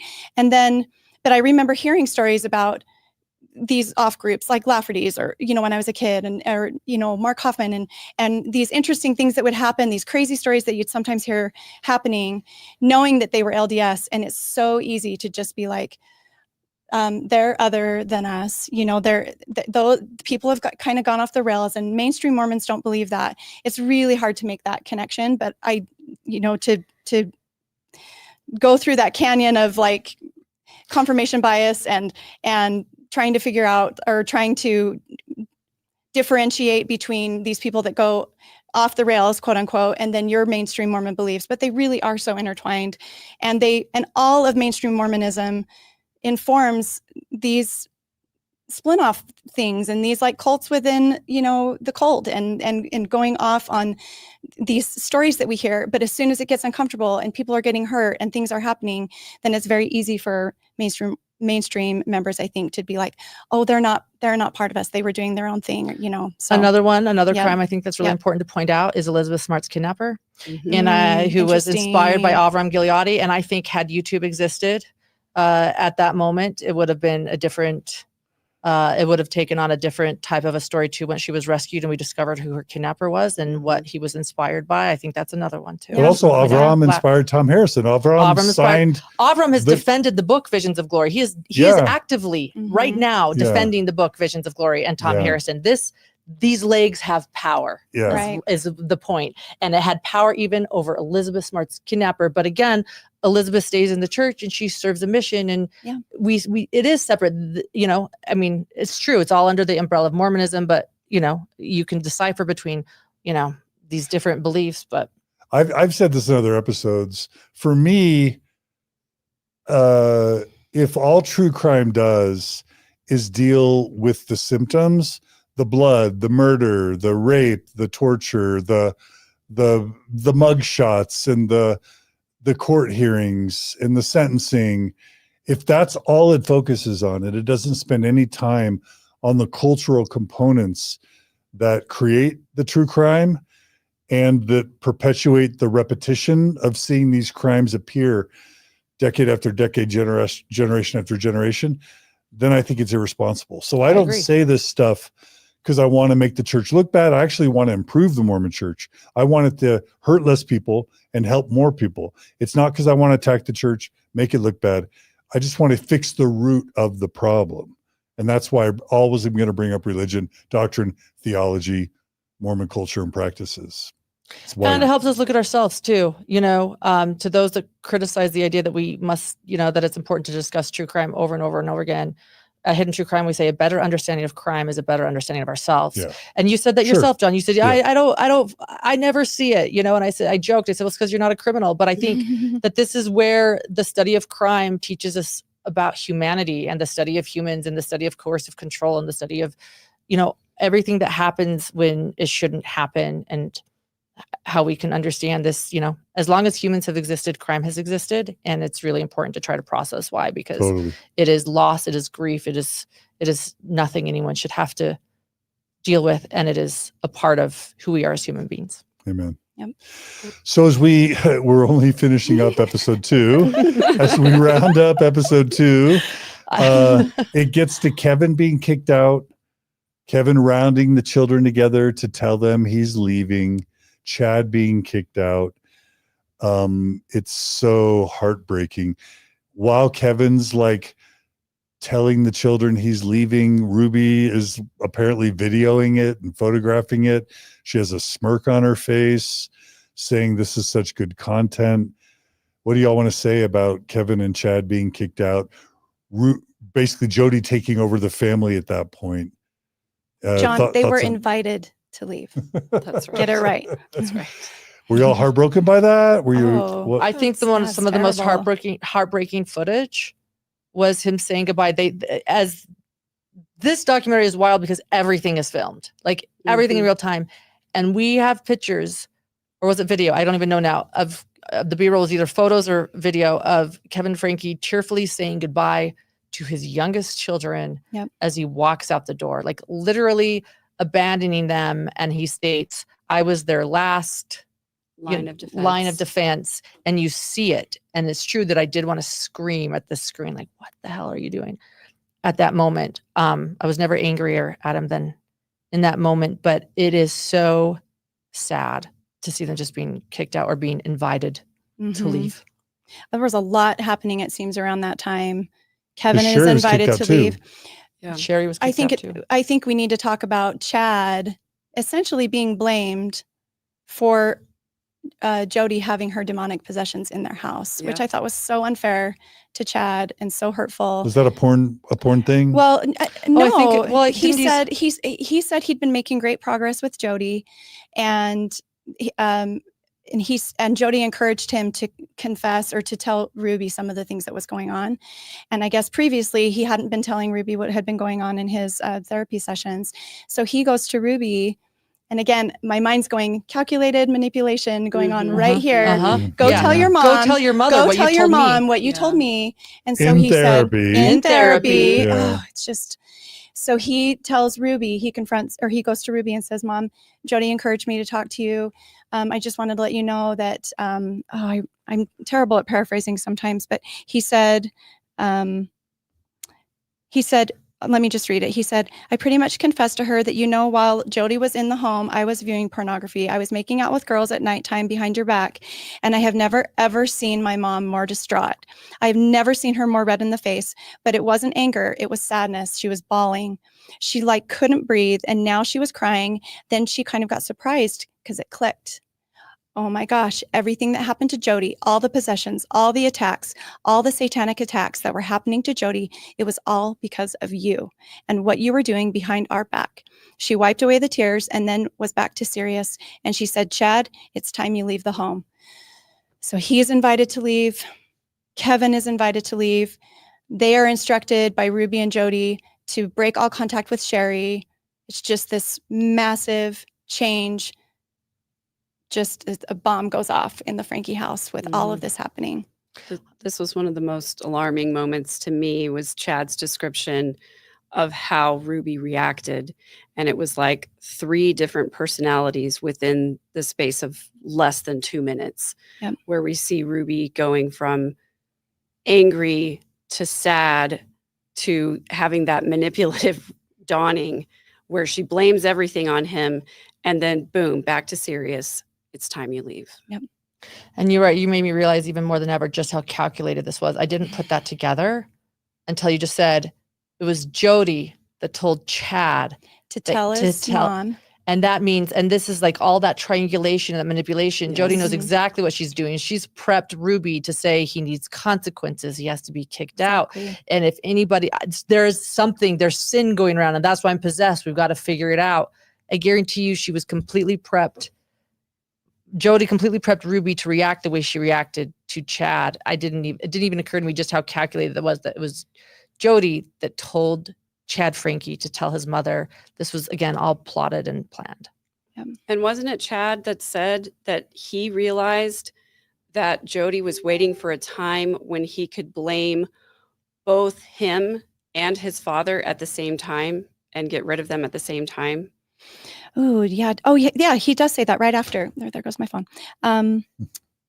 He said, the interviewer asks Chad, did it make any sense to you at the time moving out? And Chad replies, yeah, I really thought I was messing with the house. I was messing with the spirit in the house. But I think that was my mom and Jodi's perfect chance to find something wrong with me and my dad at the same time and kick us out together. What does that do to a kid who's 18 to be told he's under the influence of Satan? His evil is destroying the harmony in the home, that he's responsible for the dad being kicked out and for the spirit to not be able to do its work in the home. That's a lot for Chad. It is. I agree. And I think the psychological damage is that you believe what your parents say about you. You trust them. And but it's not just parents, it's God. Well, yes. And yes, your parents are telling you what God thinks of you too, right? And it's this identity crisis that you have where, you think, okay, well, it's my parents. I believe my parents. I believe what they say about me. I believe what they say about God. So I must be the problem. And they internalize that, and it takes decades to get over sometimes. Yeah. Yeah. Mm. Do we want to talk about just that episode ending with Shari goes back to the house. She's been notified by Ruby that she's getting canceled off of the health insurance and the car insurance. She has some items at the home that she wants to pick up. And she has her friend, Teresa Heyman, go along with her. And Shari's totally distraught. She's crying and shaking, tears streaming down her face.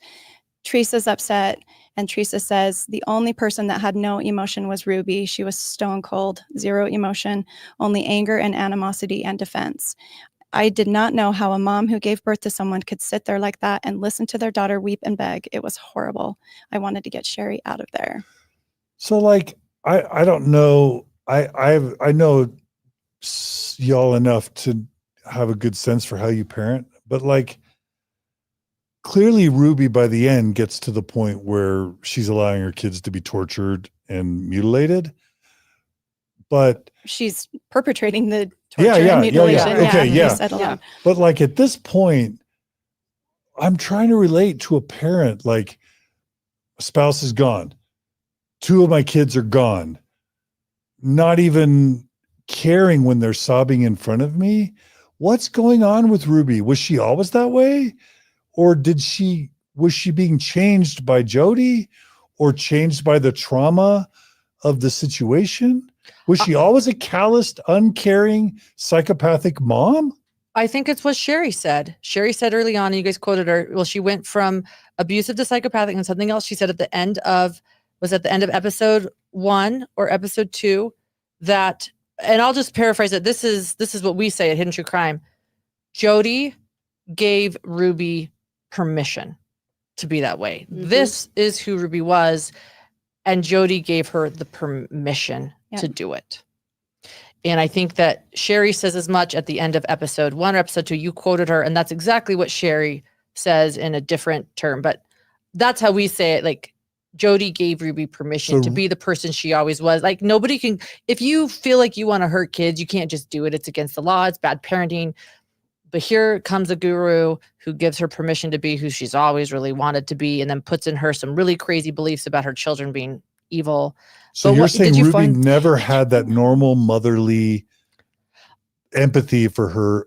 I don't see that. And then Shari's book doesn't say that. Shari's book says that her mother always said, we can't be friends, that I'm in charge of you. That this was an authoritarian relationship. This is about obedience and obeying and doing what I say. I think that is Ruby's belief in parenting. Is it's about obedience and discipline, and not about being a friend. And no, I do doubt that she ever had intense empathy for her children. Mm-hmm. As mothers, I'm just wondering if y'all can relate to that. It's heartbreaking. Yeah, it's Megan? horrible. It's horrible to witness. You get the book. Yeah, so I have this in the book, but also I want to point out too that Kevin says this in the beginning of episode 1, is that love is obedience. Obedience is love, right? And Correct. if you don't obey, then you're going to fear me.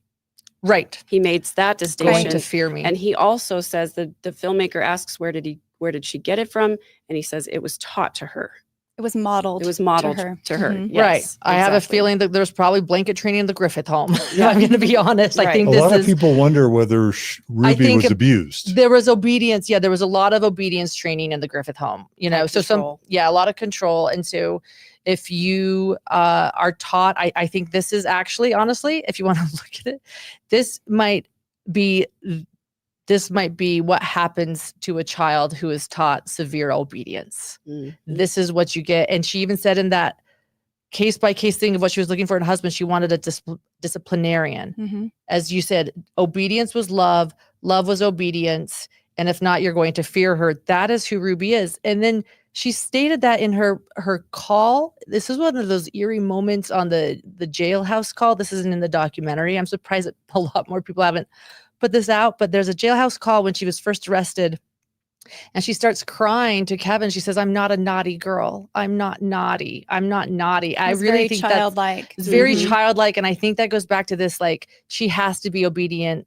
Why is she in jail? Excuse me. It was not a prison call. It was a jail call. Excuse me. But like, this is about a child who was taught severe obedience as a child. And this is what you get. Yeah. Yeah. So in Shari's book, this is from page 107, where she's talking about Ruby and Jodi kind of coming together. She says, Jodi's ConneXtions doctrine wasn't so much a revelation to Ruby as it was a mirror, reflecting and magnifying the harsh worldview she'd always held.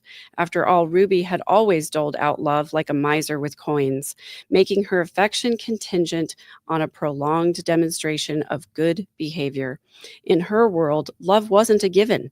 It was a prize to be earned through perfect conduct, a carrot dangled just out of reach to keep us constantly striving, constantly proving ourselves worthy. ConneXtions wasn't introducing Ruby to a new way of thinking. It was giving her the vocabulary and pseudoscientific backing to justify what she'd been doing all along. Wow, that's so good. So good. So good, Shari. Thanks for reading that. Can you imagine having your kid write that about you, though? I know.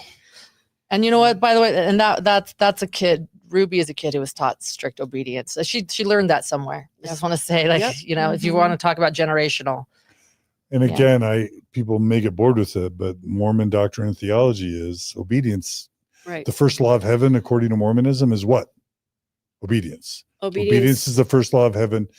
And there are even modern Mormon apostles that teach that God's love is conditional, that it's blasphemous to suggest that God's love is unconditional. And I'm talking about David Bednar, Mormon apostle, teaches that God's love is not conditional. God loves everyone, but the fullness of his God's love is divine approval Yeah.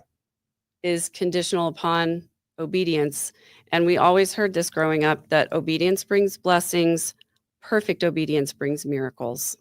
You know what, that is absolutely horrible. And I just want to say, if there are any God-fearing people listening, I want to say that, like, God loves you unconditionally. Like, I just want to make that clear.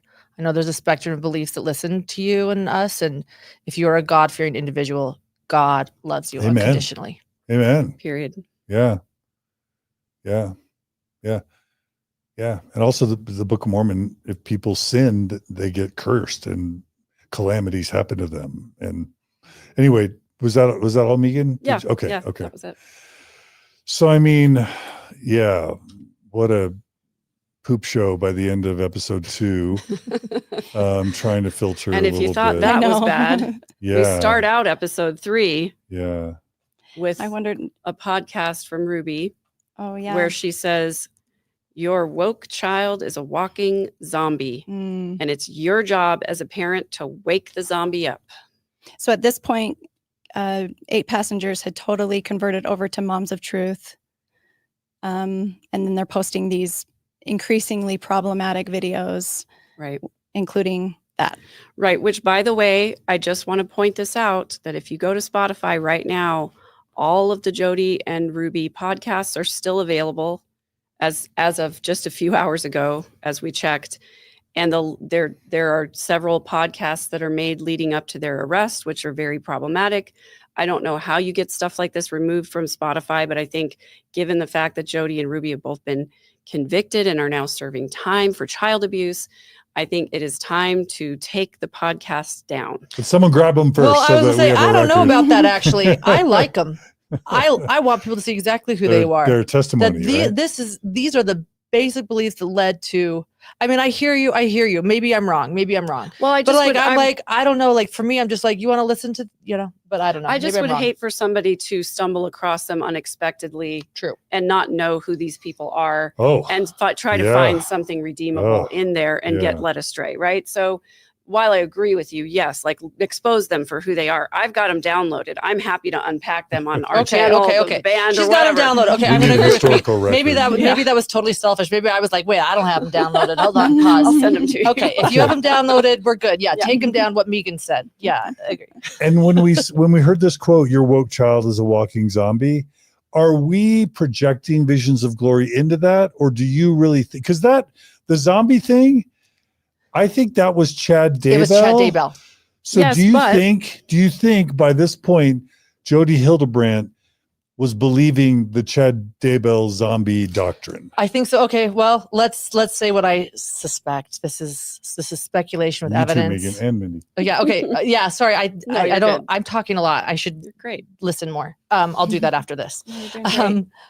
But first, I'm going to talk. But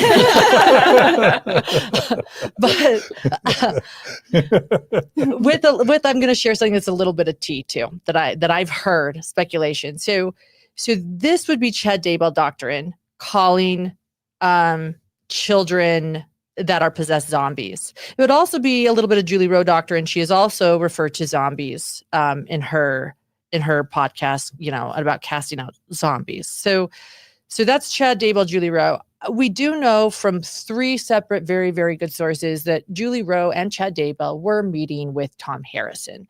We also know that Jodi Hildebrant was meeting with Tom Harrison because they actually appeared together in multiple times. We have video of those multiple times. Tom Harrison, again, is the alleged writer, or is his visions that are in Visions of Glory. John Pontius, the author, is dead. I also know that we know that Lori and Chad loved Visions of Glory, and Visions of Glory. I recently brought it out actually for Keith Morrison. Recently, I was reading to Keith Morrison some of Visions of Glory. I don't think it's going to make it into Dateline, but I tried. So, but I've recently been looking over it, and it is about possessed spirits. It is about children being possessed. It's about there's definitely like some past life stuff, and taking killing people. So where does the zombie thing come from? Zombies aren't necessarily mentioned in Visions of Glory. Portals are. But I also know, and here's the tea, I know from someone that has heard jailhouse phone calls with Lori Vallow in Idaho, things that will probably never, ever be released in FOIA documents, that they're consistently and constantly talking about Visions of Glory and somebody named Tom, whoever that might be. And I do wonder where this teaching of zombies comes from. No one's been able to pinpoint it. They don't, but it's a Chad Not Daybell. in Visions of Glory, right? Possessed spirits are. I haven't been able to see Not the word zombie. yeah. Not the word zombie. Not the word. Yeah. But possessed spirits. What zombies are is in Visions of Glory. Right. And so where is this coming from? Chad Daybell has mentioned it. Julie Rowe has mentioned it, and Jodi Hildebrant has mentioned it. So where is it coming from? We don't know. But I have certainly wondered if there is, again, some sort of Wizard of Oz and some hidden teachings within a group that is talking about zombies. I'll leave it at that. If anyone has any information, like, let John know. But I guess I'm not going to say exactly what I think, but I think I've given enough to infer some suspicions I have. And whether or not, Jodi and Ruby were influenced by Chad Daybell's teaching of zombies, it's clear that by the time those kids are taken to St. George, they're being treated like they're possessed with demonic spirits, and that the demonic spirits have taken over the kids, and that the children are being abused. And we'll get to this, with the belief that Ruby is abusing the evil spirits inside the children, and that it's either the evil spirits get driven away, and the kid survives, or the kid dies as they're punishing the evil spirits. And that is the zombie teaching. Right. Even if the word zombie that was used was not, the Chad Daybell type of zombie. Am I wrong? No, I think that's absolutely correct. It's important to point out the timing of this, though. This, zombie podcast comes out in early 2022. By this time, Interesting. Lori's on trial. That's true. This is where I think it might Right? be a copycat. So is this Chad Exactly. Daybell's teachings? This could be Chad Daybell's. Yeah. And Lori Vallow's teachings. Well, as Lori says, she's never mentioned zombies, only Chad has. She refers to them as Z's. Aziz, that's right. Mm. That's right. But, That absolves her. but then it seems like this secret underground teaching too. Like Laura's like, I've never mentioned zombies. It's just Z's Well, it's- that I talk about. gaslighting, obviously, right? So Well, it's almost like they know it's like this, it's not the doctrine you always talk about, but they're all talking about it. right. Julie Rose taught workshops on zombies. She's advertised it. Where is it coming from? Is it Chad Daybell? Is it, and I want to say, I guess the jailhouse calls, what I mean is I've learned this from someone that's listened to all the jailhouse calls of Lori and Chad. There is a lot of talk about what does Tom say? And Visions of Glory. So where is, but it's not in Visions of Glory. It's not. So where is this coming from? Is it coming from Chad? Is it coming from Tom? Is it coming from just the group as a whole? Is it coming from Julie Rowe? Maybe it's a Julie Rowe thing. Is it Jodi, or is it, you're right, maybe just Jodi was copying Chad. I don't know. I think you and I have some of the same suspicions that, there's a person who's sort of directing the actors in this group. But I don't know who it is. Whether or not they're using, the same exact terminology. It's the same ideas, they're perpetuating the same harmful ideas.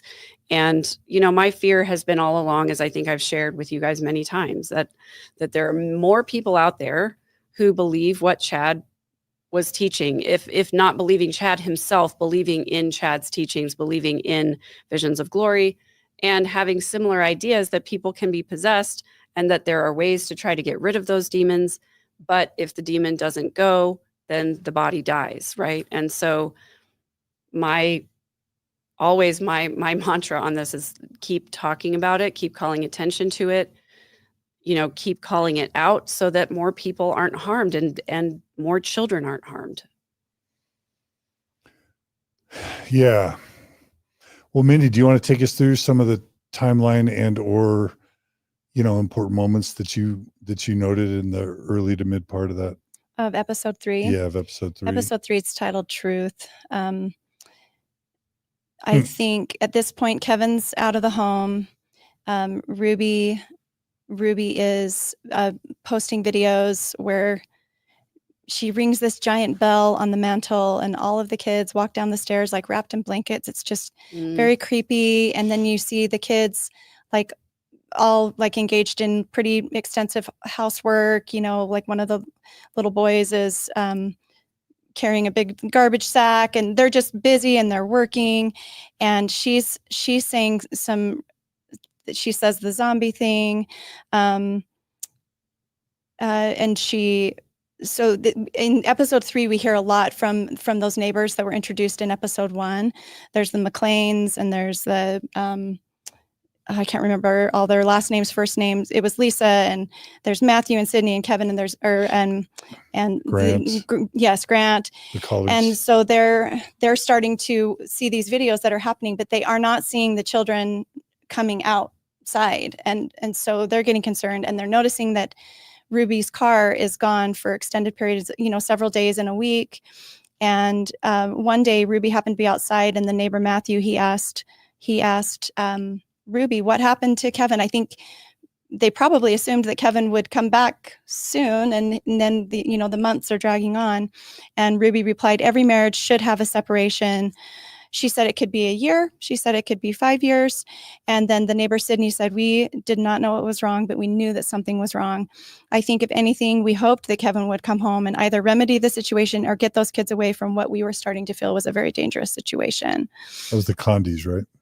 Yes. Yeah. Oh, it's Sydney. Yeah, Condi. Yeah. So, and then we see Kevin in his new apartment that he's moved into, and he's just talking about being a total hermit. I'm assuming he's still going to work. I'm not sure the timeline, if he's still employed at BYU or if he is no longer employed at BYU, but he's just in this catatonic state of, just waiting for permission forbidden to talk to his children or his wife, and can't call anybody. And just that level of control that they had over him is quite astounding to me, considering that he's clearly an educated man, and as you were mentioning before, is well known in his circles for his scholarship. It's quite unbelievable to me that he was able to get to that point where he was just completely in their control and doing what they were telling him to do. Shari shares the point where she texts him and says, I love and miss you, and he hearts it and then unhearts it. And then she go on. No, keep going. And then I think he blocked her. Yeah, she replies, Dad, these are Shari's words. She says, pull your head out of your ass and do something. And then she gets blocked. Yeah. And so one of the YouTube comments that were coming in during this episode, where these kind of culty, creepy videos were coming out, a YouTuber comment said, gonna see Ruby on a true crime podcast, which we laugh, but it's not funny. It's dark. So Kevin's asked at one point, why didn't you stand up to Jodi? And he says, if I dwell on that question, it eats me alive. Wow. Right? Yeah. So the first call to the police from Shari is on September 18th of 2022.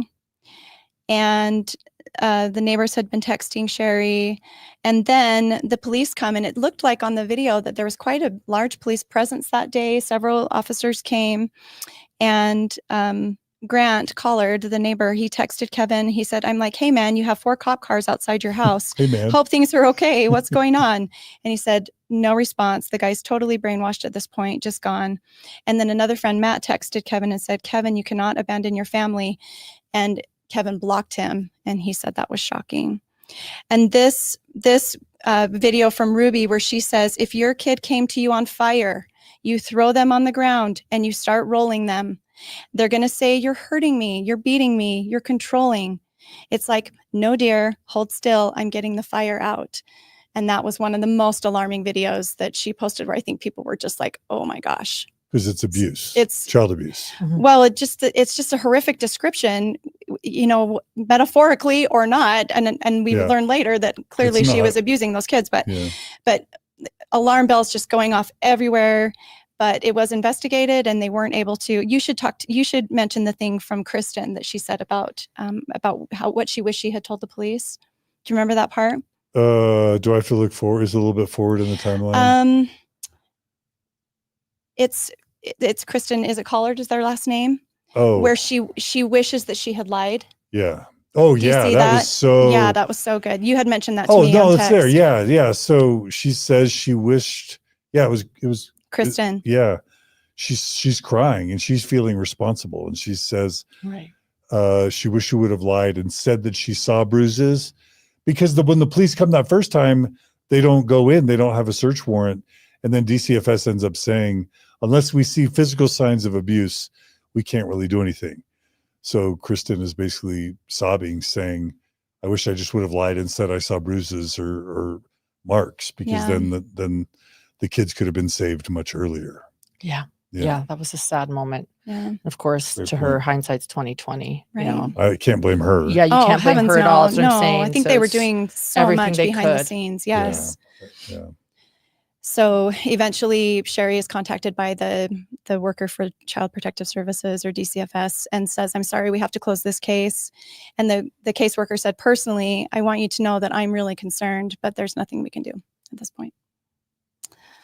So sad. And then fast forward to 10 months later. Yeah, that was a big gap, wasn't it? Mhm. Just this huge Yep. gap. And all of a Yep. sudden we're in like August of 2023, August 30th, 2023. Yep. Yeah. And that's when the son just sort of like gingerly walks up to a neighbor's in Ivins, Utah, walks up to the neighbor's house with the bandages or the saran wrap or the duct tape around his ankles and wrists. Clearly malnourished and I was asked, this is kind of graphic, but it was suggested that at least once we kind of show a little bit. And I think for some reason the documentary, I saw this video in a new light, and I'm just going to warn people that this is a very graphic image, but this is the photo of the son, and this looks like Auschwitz, level, emaciation, scratches, starvation. Done by his own mother. yeah. I want to point out, nonetheless. Yeah. A concentration camp run by his mother. Yeah. Yeah. Yeah. So. Yeah. Yeah. And the detective, Jessica Bate, describes that she personally had never seen, some of the indications of abuse in her experience. Did she say there were tendons or showing? She was able to see through the front side of his leg. Yeah. You could visualize like the tendons, like the Achilles. And you could see bones through the wounds. Mm-hmm. Like bone, like the wounds were so deep, you could see bone. Went to the bone, covered in cayenne and pepper. And that it was clear he had been and honey. Tied down, honey. And then they went into the house. They found handcuffs and ropes. And I mean, this, if you want to know how horrible this is, and I will just, like, these children went through, they'll never be the same again. I can't imagine. But in the documents, in the charging documents, I'll never forget, they released, but they essentially said that he was hogtied backwards, that his hand, one ankle was attached to one wrist with handcuffs and ropes, and the other to the other, while those wounds were created, lying flat face down on the floor, clearly being also starved and in a dark room. So, wow. I mean, that's torture. I don't know how a human being gets past that, and God bless him for escaping. And I can't imagine how a mother allowed that to happen. So, and one thing, I attended the Lori Vallow trial. I'll never forget the day that the children's autopsies were shown at the Lori Vallow trial. And it was the only time you ever saw emotion on Lori that was like sad. And it was clearly sad for herself, but she didn't want to see those photos. She felt that the jury should look at them, but she deserved to be able to leave the room. And everyone was appalled and disgusted by her. But I think Ruby was in the house participating in this. That is so sadistic and so I can't forgive her. Like, I just can't. It's just so bad. And then she journals everything. Right. She As a mom of play truth. by plays everything that happened. So Yeah, all the ways the kids were tortured and harassed and yeah, forced all to stay tied back outside, to their demonic, possession and trampoline all day long, death marches in the desert, just all the things. Yeah. it's horrific. I mean, that kid saved he's a hero. Oh, Yeah. absolutely. Right? Yeah. Yes, He Yeah. saved his life and his sister's life. I believe Was it so. Jessica Bates? Is that what you said her name was? Jessica Bate is the Bate. detective. She Mhm. said there's no doubt. She said there was no doubt. Had R not escaped, they were going to die. Exactly. And this was his second attempt, right, at trying to escape, or his second, I guess, think second multiple. successful attempt where they, were driving around the neighborhood looking for him. And just to think that it's possible that he could have been going up a driveway when Jodi was driving by. And that's why it was helpful for me to see the neighborhood, the layout of the neighborhood, and how far he actually had to travel before he was able to find help. There were several houses near Jodi's that were under construction at the time. And the closest one was across the street, which is where he went first, and there was no answer. And then he had to go down the road quite a ways in stocking feet in very, very hot weather where the pavement would have been just burning, scorching hot. And I think what breaks my heart more than anything else in the entire thing is that he was asking to go to the police station because he believed he needed to turn himself in. Right. Not for help. Right. You just figured jail would be a better place than his current setup. So he's like, I want to go to jail. Yeah. Just take me to the police because I got to go to jail because it's so bad and my mother's home. Yeah. Or And I think Jodi's he home. believed that he was so bad. Yeah. He did. I think he believed he was a danger. They had convinced him Yeah. that he was so bad that he wasn't a safe person. So I think Right. that was the turning yourself in. Like, I'm clearly an evil person, so I need to turn myself in. Yeah. So take me to the police station. Yeah. I just need to go to jail because jail, Mhm. I need to go there. I'm a bad person, but it's going to be better than Jodi Hildebrandt's Right. house. So Right. Can y'all share what you felt? I want to know if you felt something similar to what I felt when the policemen are going through Jodi's house with their assault rifles and they stumble on the daughter whose head's been shaved. She's also emaciated, isolated, and just like huddled up in almost like a fetal position in that room. And the officer decides to kind of sit down with her while she's just silent. Do y'all want to share? Because that's different than the kid stumbling onto the porch with the Mhm. wounds, but that I felt psychological wounds. oh yeah. Yeah. She was so scared she couldn't talk. She didn't trust anyone. Like she didn't know what she was supposed to do. She didn't know right from left. Mhm. Right. Like she was just like, she was clearly, she couldn't even move or talk, like so psychologically damaged. Like I'm sure she was taught that if you move one thing, like Mhm.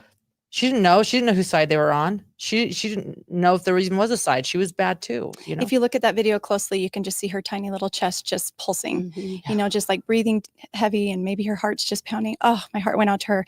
But I thought that Sergeant Nick Tobler handled that situation really well.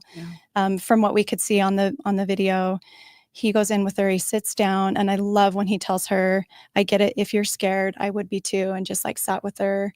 And if I recall, she didn't really respond, or wasn't it like 4 hours or so that she it was in the over closet? 4 hours. Yeah. They don't show that, but Yeah. the charging documents say over 4 Yeah. hours before she was even willing to get help and go to the hospital. They had to. They brought her in sit there. at some pizza at one point. I recall, but yeah, it took a while to kind of coax her out of that. Yeah. To feel safe. It took her a while it took a while for her to even be coaxed to eat the pizza. I remember they set it there. That's right. They set it there and walked away, and she wouldn't take it. Mhm. You know what I mean? Which I'm sure she probably thought was a joke because they would do that to her too. Like, Yep. do you want Taunt this? Dangle her. food in Yep. front of her and then take it away. So she was like, she didn't know if she could eat. Yeah. And then when she was able to eat, yeah. I'm seeing in the comments somebody saying that it's common in prepper culture to distrust police. Yes. Law Yes. enforcement. Oh, Oh, yes. 100%. Yeah. That's a That's great point. comment. Yep. Yeah. Yeah, that is really important. That's the other thing And too. that plays into the next part of the story with Kevin going down. Yeah. I just want to say, when I saw the little girl being found, it made me think of Jesse and Jesse's description Hildebrant. of Yes. Jodi's. of their head being shaved because maybe their hair made them feel beautiful, and Jodi wanted to take that away. Yep. And just the little boy saying that he hadn't seen his sister in over a month, and just the isolation, and that I'm it's escaping me, the cage phenomenon, the cage dog phenomenon, where you put a dog in a cage and you open the door and you shock them when they try to leave the cage. Learned Eventually, helplessness, learned it's called, helplessness. yeah. Yeah. You leave the door open, eventually they're not going to leave. And they have such an incredibly hard road ahead of them to recover from this. It's heartbreaking. Check out the Jesse Hildebrant episode Yes. that I did on Mormon Stories. There's actually 2, but the first one is definitely one of the most important episodes I've ever done. So check that out if you haven't seen I it. concur. Yeah. Should we talk about Kevin? So apparently, is that all right? So Ruby calls Kevin, and from what I remember, Ruby basically says, this is your chance to redeem yourself. Mhm. He's down, in Utah County, I assume. And she basically says, get down here to St. George, get those kids out of the police system. This is your chance to redeem yourself. She says, I can only imagine the lies they're telling the police. The children. The children. The children. Yeah. Did you want to add? Maybe we should just read this Yeah, this little please, section. please. So it starts out where Kevin looks down at his phone and it shows Ruby's name with the heart next to it, and he's just elated because I think, other than it sounds like very minor kind of procedural conversations, like they really hadn't talked in a long Over time. a year. He Yeah, said. that's what he said. I was having a conversation with a woman that I loved with my wife. She was talking to me again. She was in a panic, and she said, I have some explaining to do. And she started to share with me that the 2 younger children were demonically possessed. I remember asking, how do you know? And she said, well, they've confessed to it. And one of the younger kids, he's gotten out. He's gotten to the police, and she said, I can only imagine the lies he's telling the police right now. You need to go pick up our children from the police station. This is your chance to redeem yourself. And so he just took on that challenge, and he headed out to St. George, to Ivans. What do y'all want to share about Kevin's behavior in the police station? It was very telling to me. First of all, he had no clue what was going on. He hadn't seen his kids or talked to them in over a year. And he doesn't really want to give up information. He doesn't want to say who called him.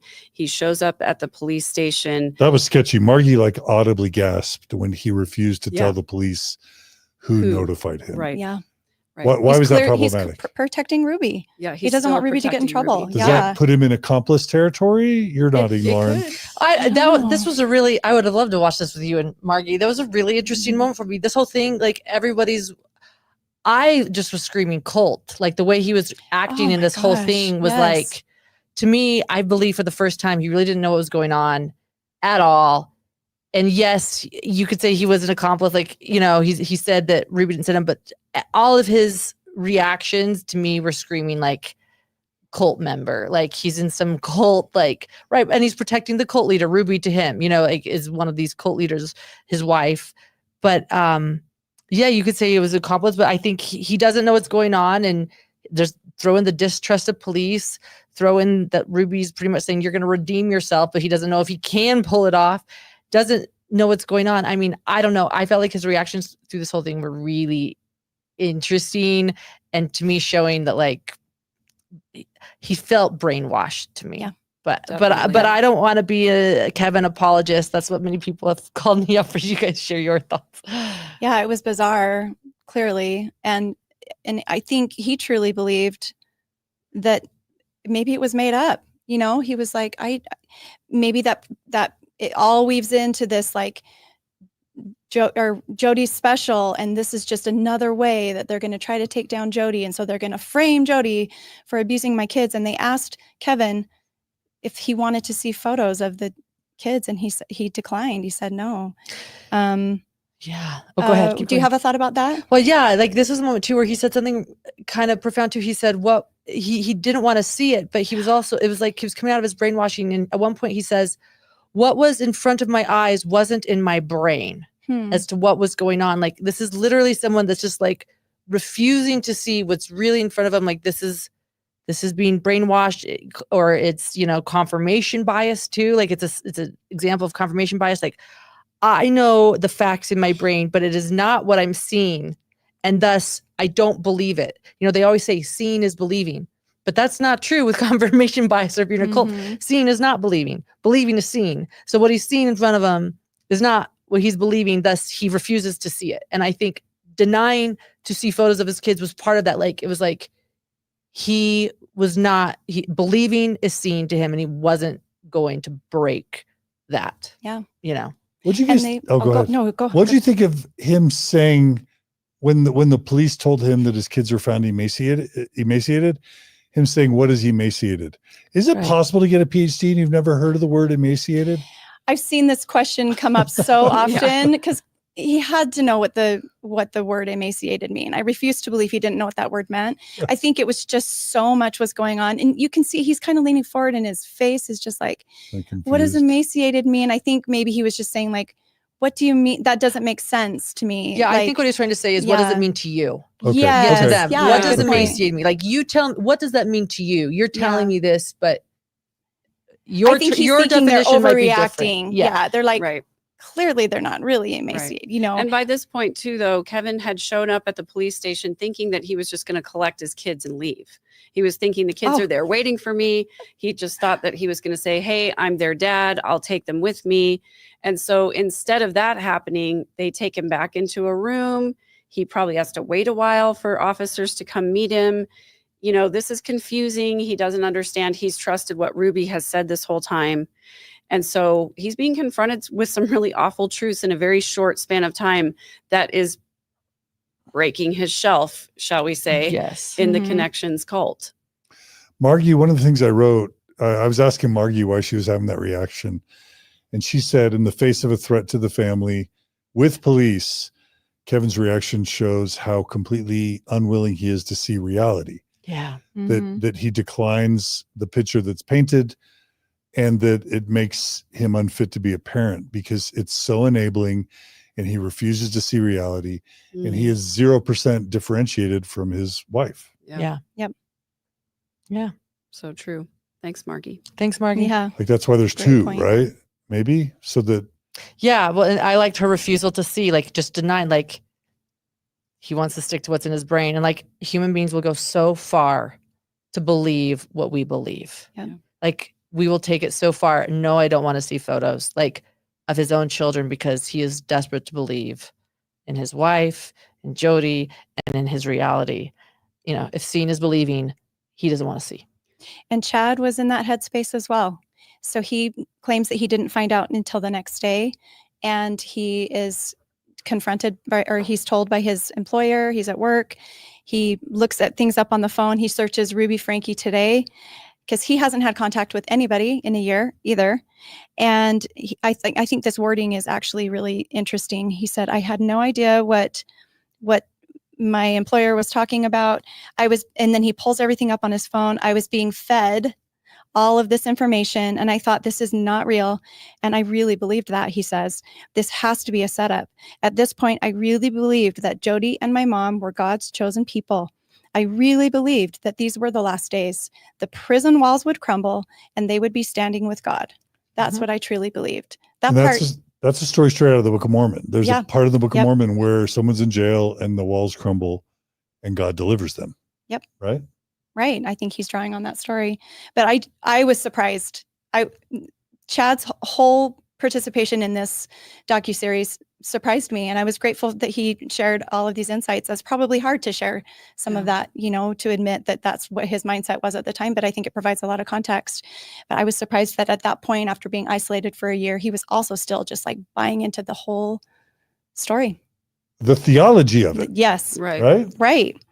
Exactly. What about when Jodi's being interviewed by the police officer and she's like, I really want to tell you everything, but my lawyer says that I can't.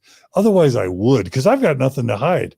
And I'm a psychologist. I work with people. I know how people manipulate these situations. She uses the word manipulate. I'm like, oh, goodness. Well, She's she like, says "You she's a can turn my psychologist. words." Well, she says she's a Yes, psychologist. She says right. she knows how people manipulate. I'm Yes. What do you think about that, Lauren? Just, I mean, so manipulative, like, right? she's so manipulative. So Yeah. manipulative. Like this is the ringleader. You know, this is the person who set this whole thing in motion. Like you can't deny that. And I'm not denying who Ruby is by saying that, but like you have to, the ultimate question is, would it have gotten this bad if Jodi hadn't come into the picture?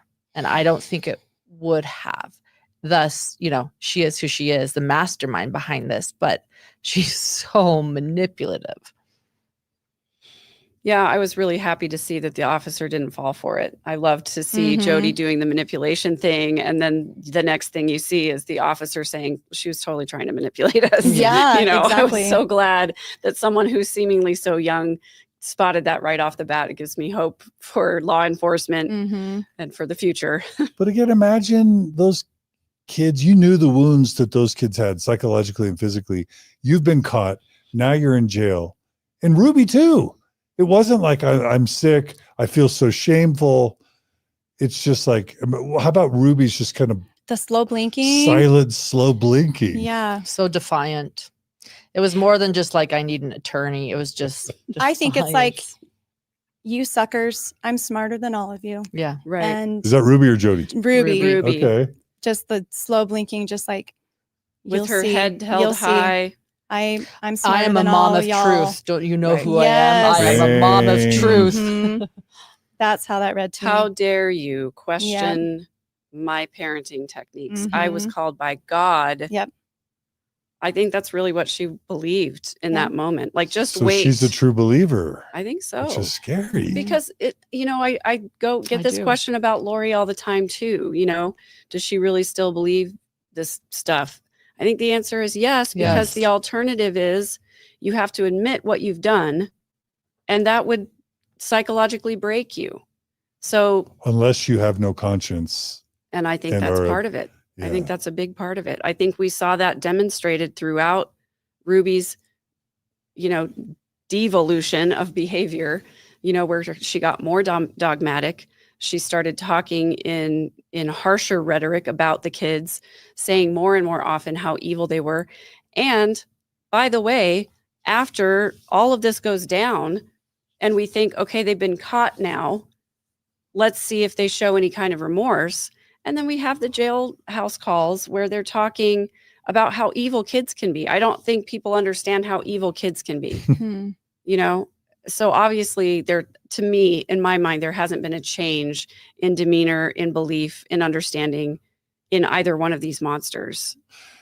And I was going to say, I wish Dr. John was here, but Lauren, you probably may know this, and I should know this because I study psychology, but you know, the diagnosis for someone who, you know, has potentially no empathy or no conscience is antisocial Correct. personality disorder. Yes.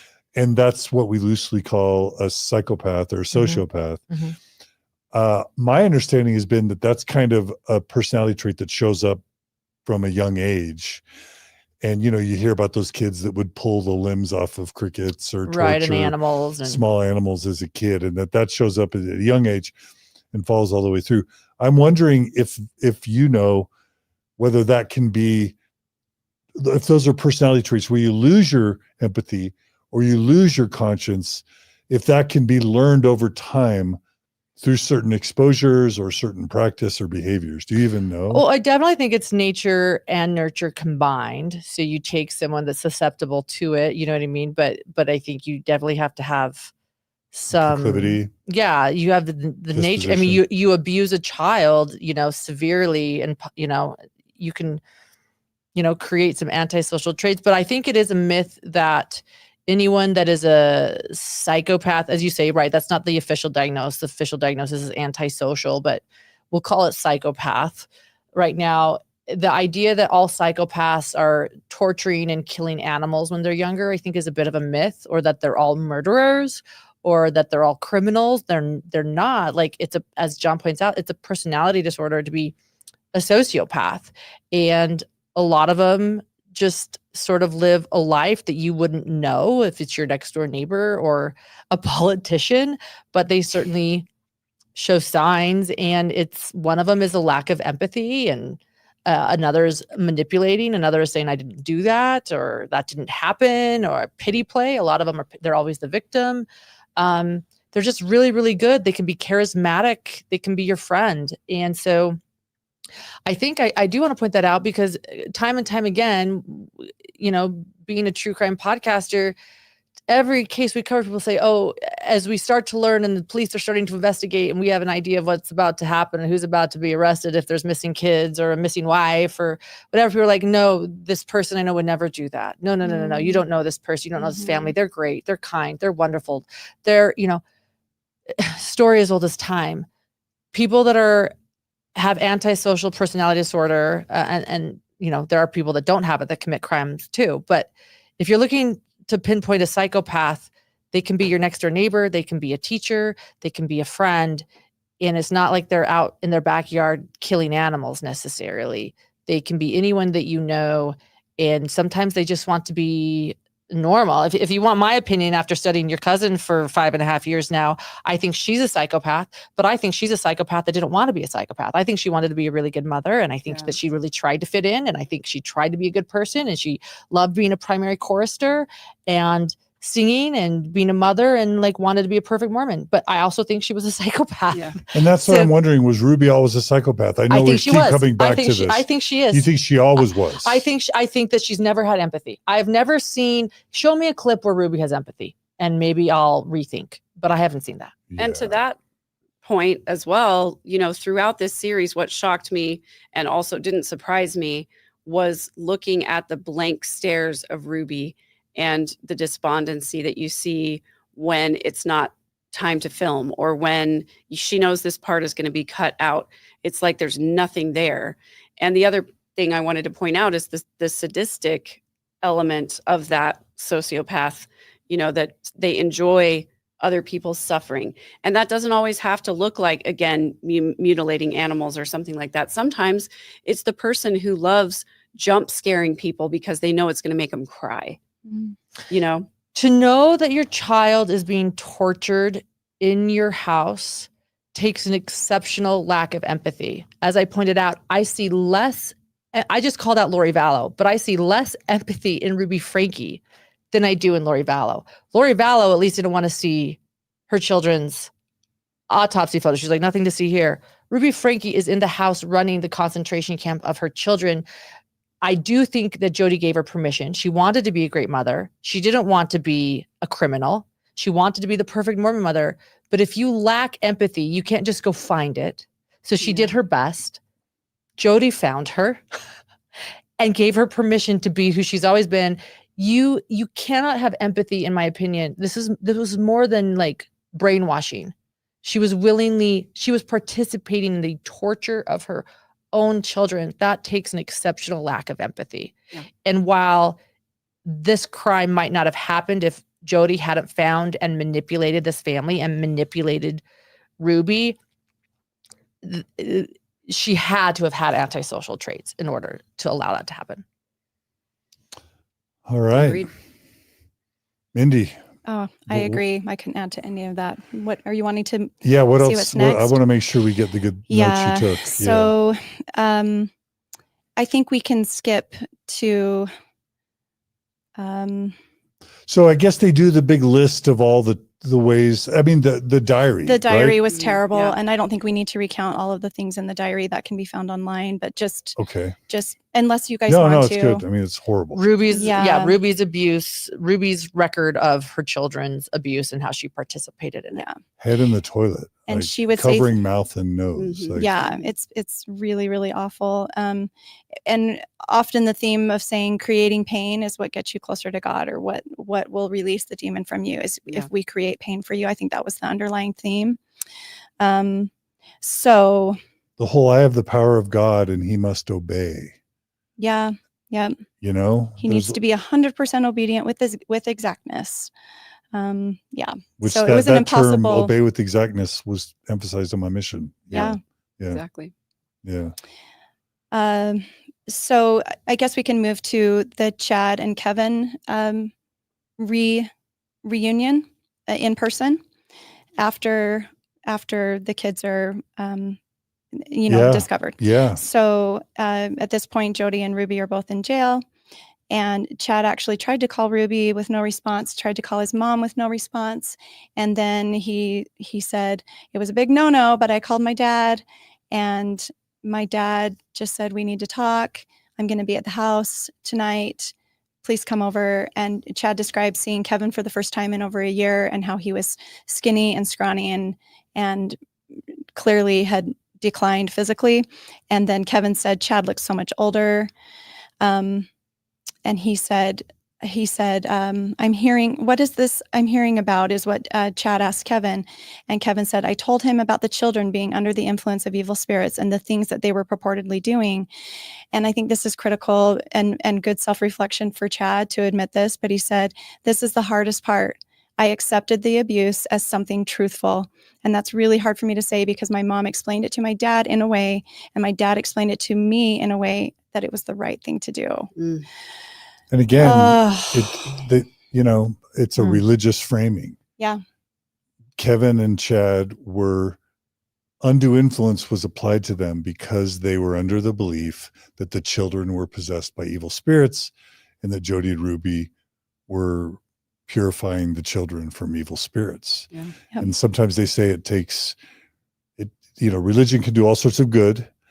And we're not anti-religion. We're pro-belief in religion when it leads to healthy outcomes. But sometimes it takes religion to have good people do horrible things because it's in the name of God. Yeah. Yep. So the neighbors come over that night and they end up talking to Kevin, and was Chad there as well, I think, and kind of this decompression, or not decompression, what's the word I'm thinking of? Deprogramming starts to begin for Kevin that night. They talked for 6 hours. Kevin often would have his head with the neighbors, had his head in his hands, just sobbing. And Kevin says, all of a sudden 2 + 2 = 4, and everything made sense. So he had some sort of a realization that evening after talking to the neighbors. He says, everything has been a lie. Everything has been a lie. Right. He said, Chad, we've been lied to this whole time. No child is possessed. No kid or child has done the things that your mom has said they have done. Dad was in tears, sobbing on Chad's shoulder. And Chad describes, I remember closing my eyes and all the blood rushing to my head. And I realized I couldn't defend her anymore. And I don't know if he's probably talking about Ruby, but maybe Jodi as well.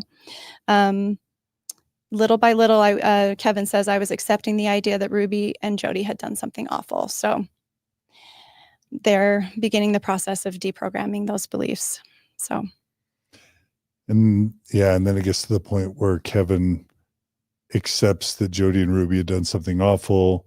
And when he's asked, do you feel guilty? He says, as you mentioned, Lauren, I think previously, I was the last line of defense for these children.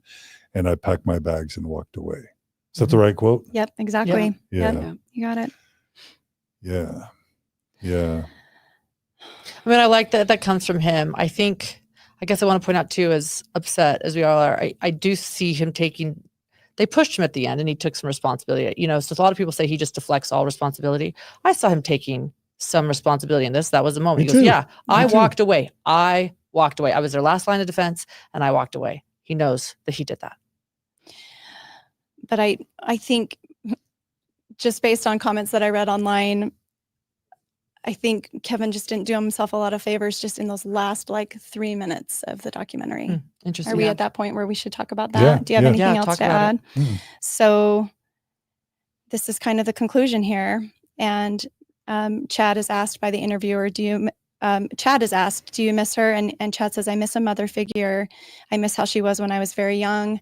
I don't think she should have any contact with the younger kids until they're at least 18 years old.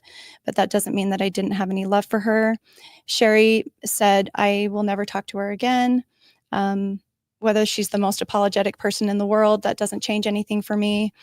And this part broke my heart. She said, I have one mom and one childhood, and that was mine. Mm-hmm. And then Kevin is asked, do you still love her? And he replies, definitely. I've always loved her. And the interviewer says, even though she abused the kids, you still love her? And he said, oh yeah. The actions that she did are atrocious, but I still feel longing. I don't know, something about that word longing. bothered me. I struggled Yeah. with that.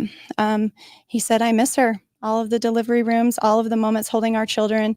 It's easy for the world to hate that woman. So many people want me to join in that chorus. I cannot turn off all those other memories. And that's when he gets into this conclusion where he talks about it being a story of love and hope and family. And I struggled with that. I was like, I would not describe this story as a story of love and hope and family. And then he said, ultimately faith.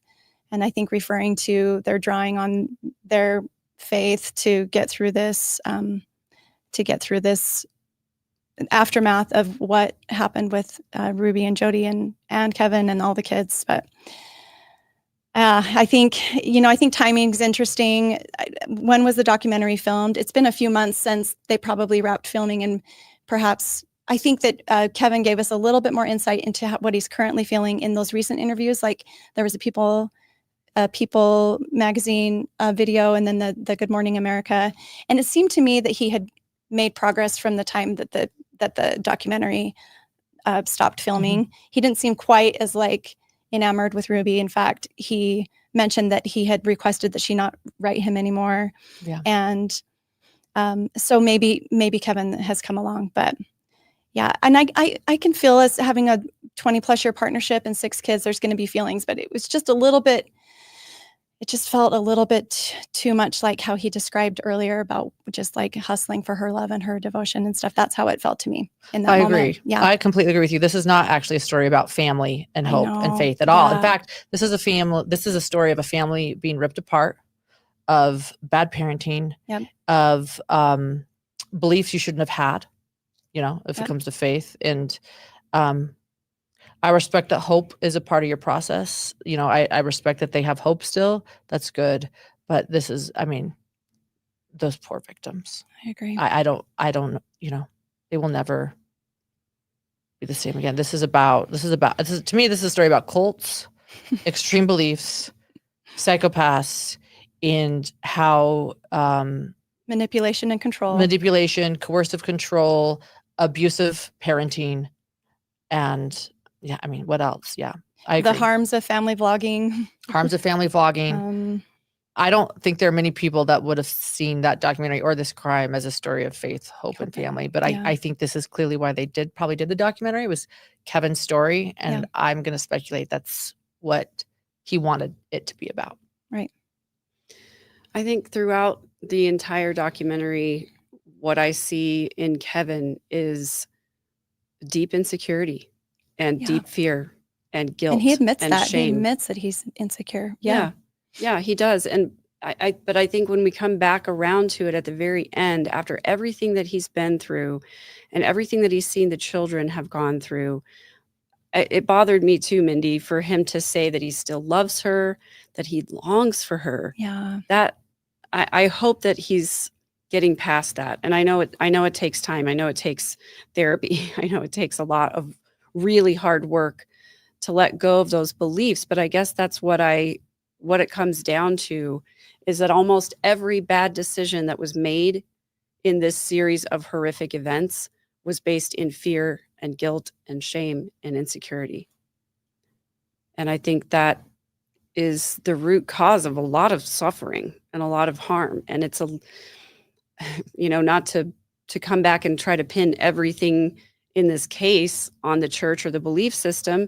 But, growing up as an LDS kid, we're not taught to self-validate. We're taught to seek external validation.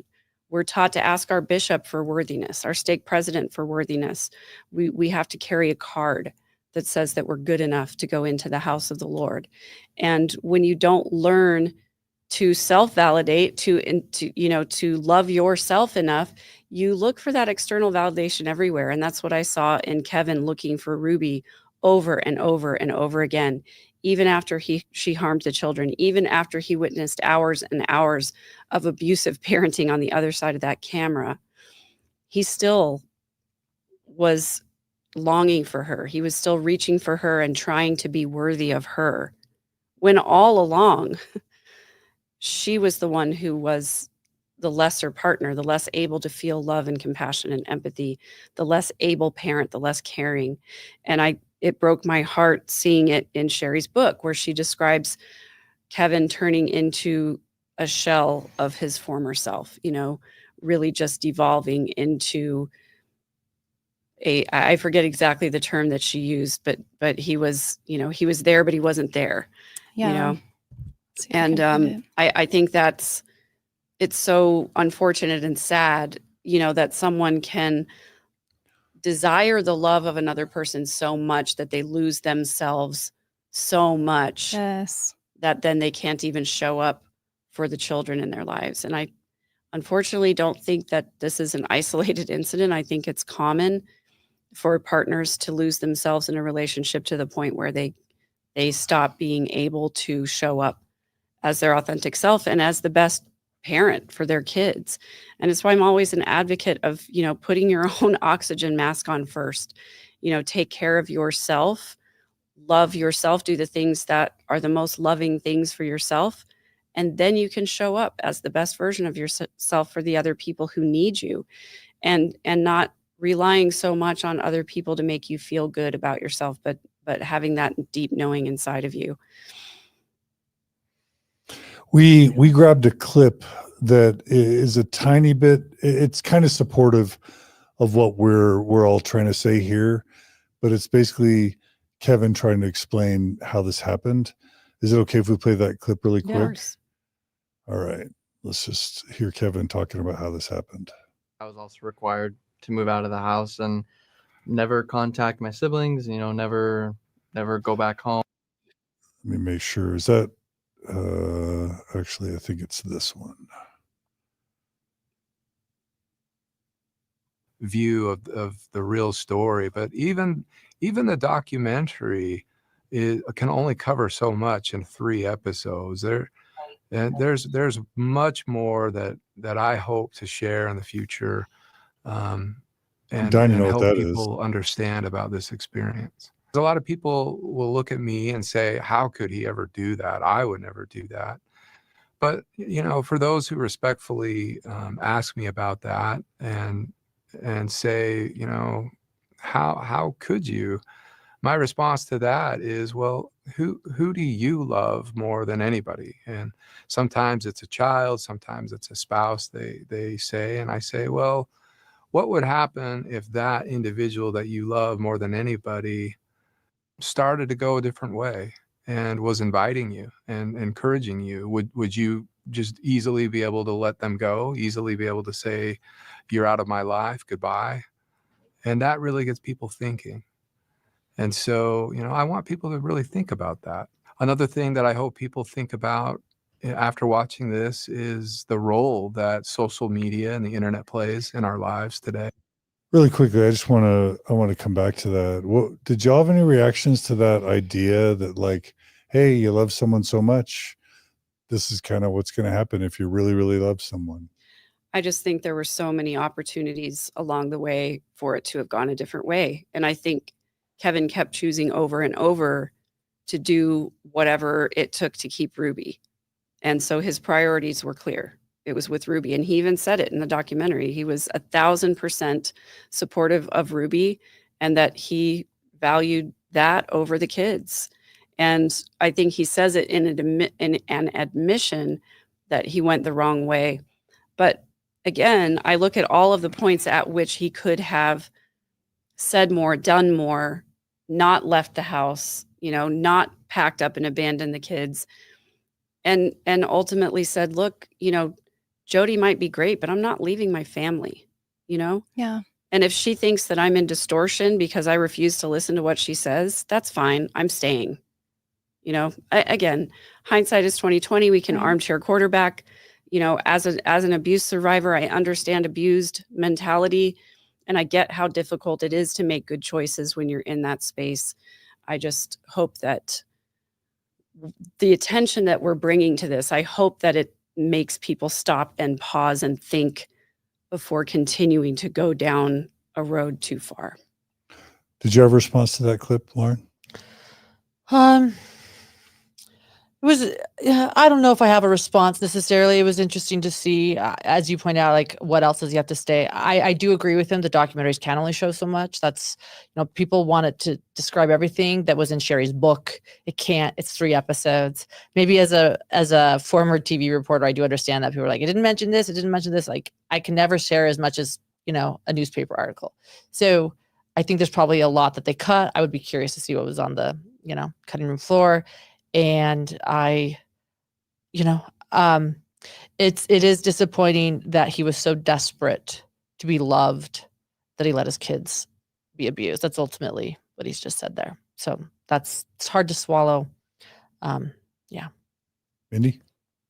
I don't have a lot more to add than what you two have both said, but I mean, I think Kevin failed those kids. And, yeah, he did.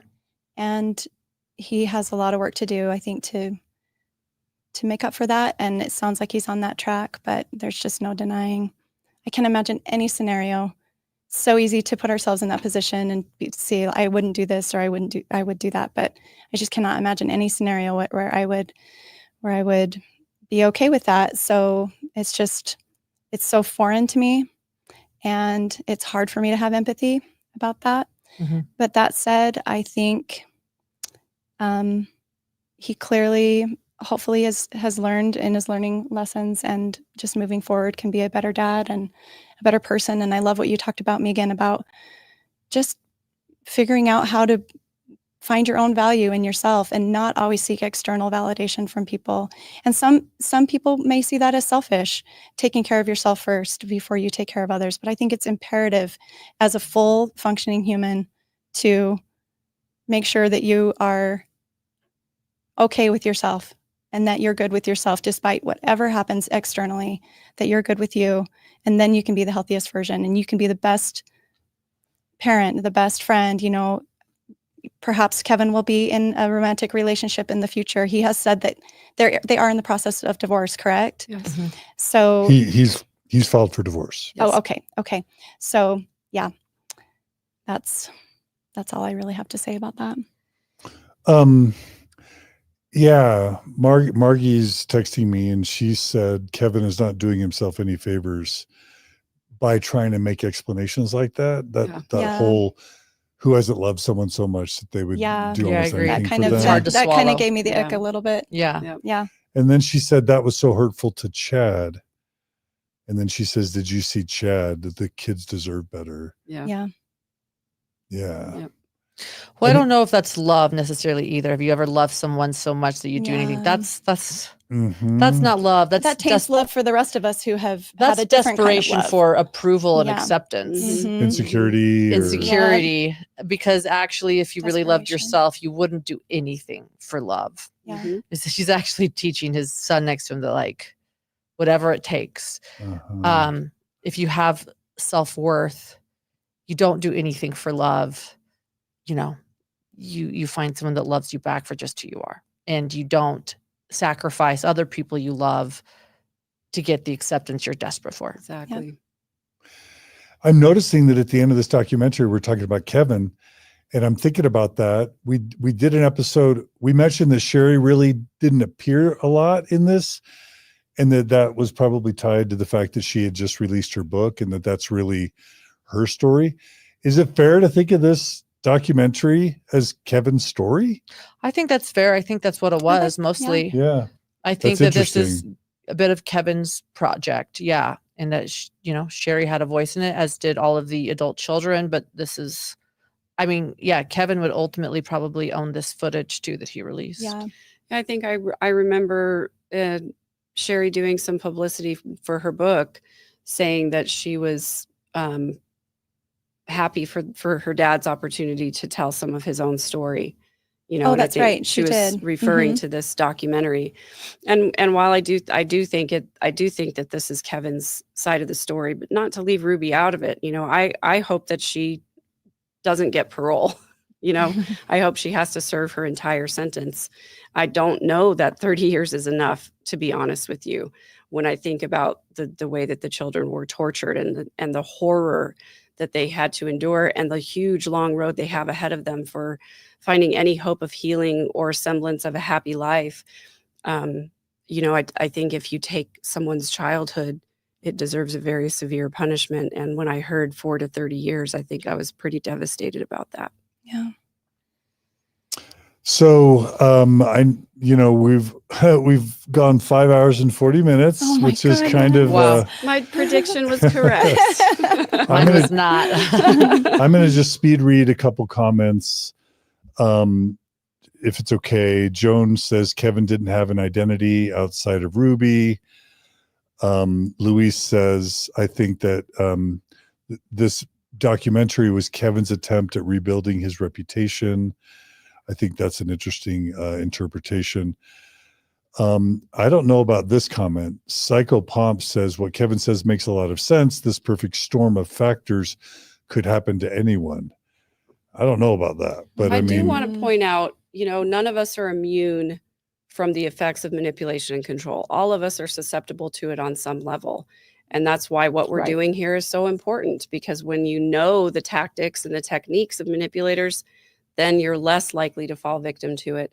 But I think it's interesting to note that people who grew up in really happy, securely attached families sometimes can be even more susceptible to manipulation because they've never seen it. They've never seen it work before.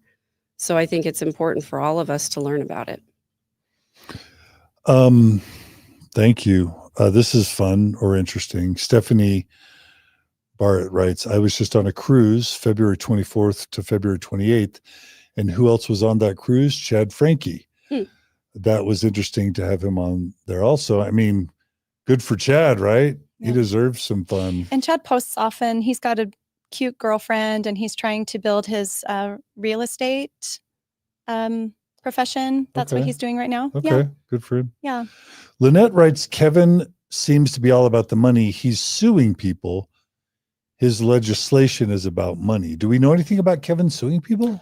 Well, I do know that I don't know anything recent, but I do know that he was setting to sue Jodi Hildebrant and or Pam Botcher because he wants a piece of the house, of Jodi's house. But I feel that's very fair, and I hope he wins because the victims deserve restitution for what's happened. And I do believe that R and E are going to need help, and J and A, all of the children. Well, I shouldn't, all of them, all 6, Yep. sorry. Yep. And even possibly Kevin for the rest of their lives. So I think it's fair that they get some restitution, especially from Jodi Hildebrand, if she has a $5 million home. Yeah. But I don't know about anything else. Yeah, that makes sense. And there are other people who are suing Jodi and ConneXtions, as we've covered, before. So there's likely going to be a lot of lawsuits to be settled in the near future. Donna says she was frustrated that in the documentary, there's no mention about how Jodi was recommended as a therapist by the Mormon Church. That's a good point. Lisa writes, I kind of hated this documentary because I feel it's just Kevin defending himself and, in her words, sounding stupid, claiming he didn't know anything, makes me sick and so mad he's a coward. I didn't feel that way. I felt Kevin came off more intelligent than I thought he was, more humble and more reflective and insightful about his own weaknesses and more vulnerable than I. So to me, Kevin came off better. To her, he came off worse. Yeah. Yeah. Depends on what everybody started with when it came to him, right? It's so true. Yeah. Somebody's recommending Coven of the Apocalypse is the name of our band. Coven of the Apocalypse. Yeah, Coven of the Apocalypse. Can I be in a coven? Can a guy be in a Yes, coven? you Or is that only women? Somebody tell me. We are I don't know. inclusive here, John. Thanks to Susie. Lynette wanted to remind us that they read Chad his Miranda rights. Oh. I didn't know No, that. Kevin. They read Kevin his Miranda rights at the police station. Okay, She's probably referring to meaning Kevin. Right. Read Yeah. Kevin his Miranda rights. Okay. Marta says strict obedience brings blessings from God, was taught to her growing up as a Griffiths. It was confirmed to her in the temple. So she's the relative. She of the- commented last time. Okay. She's strict one of obedience. Ruby's Okay. Yep. she keeps Cousins, or saying one that of the Kevin's Griffiths. cousins. She keeps alleging that the Griffiths home was problematic, and And strict. She's I not wish the she'd only one. Yeah. I wish she would email me and let me know what she means by that. Couple other comments I got to share because people gave super chats and we want to thank them for that. Luis writes, Ruby's parents created the monster. Jodi released it. Kristen writes, I love hidden true crime because they get to the why. Lauren, how about that? Little hidden true crime love. The why. Thank you. Yeah. Why done it? We're not a whodunit channel or a why done it. So thank I you. love it. Mickle RMB says, my patriarchal blessing says, I will be instrumental in ushering in the second coming of Jesus. I wonder what theirs say. That's speaking to the fact that when people feel like they're special and are going to usher in the, coming of Jesus, they come by it often honestly. Yeah. Thank you, Share PDX, for that super chat. Chelsea Gervon writes, to me, these adults are all playing make-believe. And I think you could argue that that's kind of what Lori and Chad were doing, kind of like spiritual fantasy, spiritual LARPers. Apocalyptic LARPing make-believe, but with a deadly twist. That's interesting. Let's see. Not prepped at all for the band name. How about not prepped at all? Not prepped at all. Not prepped. We are not ready for the What's the reference there? I don't. It's Jodi's book. So Jodi Hildebrandt's book has the funniest title, and it's called "You Are Not Enough." And we think that's just so funny that she used this double negative. Like she could have just said, "You are enough." But I instead, think that was she taken. Right? You are enough. So she's like, "Well, that's taken. I'm going to be you are not enough." I mean, it's just such a funny. There's a lot of humor behind it. We were at Snow Basin or at Snowbird for the thing in October, the festival. What is it called? Anyway, we ran across a sweatshirt that said, I am not drunk. Right. Oktoberfest. Oktoberfest. I couldn't think of it. Not drunk. No, I remember sending you a picture. I'm like, look at this sweatshirt. It just makes funny. me giggle whenever I hear Jodi Hildebrandt's book, "Tell You Are Not Enough," because it's a stupid title. Yes. And so just to play on that, that we are not prepped. We are. It's silly. That's funny. Thank y'all for helping me understand that. My basketball buddy Brett Hutchings asked, do you guys think that Kevin could have been worried that Jodi would use the information she had on him to threaten his BYU employment and control him, just like she did with Adam Paul Steed and his. Sure. I wouldn't put it past her. Yeah, sure. One bit. Absolutely. I mean, that's his livelihood. Yep. Yeah. BYU would fire someone for ecclesiastical reasons. So that's an attempt to kind of maybe explain why Kevin behaved the way that he behaved. Almost done. Kay Louise says, see something, say something. This is for, to report abuse. Yes. See something, say something. This is why these discussions are important. Red flags. These people twisted religion. The church should shut it down. So there's a call for the church to find out ways to shut this down so it doesn't keep repeating. Lynette Butler says, maybe at the end, could you each say whether you think this documentary will affect how much time Ruby and or Jodi actually serve? I think all of the publicity that this case has seen will make it so that she has a longer sentence. Who? Ruby Oh. and Jodi, both of them. Oh. I think that St. George and the Utah justice system knows that all eyes are on them. And If they're lenient, it's going to, so I don't know if it was this particular documentary. I would say as a whole, the publicity that this case has garnered is going to probably affect the sentencing, whether people want to admit that or not. I think for both of them, I do think that Jodi is being painted as, I said it myself, the ringleader. So maybe there might be more lenience on Ruby, but I think that this documentary and the charging docs will certainly show the worst of it. I agree. Yeah, I do too. I hope that's the outcome. It's the reason why we're talking about this, raising awareness and getting people to realize, how horrific all of this was, and the idea that they just need to be there for as long as possible. I will say that when things come from parole boards, a lot of what matters are like letters of recommend and letters with character. And I would say that Ruby probably has a better chance of that, especially if her, if let's say this, there could go two ways. If some of her children write, and I have no clue. This is me just using this as an example. Chad writes and says she was a great mom, but then you have a victim write and say, I don't want her out. Like that's going to play a part in the parole board in the process. So I think a lot of it, I want to point out, it'll also matter what her victims state and what they want. And I think they're going to listen the parole board. Yeah. This is just hearsay, but Sacred Llama writes, having worked with Kevin, don't buy the beaten puppy dog act. He's very smart and knows what he's doing. He's manipulative, but he always thought he was the smartest guy in the room.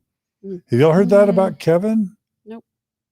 Doesn't mean it's not true, but his Rate the Professor ratings were really interesting. We read them when the case first broke. I think those are probably down now, but a lot of students complaining that he knew all, but that they also mentioned that he felt that Jodi Hildebrant, had all the answers. So his Rate the Professor reviews were quite telling when at the point where Ruby was arrested. So he kind of had all the answers. I read a Reddit post from a former student of his who said of all of their professors at BYU, he injected like religious themes more than any other professor. And that this student's interpretation was that he favored students that kind of kissed up to him a little bit. And this student refused to do that and didn't have a real fond review of Kevin. He liked obedience. So that would go with what the reviews I read too. Yeah. Well, as long as we're on the subject, I'll go ahead and mention that about 2/3 of the way through the second episode, I started to feel like Kevin's, I don't know any other way to say it than to say that it started to sound a little scripted and it started to look a little performative. Just from the standpoint of he always seemed to pause at the right times. He seemed to be just emotional enough at the right times. And, I made a note of it. I didn't want to make a big deal of it, but since we're on the subject of maybe a different point of view, I just want to say that. And then immediately after I wrote that note in there, I said, maybe it's just because I've been up since 3:30 this morning and maybe it's late at night. But I just started to see it in that way the first time that I went through it. Now, the second time, it didn't seem that way as much to me, but maybe, who knows, different circumstances. So just in case anyone else out there was able to see that or had that opinion as well. Thank you. Kristen Paul makes an interesting point. She says Alyssa Grunfeld's recent video on Mormon influencers and ad revenue is an interesting insight on all this. Thanks for that super chat, Kristen. Did y'all see that? No, I haven't seen that yet. It's basically saying the Mormon church is so wanting to dominate all YouTube ads relative to Mormonism that they pay top dollar to dominate Mormon themed ads, which then spikes up the revenue that Mormon YouTubers get paid. And in that sense, they're funding partly you, Lauren. Ironically, Mormon church paid ads are funding Mormon stories. But she's trying to say that a lot of this Mormon mother influencer stuff is driven, ironically, by the Mormon church buying YouTube ads. Interesting. To dominate the term Mormon. So that's interesting. Thanks, C. Charles, also for your super chat. We're almost done. Just a few more coming in.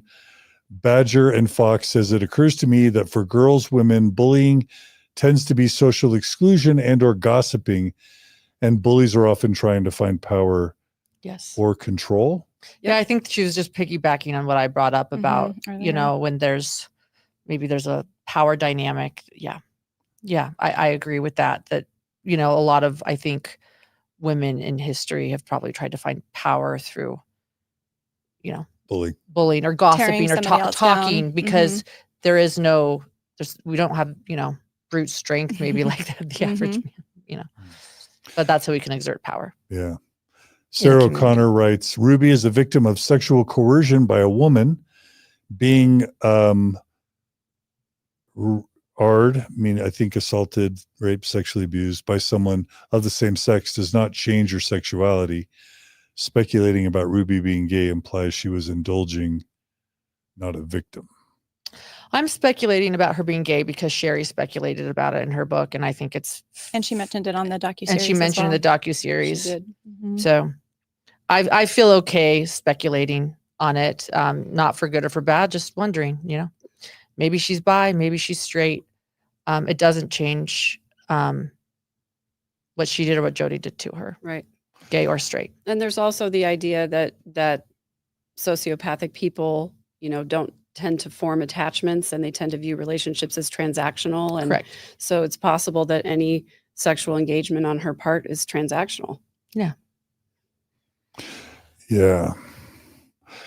Okay, a couple more. This is something I noticed.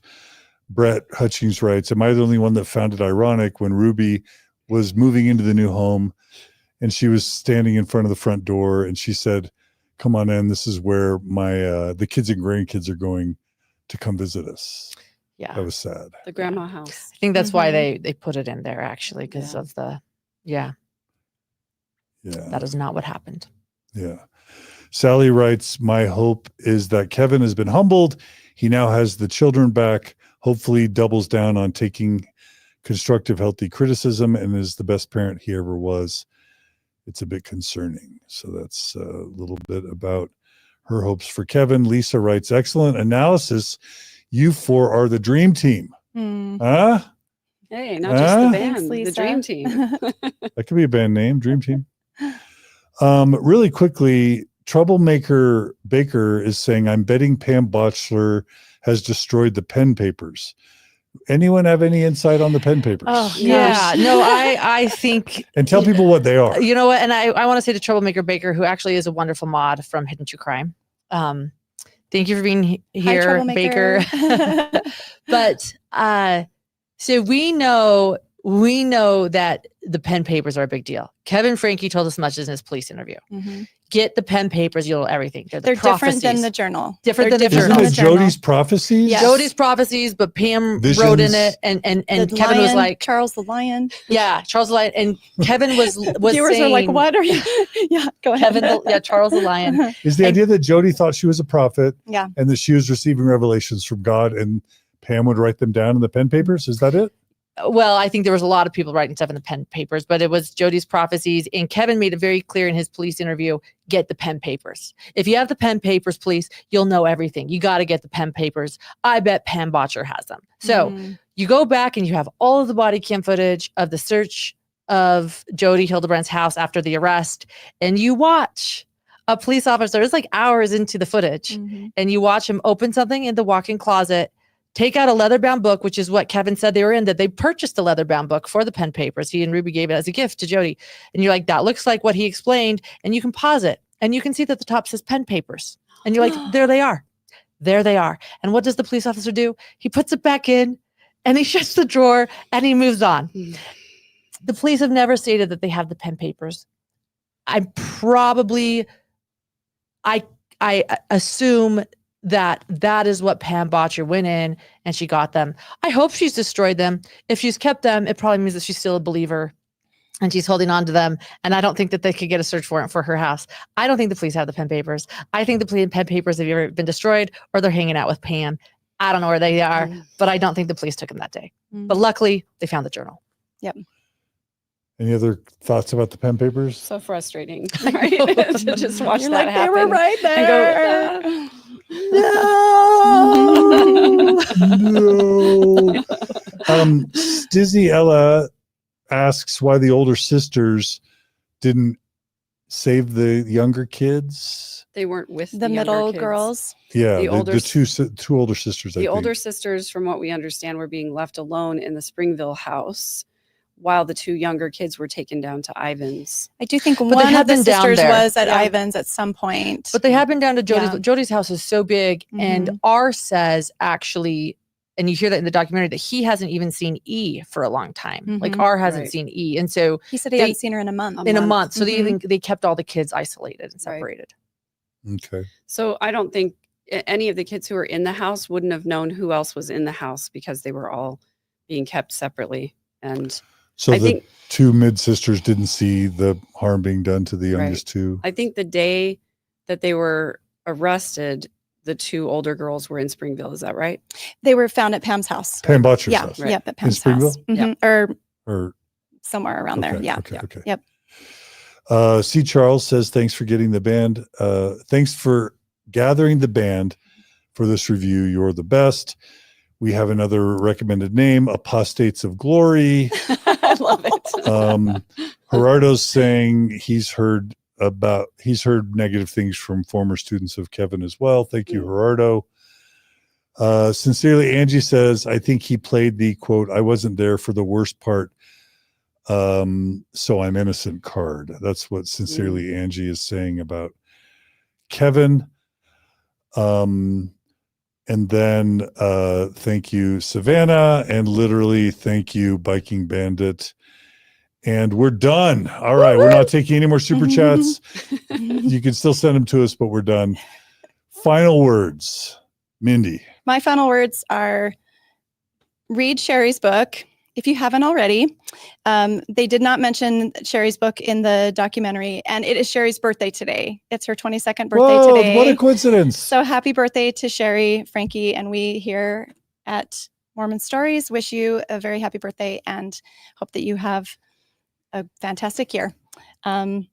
Interesting docuseries. I'm glad we've talked about it, and I look forward to more information. I feel like it was definitely skewed towards a certain angle, and I think you mentioned that earlier, angles.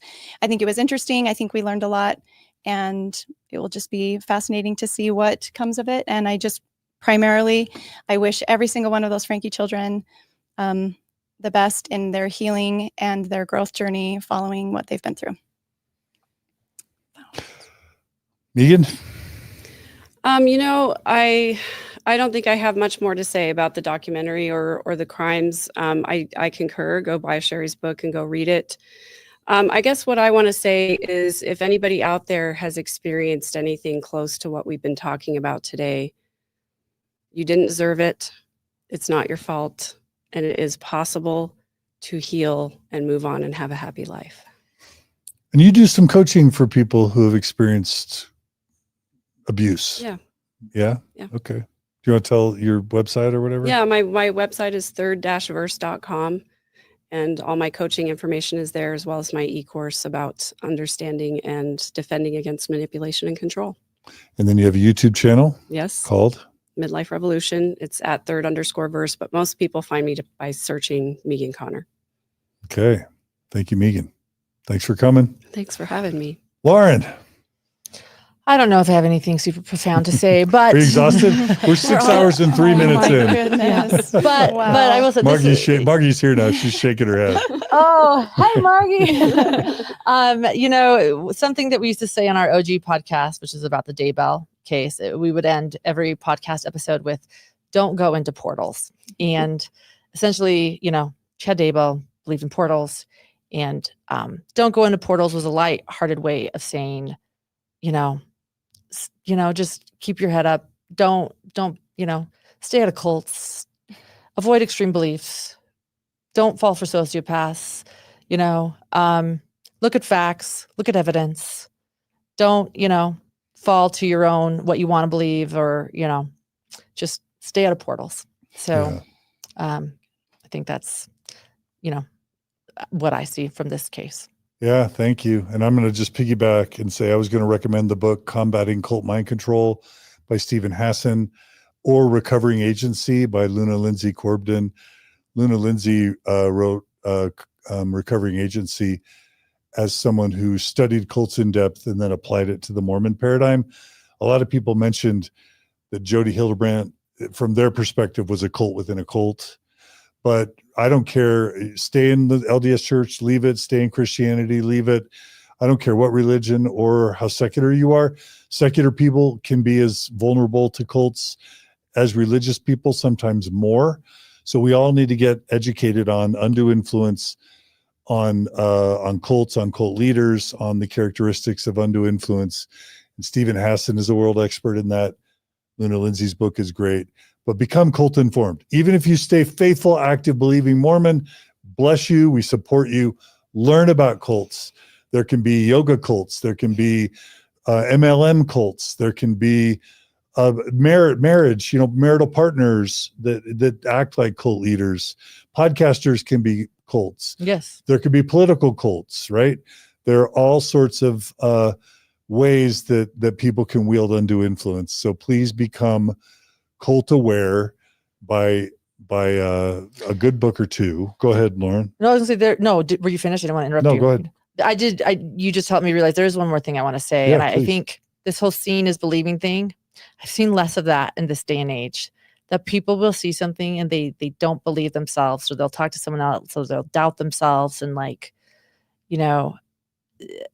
we always talk about confirmation bias. And I thought that was such an interesting quote again from Kevin when he said, what was in my brain, the facts in my brain were not matching what was in front of me, and I wouldn't believe it. And I think more than ever in this world, see what you believe. That's what the saying is. Believing or seeing is believing. And so often it feels like now it's believing is seeing. But I think put that aside and believe what you see in front of you. And I just think that's so important in this day and age. Yeah. And again, this is repeating what we've already covered, but like Kevin called it, as soon as he went to ConneXtions and saw Jodi, his immediate reaction was, this is a cult. And I think call it being born again. If you want to say Christian, call it being born again. If you've left a religion, then think of it as your awakening. Part of the maturation of life is to move from extrinsic sources of authority and control to intrinsic sources of authority and control. Yes. Develop your own inner light, your own inner wisdom, your inner knowledge. Unhealthy people or religions will try to take your attention away from cultivating that inner wisdom and inner knowledge. And your job as a healthy adult is to cultivate believing and trusting what you feel inside.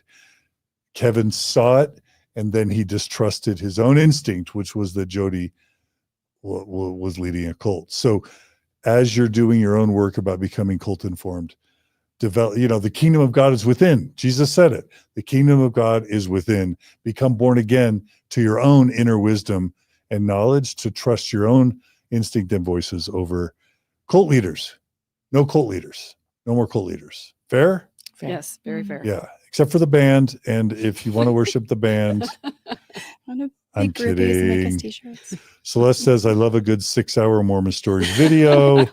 Yvonne says, not who's there. That's like knock, knock, who's there. You guys get the pun? Not. Yeah. Not who's there. Not who's there. Oh, that's clever. New Richard Jones says, thanks, John and guests.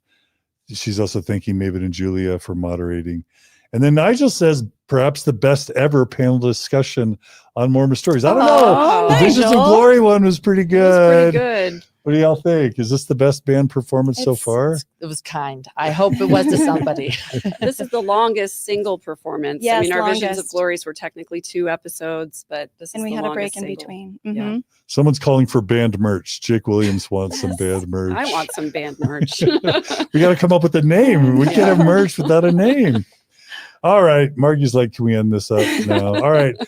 Take care. Subscribe to Hidden True Crime YouTube channel, to Third Verse Midlife Revolution. Subscribe to Mormon Stories.